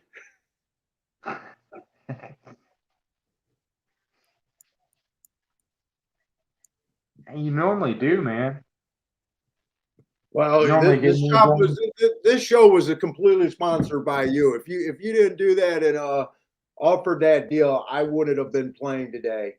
When you first said it, I was like, "Hey, we could Skype," but then I just thought, we'll have a great day. And I hate when Skyping and doing this is almost no different, other than I can be shamed a little bit more. So I just figured let's just do the show. Yeah, it really doesn't make a ton of difference. And like you're saying, like if we fuck around and have a Rolex day, the chat's just gonna be upset with us. I always feel guilty when I come back. Like even yesterday, I was like, I went out on that 15-1, and I played a few races and had good insight, a lot better than today. Yeah. And I always feel like there's always somebody. Oh yeah, you went off. Actually, I had a big fan accuse me off of that, and then I called him out on it, and he apologized to me because I was like, dude, you've been here long enough to know that I hit these freaking horses at these prices. And he was like, dude, I was just going through some things, and I do apologize. I was like, man, come on.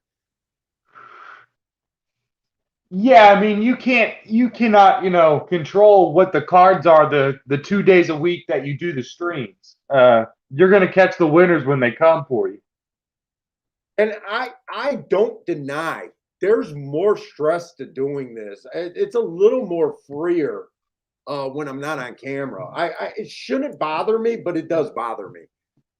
Losing days still bother me when you're trying to say you're good at this game, and I got something to try to offer people, and then you just suck ass.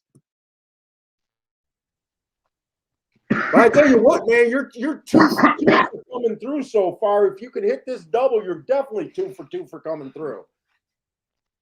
Oh yeah, I mean this double. Let's see, my lowest payoff is 48 to the 6. Okay. But I got 116 to the 3, 110 to the 4, and 171 to the 8. God, I wish this was a shorter field for you. Yeah, me too. Are you a guy that if this was, say, a 7-horse field, because your math would make sense, would you protect yourself, or are you a guy that, no, I didn't like them to begin with, I'm not going to like them after the bet? If I could cover every horse in this race, and guarantee a profit, I would 100% do that. Okay, all right. So you do the same thing I would. I tend to always do that. Even my wife calls me out and says I'm a little girl for that, but she doesn't know how many times in our 20 years of being together that made the difference of me not having to come home and be a complete ass. But I might try to play it with like exactas or something like that, instead of just straight win bets. You know what I mean? Yeah. See, I'm more chicken shit to do that because I'm worried about having 2 things on a saver. Yeah. When I do savers, I want every possible. I know.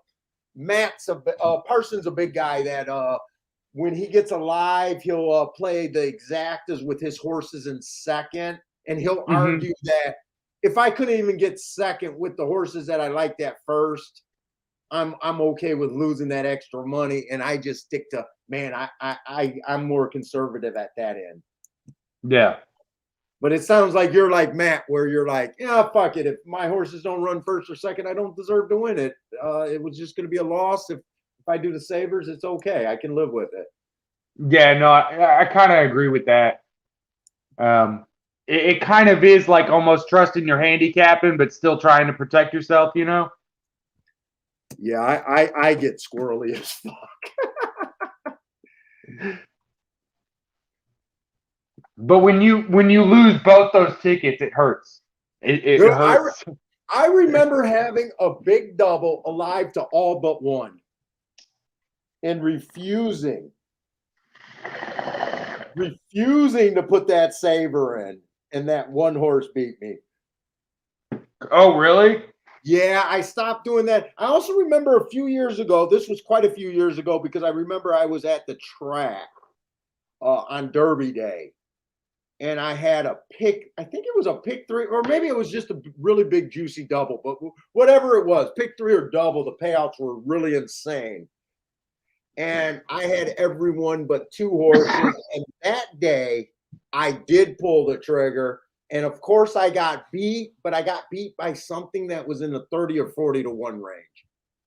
And it was like, I'm just as good. In fact, I think I was better than some of my payouts. But that wasn't even handicapping. It was like, I'm alive to 2. And I remembered the lesson learned before. You could protect yourself, and it was super cheap to protect myself. No, I do savers anytime they make sense. Yeah, well, you've seen me enough on the stream that I don't mind. I'm too neurotic. And there's some guys that really hate that, really will call you out on savers. Yeah, I mean, where's Marco? Some big guys with some big reputations too. Oh, really? Oh, yeah.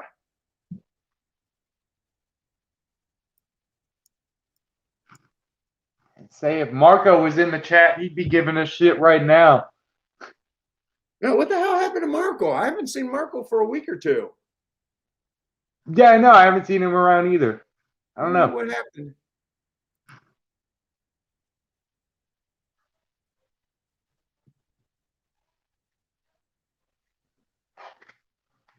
Am I going to have enough time? Let's see. I lost my feed. Let me grab my feed here.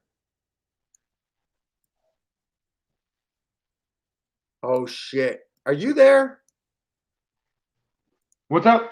Oh, I did that thing again. Or I think I lost you for a second, but I fixed it quick.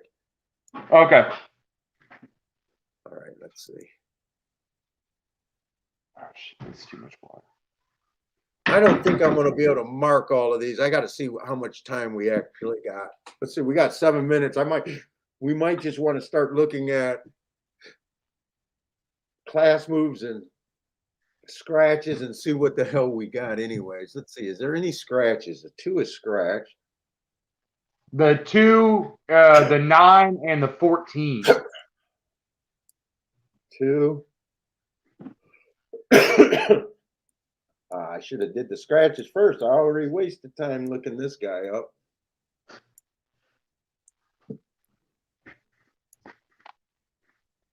To the 9 and the 14. All right. And this was a $25,000 claiming race. Yeah, and we got some wild class moves all over this race. Yeah. I think I want to mark them. I think that might even be I'm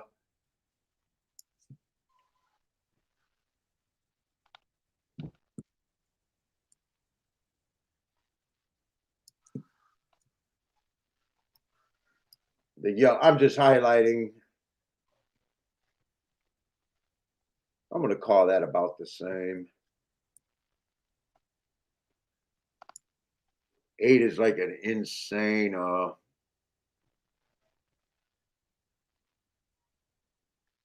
even this. I can't believe this 8 is 25 to 1 right now.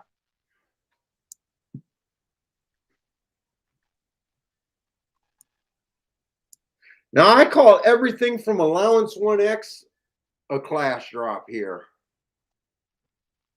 Yeah. I'm not as good as class. I'm better with class than the cheaper, but to me, allowance 1X should be better than a claiming $25,000, $35,000 race. Even though we know that horses can win from that level.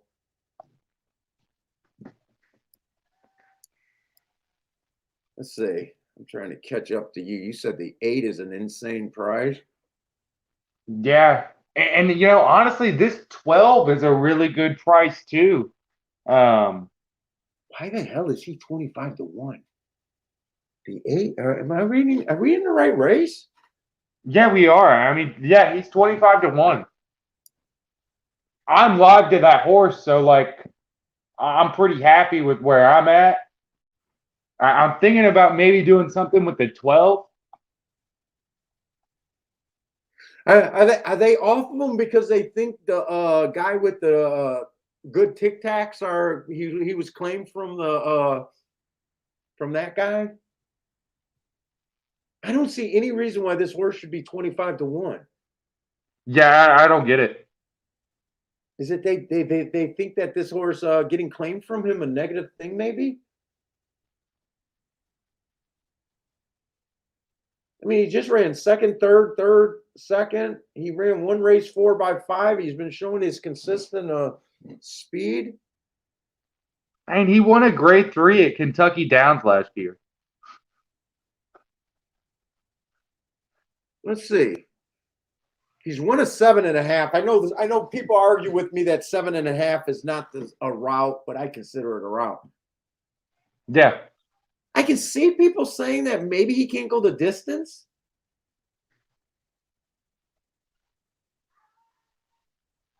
But God, he's been not going the distance in tougher races than this. Yeah. Right?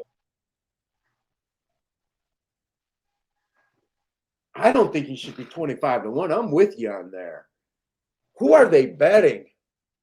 Let's see. They're betting the 6. 6 is down to 8-5. Who's the 6? I need to just start with the favorite. Let's see. We don't have Marks. He's coming from Belmont. He definitely looks like he fits to me, right? He definitely. I don't have nothing to say about him other than the price. I mean, he's been running on the turf. He's tactical. I don't use that word tactical for horses, but I know a lot of shows do. But he's definitely tactical. He's able to go to lead and he's able to rate. Who's the other choices? Because I can't look at this race how I normally. I'm right now. I doubt it if I play this race. Let's see. The 5 looks like he got a lot. 13 is taking a lot of money. 13's taking a lot of money. He was in a grade 2 race.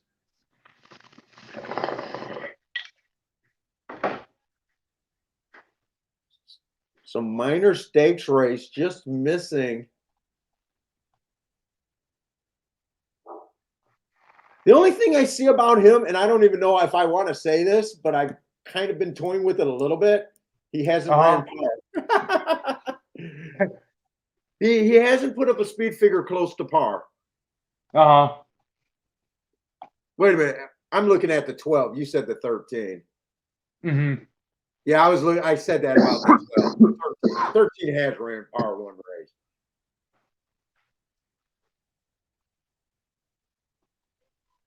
But I tell you what, right now, I'm not really sure what this Gulfstream Turf Racing is favoring. Early in the meet, it seems like speed has not been the best thing to do, even though that horse wired yesterday. That made me happy. There does seem like there's a lot of speed in this race, doesn't there? Can't the 1 show some pretty decent speed? The 3 show some decent speed? Yeah, and there's a number of horses that can kind of do a number of things, like you were saying earlier. And then you got horses like this 4 horse who is actually a sprinter stretching out, which I always say. But I mean, look at his race back on December 4th. He stopped on a route. Oh, he did? Yeah, good eye. I missed that. So maybe because of the previous success, maybe they would keep this horse in a stall. You're always guessing there. Well, you're always guessing. I mean, there's a lot of question marks. This is a really tough race. I don't think I want a 5 should definitely show some speed here. Yeah. 6 looks like he shouldn't be far off it at all. And 8 definitely looks like speed. I don't want nothing to do with this race myself. I'm more curious in what you're doing.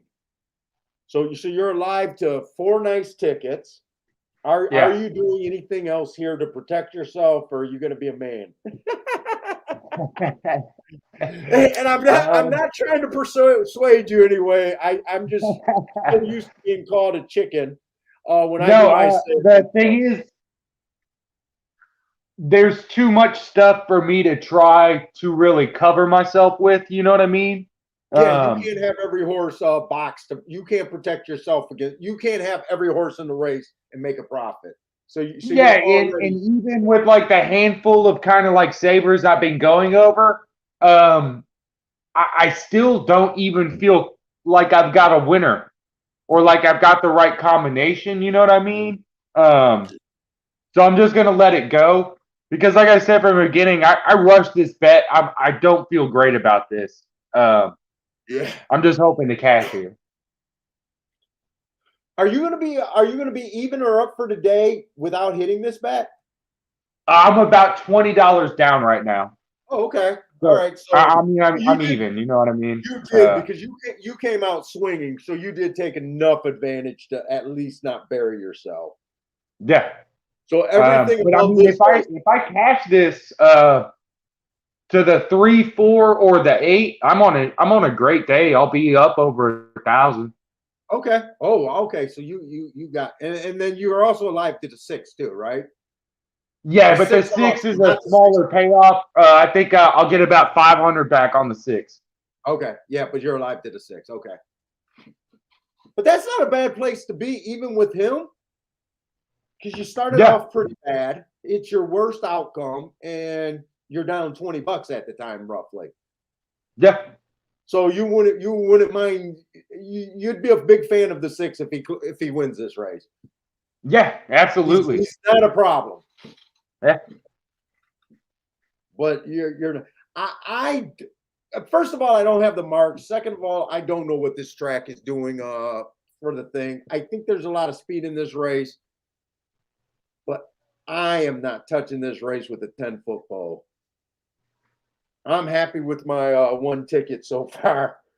I'm going to try to look at the last race serious, but this does not even look like a race. I'd have to use 5 or 6 horses just to try to get alive in the double. yeah. Well, and even I mean that double. I mean the second leg's just as brutal, Yeah, and I'm putting you up on the. Well, oh no! huh? Where did you go? I'm still here, right? Do you hear me? Yeah. All Can right, you hear I'm not me? gonna. Yeah, I can hear you. I'm not gonna touch anything because I just disappeared on that one thing, so I don't want to disappear again and scrambled on how I fix that. I wanted to bring your face up here because I want to watch someone go through the pain that I go through as a viewer, or not just the pain, but the triumph too. I want to.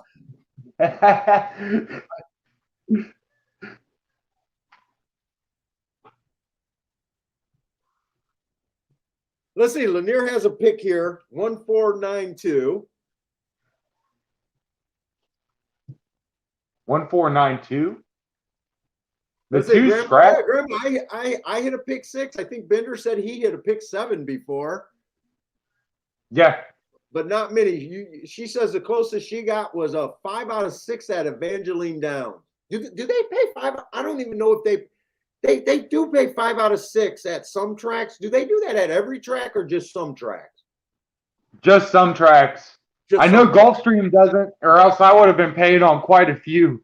Okay, Gulfstream does probably because Gulfstream's a jackpot. Maybe when there's jackpots they don't. Yeah.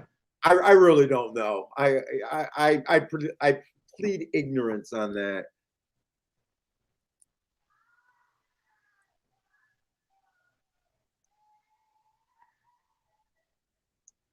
Let's see. C Money says he hit pick sixes before.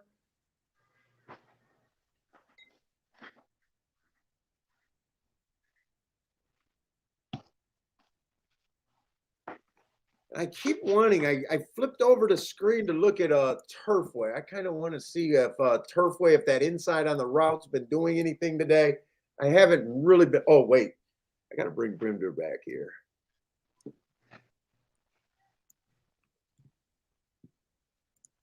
Do you even know what you're looking for in the pace here, or is everything as scrambled in your head as it is in mine? It's pretty scrambled. We haven't seen enough times, man. Yeah. I did think there was quite a few horses. Am I not seeing a timer right now?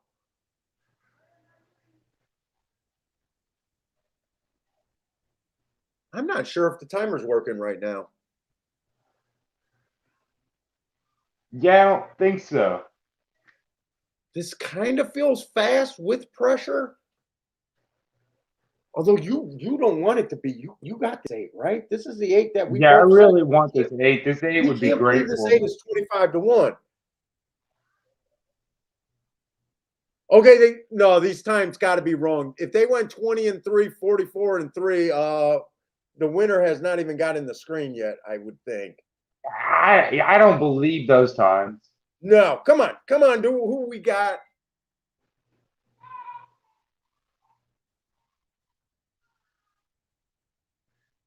You said this horse was taking money, but I don't know if you got him. Nope. I'm not in. I'm not getting it. No. 11, 13, 11, 1. I think the 13-1. Yeah, I think it was 13-11-1.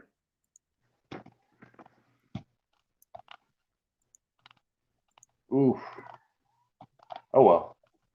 Yeah, you're gonna be like me tonight. You picked the wrong sequence. Why was that your double? Although I can live with it though, yeah, today. I was just ready to throw some shade because you had some real you had some real tickets. You had 4 outs, 3 of them over $1,000. I think you said. Yeah. And I mean I was down and to end up the day even, I'm fine with it. End up even and had a chance at a pretty solid day, you Yeah. know. Uh Boy, I Frankly, really the thing I really am probably beating myself up the most about today is that race where I used that 5 horse. That was the favorite. that's the race where the 3 won. Yeah. Do you think you would are you beating it up just because you used them and you paid too much for them, or you think you would have had the 3 if you would have threw out the 5? I think I would have ended up landing on that 3 horse if I would have threw out the 5. And if I would have taken a little bit more time on that race. Yeah, that Um, was a 'Cause that was I use those big class drops from time to time. And yeah. those maidens, especially in like weak fields, and a lightly raced horse like that, I could see myself landing on that. That Um, that that was the and same that race. 5 made so much sense to go to the lead.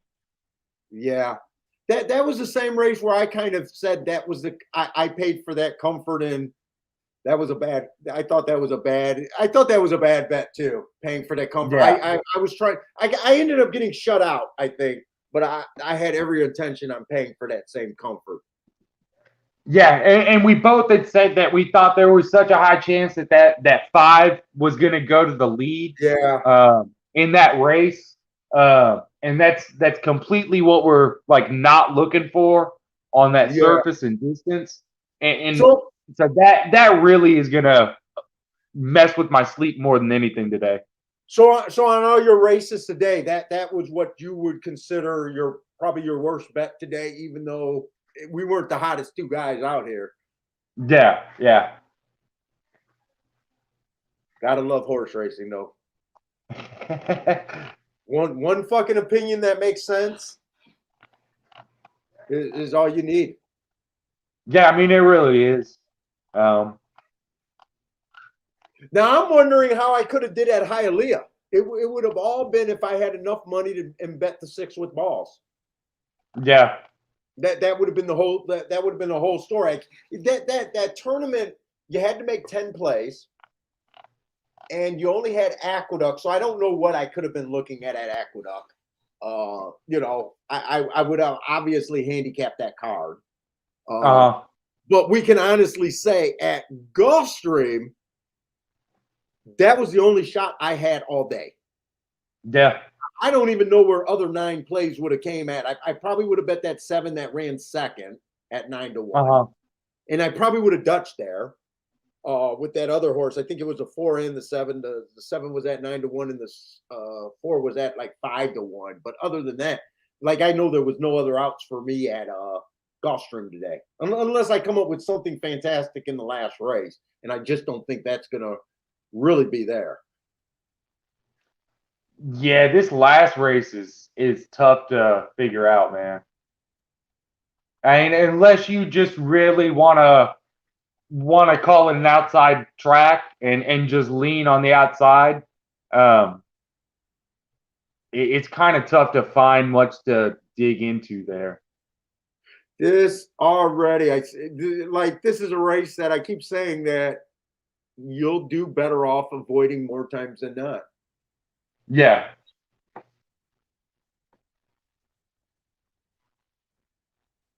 I got a Well, feel. I mean, especially this. I mean,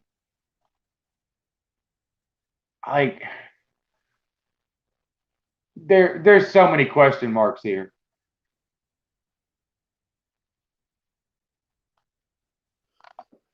And if I'm we gonna really wait. like the outside of the track, I mean, the outside is the lightest raced part of the track.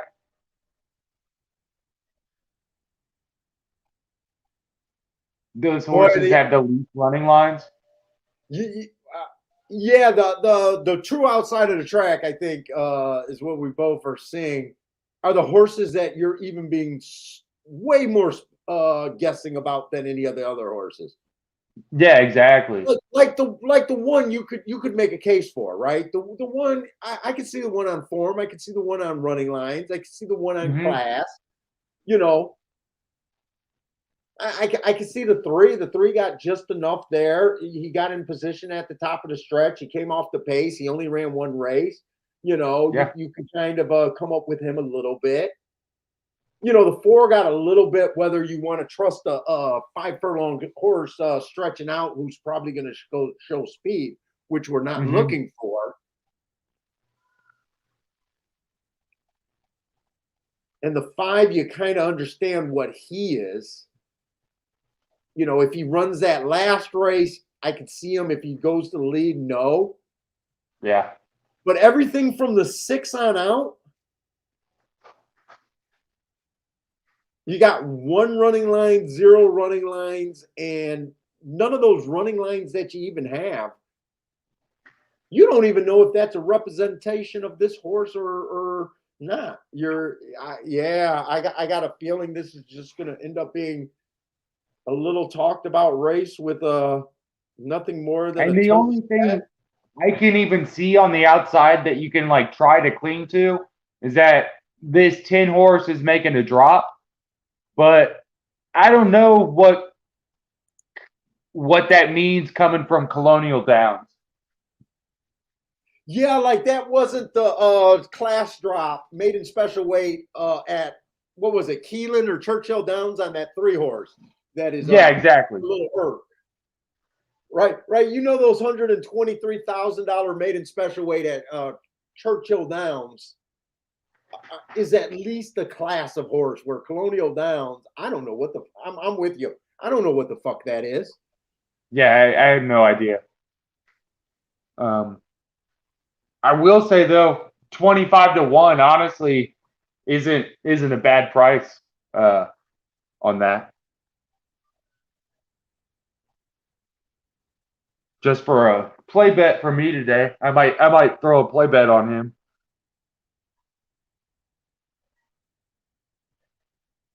Well, if that's the price, that's at least the price that I always say is about right. like that's the price where I could be a little interested there.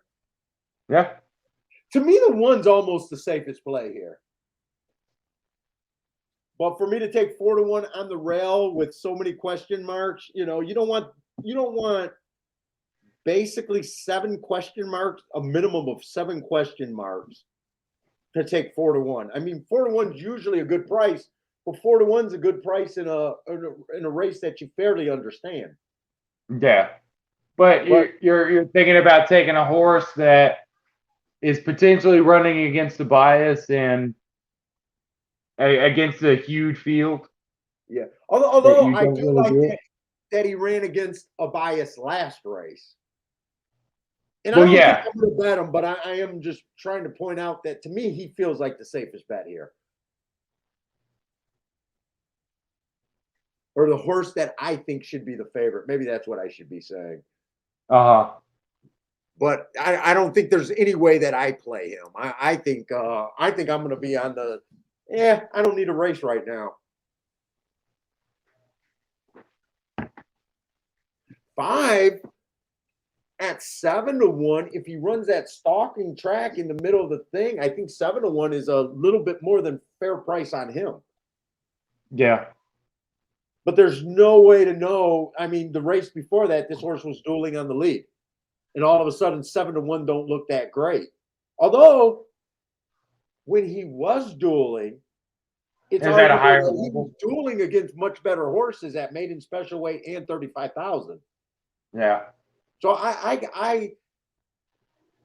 can make a case for him. I can make a case for the 1 that I kind of believe in. Can make a case for the 3. Ran 1 race, put up a speed figure that, doesn't take much to improve. And even if he runs that speed figure, might be good enough to win. The 4-horse ran the same speed figure, but I'm convinced he's going to the lead. And until they wire 5-6 races close to a row, I'm not willing to all of a sudden jump on speed in the route on the Tapeta at Gulfstream. They're going to have to kick me in the nuts and really get my head spinning. And right now, I'm not seeing any reason to bet speed there, unless they go 26-4. Yeah, because I mean, even that one race earlier, I mean, what they got like 20, 25-3, maybe 25-4. Yeah, the 1 still fell apart. He ran second, Yeah, right? The yeah, 7 still came from 5 lengths back. yeah. And I mean, those horses weren't really slouches either. I mean, they weren't at the same level as the 1, but I mean, those were some solid looking horses coming off of maiden wins. Yeah. Let's see. I want to check out the Turfway. I think I'm more interested in just glancing at Turfway a little bit. Do you play Turfway, or are you just what are you, or are you just, you're probably wind up for your move and everything and know that you're not going to be able to Yeah, I play? mean, this is it. This is probably the last day I'll play for about a month or so. Really? Yeah. Well, let me know when Dude, you come it is back. gonna be such a clusterfuck when I get out there. Hey Bender, if you can't keep track of your stuff, don't worry about it. Whenever you Oh, come thanks, back, dude. just shoot me an email, man. Much appreciated, man. Whenever I know you sent me an extra $30. Uh-huh. I was going to contact you and see if you wanted it back or not. If you want it back, let me know. Or if whenever you come back, just shoot me, dude. I'll give you, I'll get you caught up like you never left. Okay. Much appreciated, Whatever dude. track that I have, I'll do that even if you want if you want it back. I've been meaning to say that I think you sent me extra for that. I didn't even care to. Oh, I know what it was. You sent me for the heart guide, and I wasn't even going to charge you for that. Yeah. No. Keep that, please. No. Okay. At least it's a tip. You know what I mean? Okay, yeah. Whenever you come back, just shoot me a fucking email. As long as I'm around, I'm gonna be keeping track of tracks. So I've enjoyed having you support the show. Enjoyed you being on the show. I definitely don't want you to get away from horse racing, and I don't want you to feel like while you're going through the move that you gotta keep this shit together, not knowing when you're even going to be able to play again. Hey, much appreciated, dude. But no, I love this show, man. I mean, even when I take breaks from playing, I mean, I miss hanging out on the show and stuff like that. You know what I mean? And dude, I'll never be completely gone. I know you tried to contact me a few times on Skype and I wasn't playing or something. You're always welcome to, contact me too, even if you get a minute when you're not, fully up to date and you just want to sling a few bets. Hell yeah, dude. You know.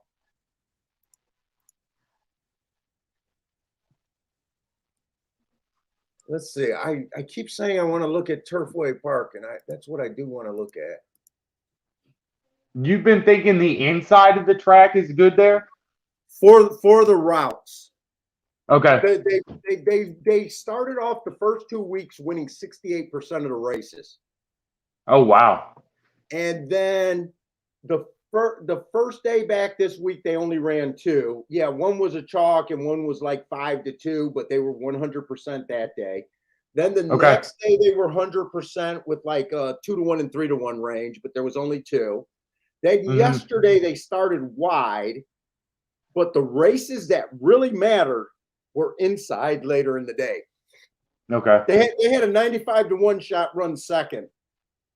But I haven't believed in it enough to buy a form, and I haven't been tempted to buy a form or a handicap. I watch them every night, but I got a disclosure. I have not put my money where my mouth or my eyes are at right now. So, I always tell you guys if I'm betting, and right now, just looking at the first race of the result and the second race of the result, that's what I expect at Turfway because it was extreme outside with bombs. And the third race, those were all routes, nothing paid under 13-1, and they were all outside. So yeah, forget what I just said, guys. Fourth race, it was so far all 4 races has been routes. That was the closest thing to the inside, and that was a 6-3, and the 6 was a 6-1. Okay. So yeah, I can admit when I'm wrong, or right now I can't say I'm wrong. I'm just saying what I see. Yeah. Yeah, it's been Turfway's always been hard for me to follow. Just at the time they run, you know what I mean? Yeah, I'm done. And for the longest time, I wanted to get rid of a Turfway, but it's been such a big part of my bankroll. It's the only track that my wife just will not bitch about me playing later. She'll bitch about me doing extra streams. She'll bitch about some things, but Turfway, she just knows. Yeah, there's no bitching. Go ahead, Paul. If you're gonna play Turfway, but with them changing the surface, the last 2 years I have not played the whole year. Yeah. Because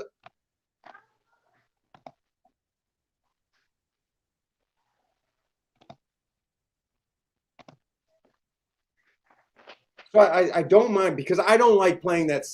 Usually I do my workouts at like 7:00, and I need to keep doing workouts because I'm a fat boy.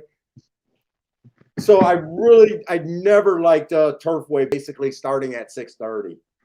And I hate handicapping till 10, 11 o'clock at night, especially when I'm still going to play golf stream.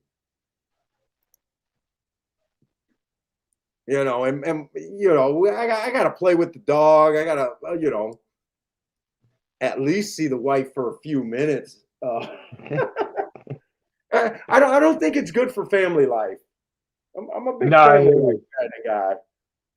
And to be honest, I can't perform day in and day out doing this like 12 hours a day or whatever that is. It's a lot. Yeah, man, that's a ton of work. It's just a lot of strain on the mind. And remember, I just started playing online probably within the last 4 or 5 years. It's hard for me to tell. I used to do the 40-minute drive to my track to play Turfway, so I really hated it then, but that's how good Turfway always was to me. Yeah. It's like, fuck, if that's such a big chunk of your year, you got to sacrifice And I used to make that before March. I used to shut down before the last, basically the last month of Turfway. Oh, really? Yeah, yeah. I start that bias well, the way the track used to play, it used to be complete outside basically all winter. And then once it started to get warming up and they stopped getting all those, I don't know if the track thawed or whatever because it's poly. I don't know technically if it thawed. But whenever it started getting warmed up, the track just started playing different. The stock of the horses were low, but they would get even lower. So I would always like stop playing at least the last 3 weeks of the meet at Turfway. Okay. So I had a small window that I was just crushing at Turfway. The nice thing about Turfway, you think when I go 3x3 and 3x4, I'm going wide. Yeah, No, you said you I threw was some wheel grenades playing at Turfway. I was going 3x4. Four was more common than the 3x3s, I'd say. Yeah. And there was some 2x5. I'd go a lot wider there because of that outside bias. Because you're always guessing. Is a 12 horse going to duck inside? Is Perry Oots going to take him right to the rail? I don't know. That one year that I called Perry Oots out, I thought he had the horses to be the leading rider by like an insane winning percentage that year. If he didn't go to the rail every race, I literally thought he should have been a 40+% rider. If he just woke up and said, "Why are these horses always passing me to the right?" Like if you're demanding the rail, you should wake up and say, "Why are horses passing me to the right?" You would Yeah, you would think at a certain point a jockey might pick up on something like that. yeah, like race after dude, you could go back and for years that gearing up, that wide move, middle of the track, stalking kind of closing move, it just race after race after race. And then to hear every TVG person just says that track is volatile.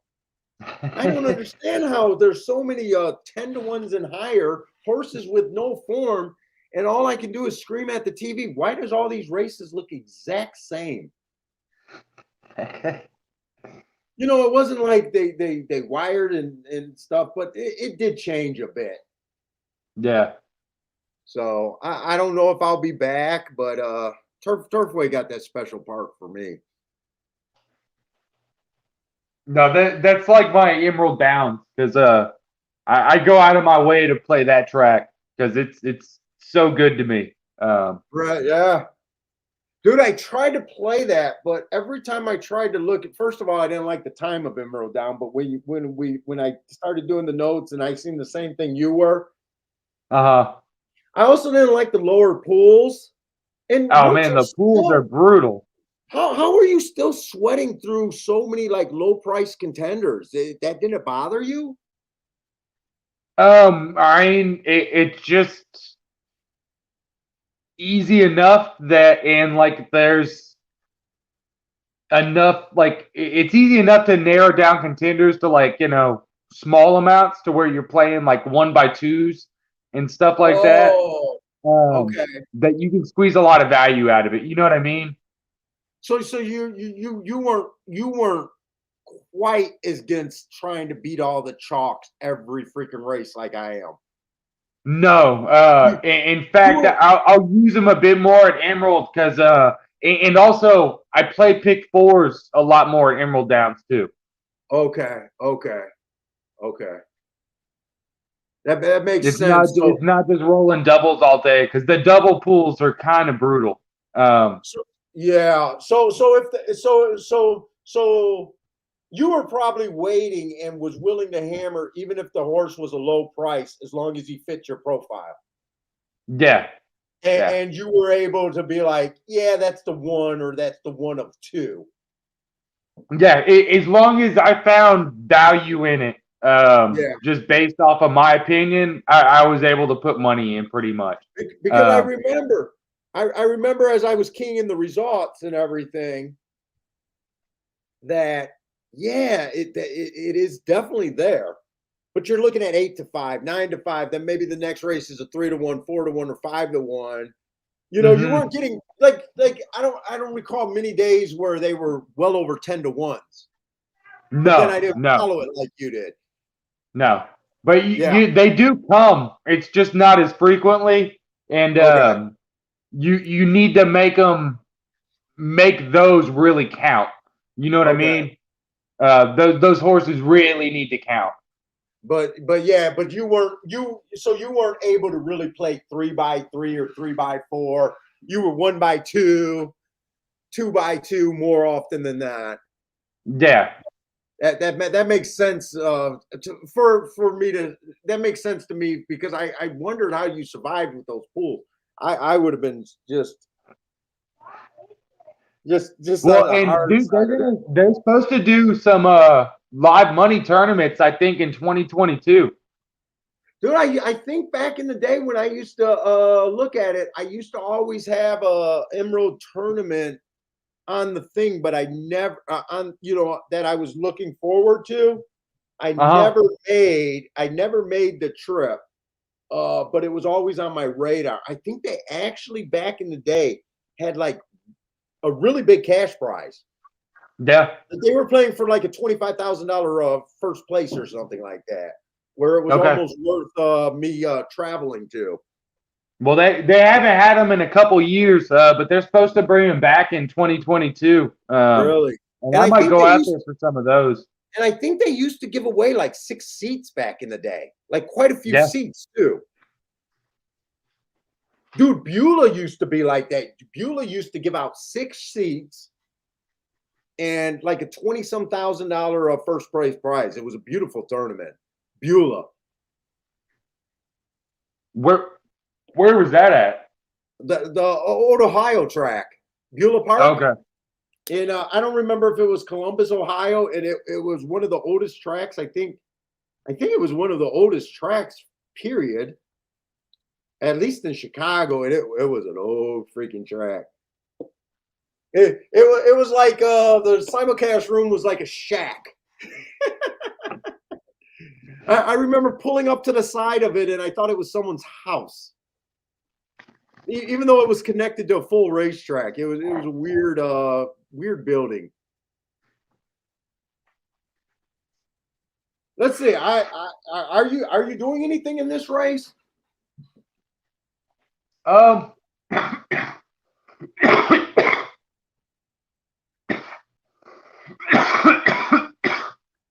You know what? I'm gonna key, and this is a small bet. The 10 with the 1, the 3, and the 5. Oh shit. Oh,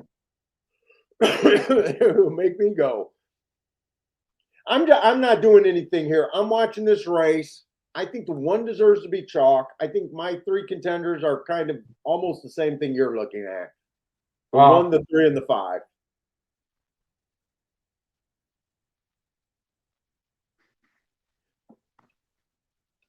I just did another glance back to see if this 5 was actually 7 to 1, thinking, well, maybe he would get a couple dollars out of me. 4 to 1, I'm not willing to do that. Yeah. I hit that one race that put me up, and like I said, I'm trying to eliminate these dabble races.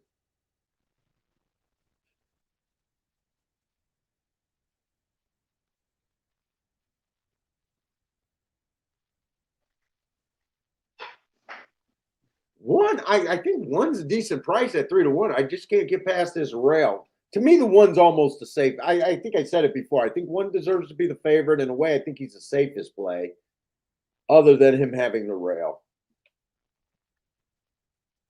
But I don't know. I can't justify taking.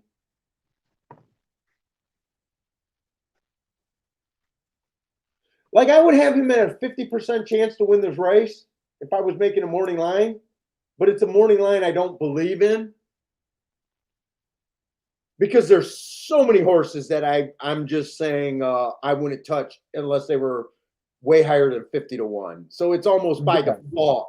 Like there's morning lines that or percentage that you could give on a horse where yeah, I stand behind it, but I don't really stand behind it here. Mm-hmm. You know, It's just like the because you don't really have anything else to work with. yeah. So like the 6 horse. I'm just throwing. I wouldn't touch him at a price of a 99 to 1, but I got to give a price. You know, so I give Mm-hmm. him a 1%. Is he really a 1%? Probably not. But that's what it would take for me to pull money out of my pocket.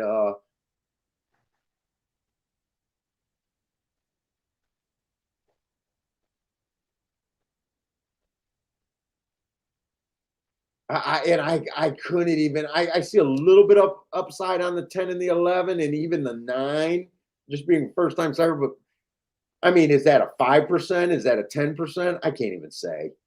Yeah. You know, I would probably just look at this race like the only way I can bet this race is if the winner is going to be between the 1, the 3, and the 5.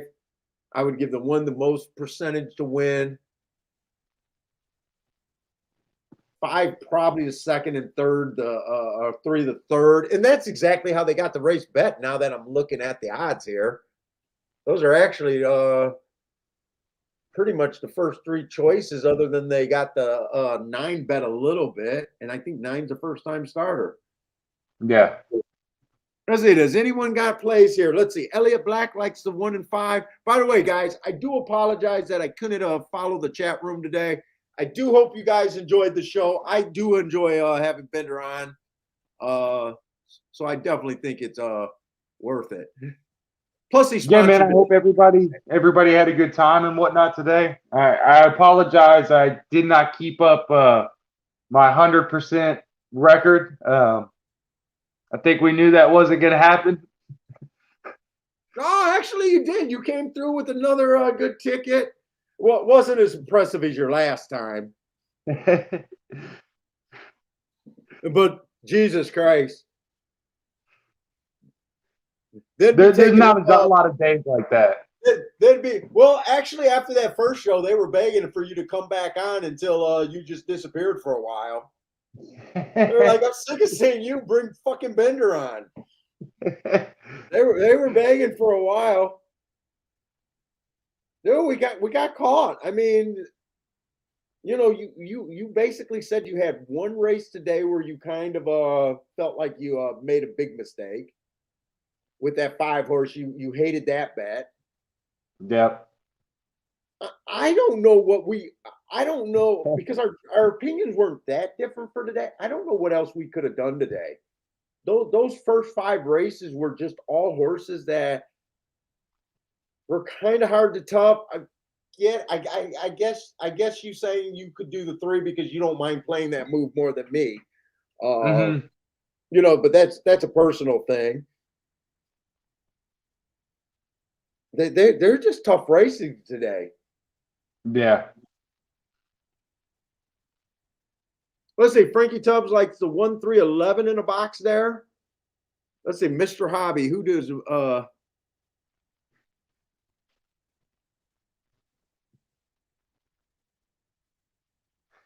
let's see, Luis saying, you know what? I think that's a new thing at Gulfstream. I think that we've seen my own 70 races at Tampa Bay all the time and at some of the smaller tracks. But I think that's pretty much what they run over there on the Tapeta. I've been seeing that my own 70. I don't think they do it on the dirt though.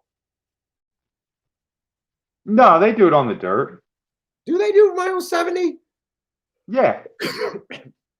Really? Because that struck me that I didn't see that before. I feel like we see that pretty frequently. I could be Really? wrong, but I do feel like we do. Maybe I'm wrong. I'll keep an eye on it. I know DRC, my old track. That used to be their distance, mile 70. Let's see. Elliot's saying the 1 is rank. I got to see this one. Ooh, 25 and 1. We got another slow pace. I would have Yeah. expected a fast pace here, though.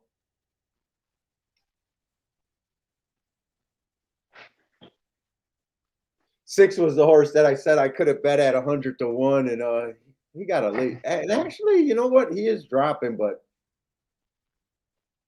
oh, he took five. He was 5-2 first time out. Not that persuades me to bet, but he was well met first time out. But I still don't think speed's going to hold even at 25 and one for the first call. Look at this. This is a cavalry charge right here.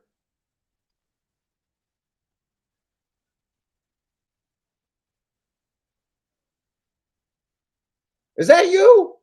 Wait a minute. I forgot who he bet. Did he 10-5? Give us a 10-5. I think that's a Bender, isn't it? It is. Nice call, Bender. Bender, you don't let us down, man. I'm calling that 2 for 2. 2 shows for 2. Hey, that is a nice hit too. That's a really nice hit. Boom. Nice call. I almost didn't freaking believe it. Didn't register in my head. Wait a minute, Bender got that until deep in the stretch. Yeah, $100, 105 for the exacta. For $1, 100 to 1. Yeah. Nice. All right. Well, I'm having a pretty good day. There's my 500 from that last race I didn't catch, man. Nice. Well done, Bender.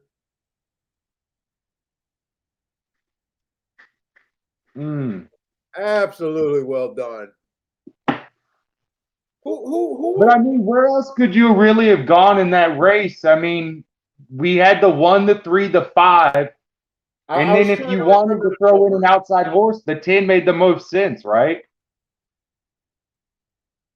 At that price and potentially that class drop meaning something, and just with the fact that shippers have been dominating today. I would say, especially after seeing that same move earlier, I could see why you stuck with it. You know, I mean, because you know that special weight, we were convinced all day that it was outside. Mm-hmm. I mean, other than the first time starter, but that doesn't. I mean, what looks better, a first time starter or a horse that at least tried at a different level? Yeah, I mean, it makes sense that you could have hit that. And the 4 doesn't make that. I mean, the 4 we thought was going to run. We just didn't think he could win. He sucked up. He finished 3rd. Yeah. Did you see where this 10 came from? Did he? Oh, actually, it was all the obvious horses. I didn't realize that the 3 and the 1. Basically, you probably could have caught the super high 5 or whatever that bet's called. Oh, yeah, man, I mean, you really could have. Did you catch a win bet too, or did you just have the exacta? Just the exacta. Oh my God! Beat yourself up for not playing that win bet. How do you not play the win bet? I mean, come on! I got $100, 100 to 1 back on the exacta. I'm not too upset. Yeah, no, you're not upset. I'm just asking as a bettor. if the 4 would have held up for second, you would have had your dick in your hand. Yeah, I mean that's very true. That's very true. I'm trying to be critical of Bender because I can't have a guest on the show just having 2 great days. I think my thought was that because I only played it for $5, so it was the $30 play. That's in right. all. You did say you were just dabbling, and they did pull that bet out of you. Mm-hmm. It was really just the price I was going after. Dude, that's a perfect play because you would have been down $50 if you would have lost it. Mm-hmm. The $5 still got you 500 back. Nice bet in a bet that. Be honest. If you were playing at home today, would you have sat there and by yourself? Would you have sat there and put the extra? Would you have walked away before this bet was over? Oh, 100%, 100%. So actually, that's really nice. I'm glad to see you stuck to that bet. Very nice. JW's like me, got to have money on that 20-1 horse. He hit the exacta. He's right. And he wasn't as aggressive that bet as all his other bets. So he said it was dabbling. So I do get the thought process there. But nice boom. So when you moving? Is it next week? Yeah, so I'm leaving like Thursday morning. I gotta drive out super early. And like I'll actually get to Utah on Friday. Okay. And then I gotta start working on Saturday, man. Oh, really? Really? So you is this They a want new to open restaurant? this restaurant like literally like 2 days after I get there. It's it's gonna be a mess. It's opening from start, huh? Yeah, yeah. Okay. Okay. Well, good man. Good luck, man. And like I said, man, don't worry about keeping notes unless you just love doing it. You'll always be caught up here. Thank you much, dude. Dude, wish you the best of luck, and please jump in whenever you got a chance. Oh hell yeah, dude! Anytime I can, man. I love spending time with you guys. All right, man. Hell yeah, dude! It's been a great day. Yeah, no, man. Way to end. You kept your perfect record. So, congratulations on that. All right. Later, All right, Paul. Later, chat. all right, guys. That's going to be it for me and Bender today. Hopefully, you guys enjoyed the show. Thursday and Fridays is when we usually do it. If you guys are new, but hope to. Good luck if you guys are playing. And hope to see everyone Thursday and Friday of next week. Take it easy, everybody. Let's see. I got to remember how to do it with this one.